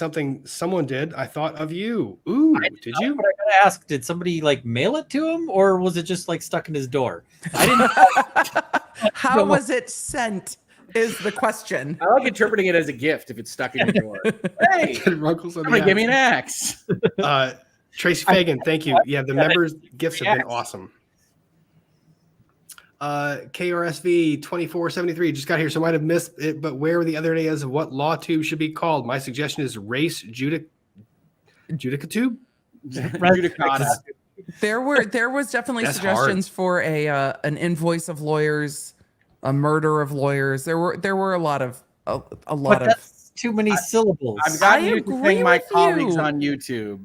I like my colleagues on YouTube. I enjoy it. My other legal streamy folks, my legal streamy brethren. Yep. Scott Cardinal jumping in off topic. Ever hear of Abraham Lincoln? Yes. A little bit. Trials of the Century tomorrow, 8 p.m. We're covering Abraham Lincoln, the assassination of Abraham Lincoln, and the trial of John Wilkes Booth. So tune in if you can. it's going to be fun. Apparently, he also hunts zombies.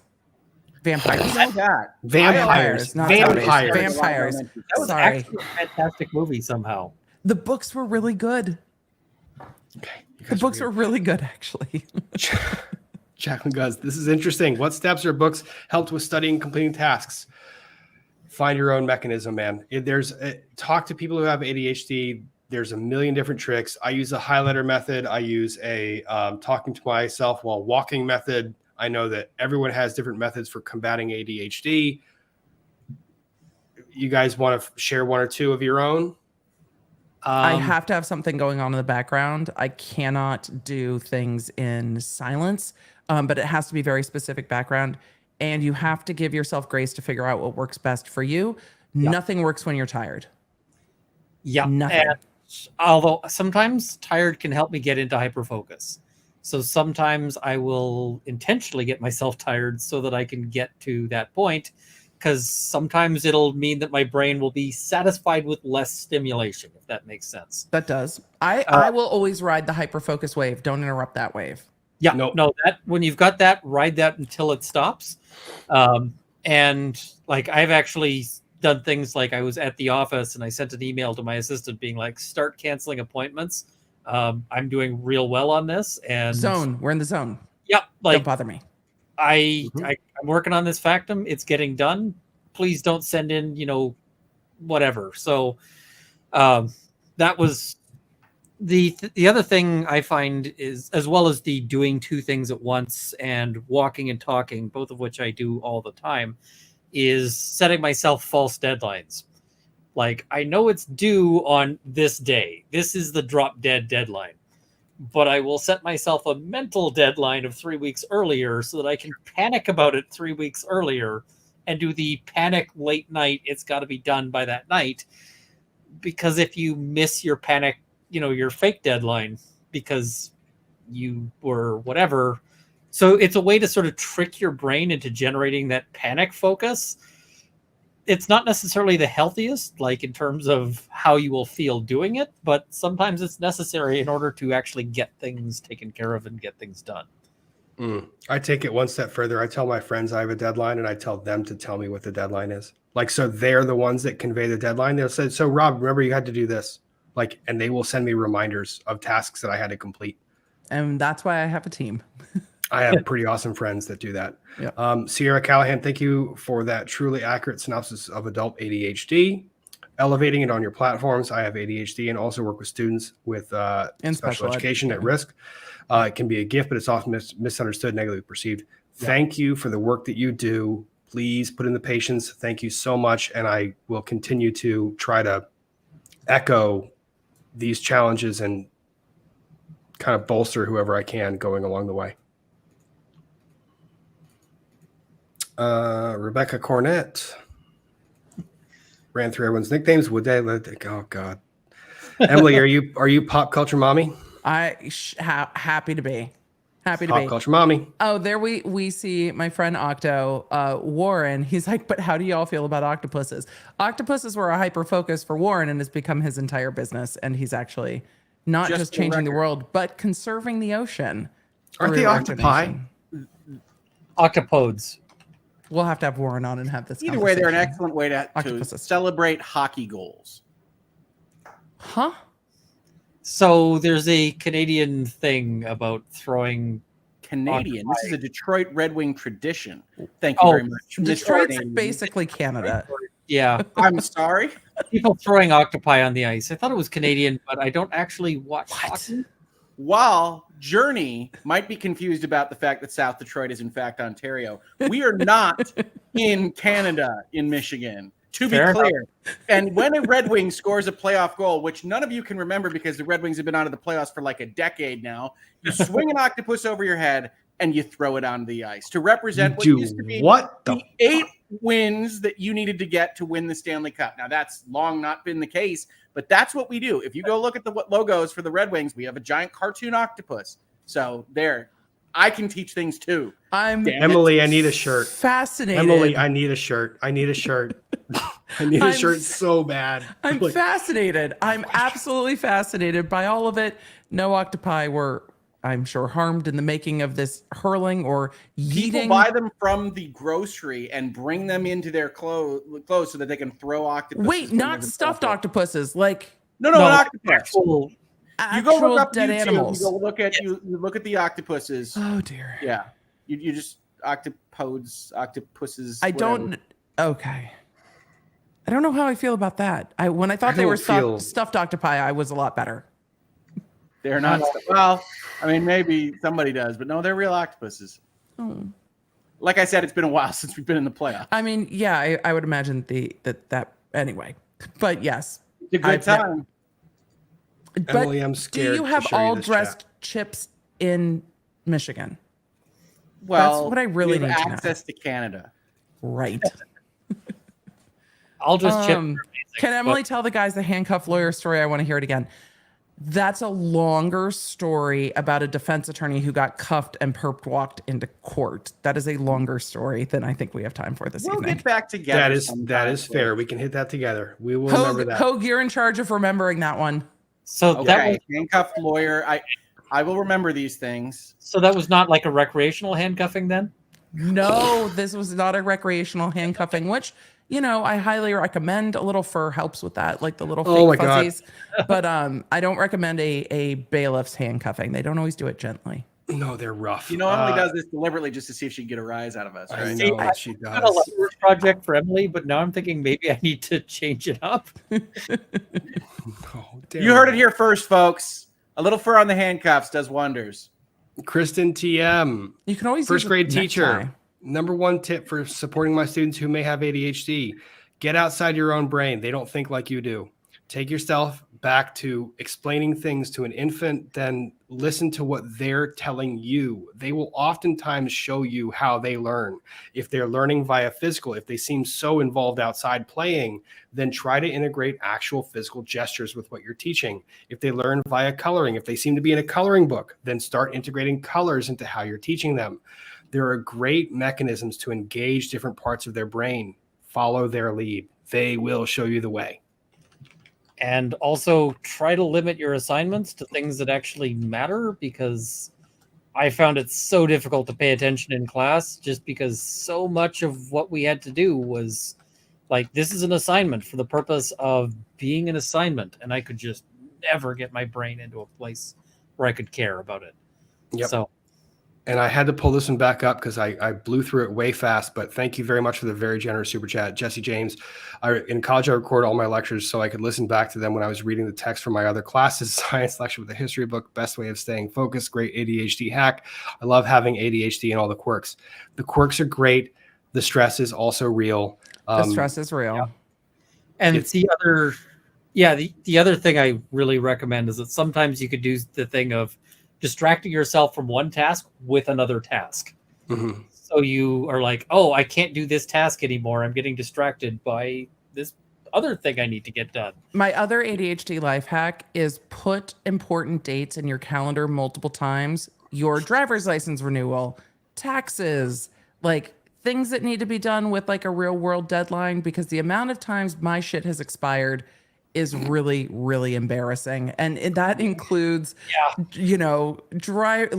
car tags, licenses, passports, like all of these numbers that are like, oh, that's 5 years from now. Set an alarm in your phone for like 4.5 years from now and be like, hey, renew your passport. The iPhone proximity alarm, fucking life-changing. Yeah. Like literally, there is a proximity alarm that will trigger when you come home. Like if you come home, it will trigger 5 minutes after you have entered the geo boundary for home. Like you enter home and then all of a sudden your phone will buzz.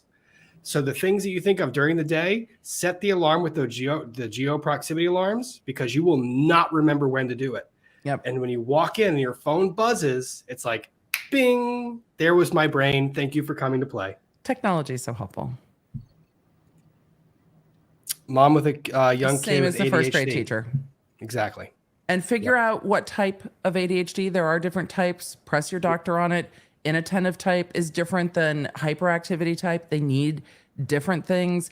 and look up information for your kids' type. Inattentive type is highly motivated by stuff that's novel, stuff that's exciting, and stuff that they perceive as fun.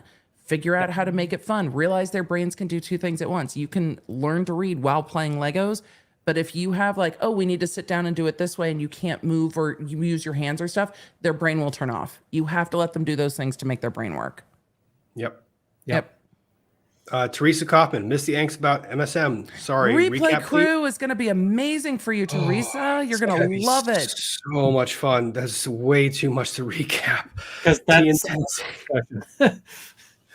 Do you ever think it'll get to where we can trust mainstream media? I've been researching an event, looking at newspapers in 1865. It's scary how many have the exact same wording, even outside the U.S. Yeah.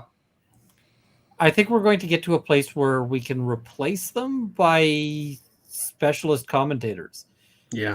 Because it's getting to the point where, like, if I want to find out, I had to actually find out what happened in sports on something a while ago, and I don't know a damn thing. You didn't just ask your phone?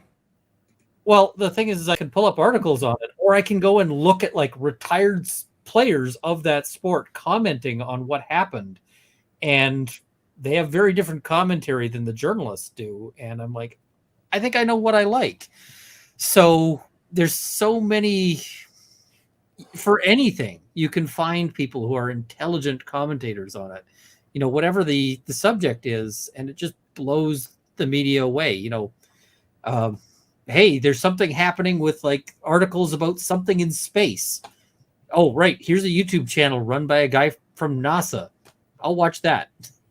Yep. So we're kind of moving to this place of greater irrelevance of sort of a main centralized media. Yep. Sarah Lee, we lost jobs we've held for 15 years. I'm sorry. I don't remember the context, but I am sorry about that. That was about the houses and the situation from the moratorium. Mm-hmm. Yep. Worked at a bank, received solid soiled undergarments as a mortgage payment. All relevant info was there with the signature. It was a legal check. Yep. Okay. Against the Tide, Emily D. Baker. Remember that special ADHD scream I asked for? Thank you. You were amazing. Love you all. It just happens sometimes organically. with Hogue for color reactions. I was trying not to break the flow. You're just like, this is an interesting world. And this is also why I think a lot of my friend group is also ADHD, because it's just, you start to understand how the other's brain works, and other ADHD folks don't get as offended when you cut them off in the middle of a sentence, because it's the conversation's just going like that. Well, and there's other things, like one thing somebody was posting about is this social thing of like, sometimes you kind of forget to reach out to friends for like months, and your neurotypical friends will be like, oh, well, I guess Runkle hates me and don't want anything to do with him. The neuroatypical friends are like, oh, hey, good to hear from you again. And it's right back where you were. Yep. Because they get it, right? You saw a shiny thing. It occupied you for several months, and you didn't, because sometimes I get interested in something and don't talk to people because I'm doing the thing. And they're like, yeah, no, that's cool. So a lot of those social stresses are way easier. Sometimes neurotypical people can be really picky about stuff that is like little tiny facial quirks that I don't really know how to do or not do. And ADHD people, not so much on the worrying about that. So it can be easier to maintain those friendships. All right, we're going to land this plane, guys. We're going to land the plane. Oh, you're doing it, Rob. You're doing it. I've left and come back to the stream 10 times because ADHD. Exactly. Thank you. Being a joy. Awesome. Freaking love it. Fantastic. Renew your driver's license. I'm sure I'm married to an American Ian. Sword and Weapon Collection. Red Dwarf. Currently playing D&D. Awesome. Well, keep your husband. Keep him close. Elbon, while listening to you guys, I spent an hour rewriting a list because I couldn't decide what I should do next. I'll start tomorrow. I do that too. Thank you, ADHD. I am 35 and literally got diagnosed with ADHD 2 weeks ago, and everything you guys are saying is blowing my mind and making sense. Talk about it. Talk about it. Talk about it. Find communities and friends that you you understand and trust you. Marmar, I don't have ADHD, but I get the time blindness and want to do something and they're just not doing it. But I have depression, hard to motivate yourself. Yes, I hope that you're having treatment. I hope it's being successful. Yep. Keep your mind open, keep your dialogue open, keep talking to people. Kristen O'Grady. So how do you make any deadlines? Very difficult. My kid has this completely, has a hard time getting school because of it. Very, very hard. Yeah, it's very hard. Especially because we all work in a profession where your deadlines are basically one day everything is fine, and the next day you cannot even file your document. Yep. Yeah, I hated it. It was very, very, especially being in court every single day. As an in-court attorney was very, very, very stressful for me. Yep. You have to be strict. You really have to be strict. It's hard. It's exhausting. Yeah. Dale Newton. And so for your kid getting to school, it takes a whole plan. I have a morning plan to get anywhere on time, and I don't start streaming till 11, and I'm still late most of the time. But you need an order of things. I would write it on the bathroom mirror because they're probably getting lost in the steps between things, and figure out what can be done to lessen the time lost. The other thing I found with kids, especially with ADHD, is they tend to very much be night owls. They have a very difficult time falling asleep at the end of the day. That can carry over for a lot of us in adulthood. So school starts really, really early for ADHD kids because the night extends, because the night's quiet and they can get stuff done and they're inspired and they want to do things, and it makes it very hard to get up. So make sure they're sleeping. That's my third. I love the 1 a.m. to 4 a.m. window. Yeah, that was me in college. This is golden hours for me. But if you got to be in court for 8 a.m. the next day, that gets real rough. Yeah, the suck is real. Yeah. All right.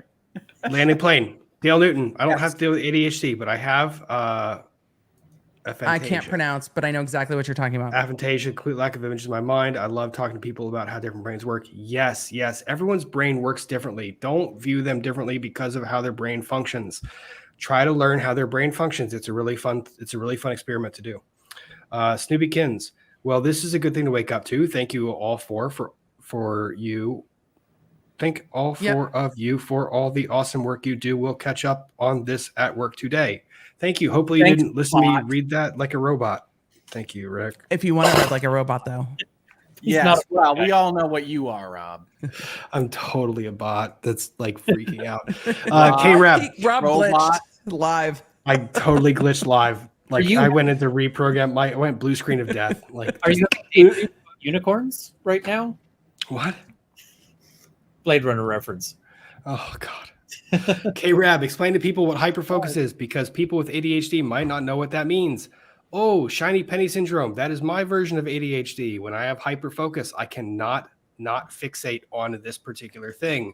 I will learn it until I have learned every single freaking thing about it. I will go down every rabbit hole and explore all of it. It is impossible for me not to know everything about this particular topic. That is hyperfocus. Some people call it being in the zone. So when you hear athletes refer to being in the zone, ADHD hyperfocus feels exactly like being in the zone. It can be a period of time when you're working on something like Runkle's described. Time will completely slip away while you're playing a game, or you will hyperfocus on a topic or a thing to complete and learn literally all of it, which is why you will see kids with ADHD who know everything about the difference between Greek and Roman gods. Do I live with that child? Yes. Will he call out a high school teacher if they get their gods mixed on where they are from, Greek or Roman? Absolutely. Also, yes, because kids go down that rabbit hole and you want to learn everything about a thing. The number of hobbies I know so much about. There are so many of them. And this is what I love about pop culture. People are like, Emily, how do you remember what this Real Housewife said on season 3? I'm hyper-focused. I used to win bets for Magic the Gathering. I used to win bets by quoting cards, like the entirety of the card, every element of it. Because my 10-year-old can do that with Yu-Gi-Oh! Yeah, people just were like, they didn't think I could. So they'd be like, hey, I'll bet you on this one. And it's like, okay. And I got so many packs of cards doing that one. Perfect. I can't do that. Leia, my cousin is a dean at a law school. She said 5 years ago, parents started calling in for their students. Thoughts on parents calling in for their kids in law school? A friend of mine is a school principal, and this was happening where parents were calling in for the teachers that were their children, calling it about interviews and calling it about job performance reviews.